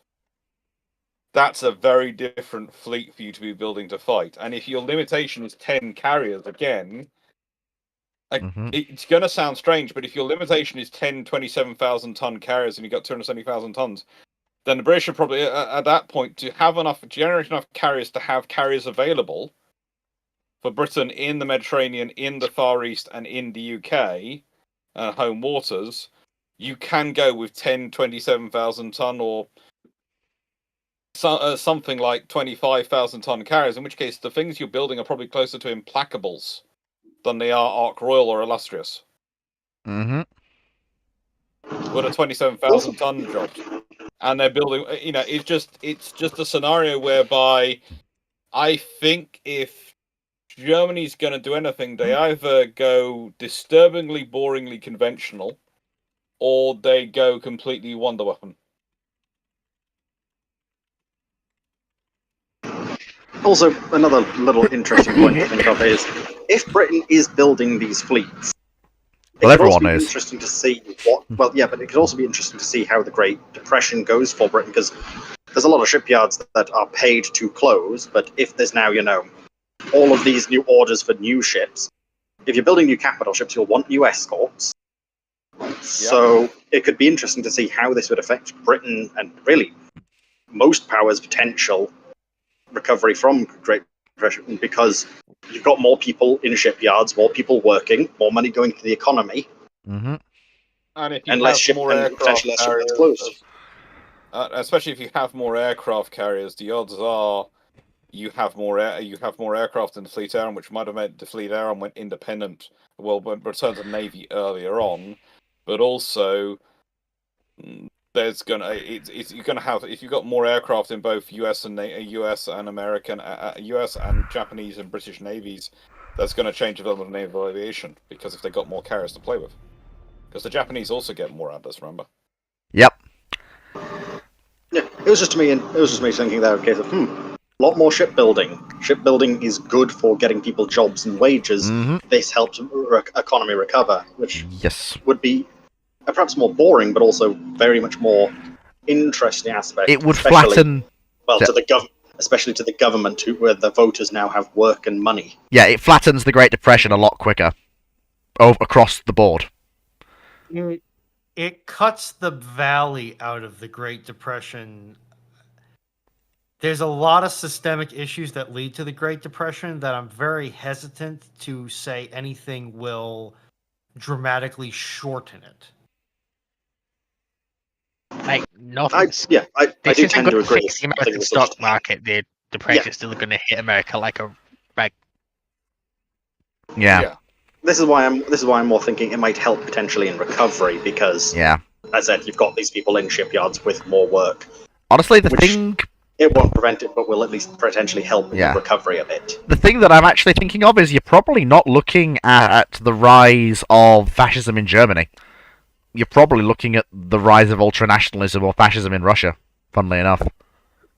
Like, you still get rise of fascism in Germany.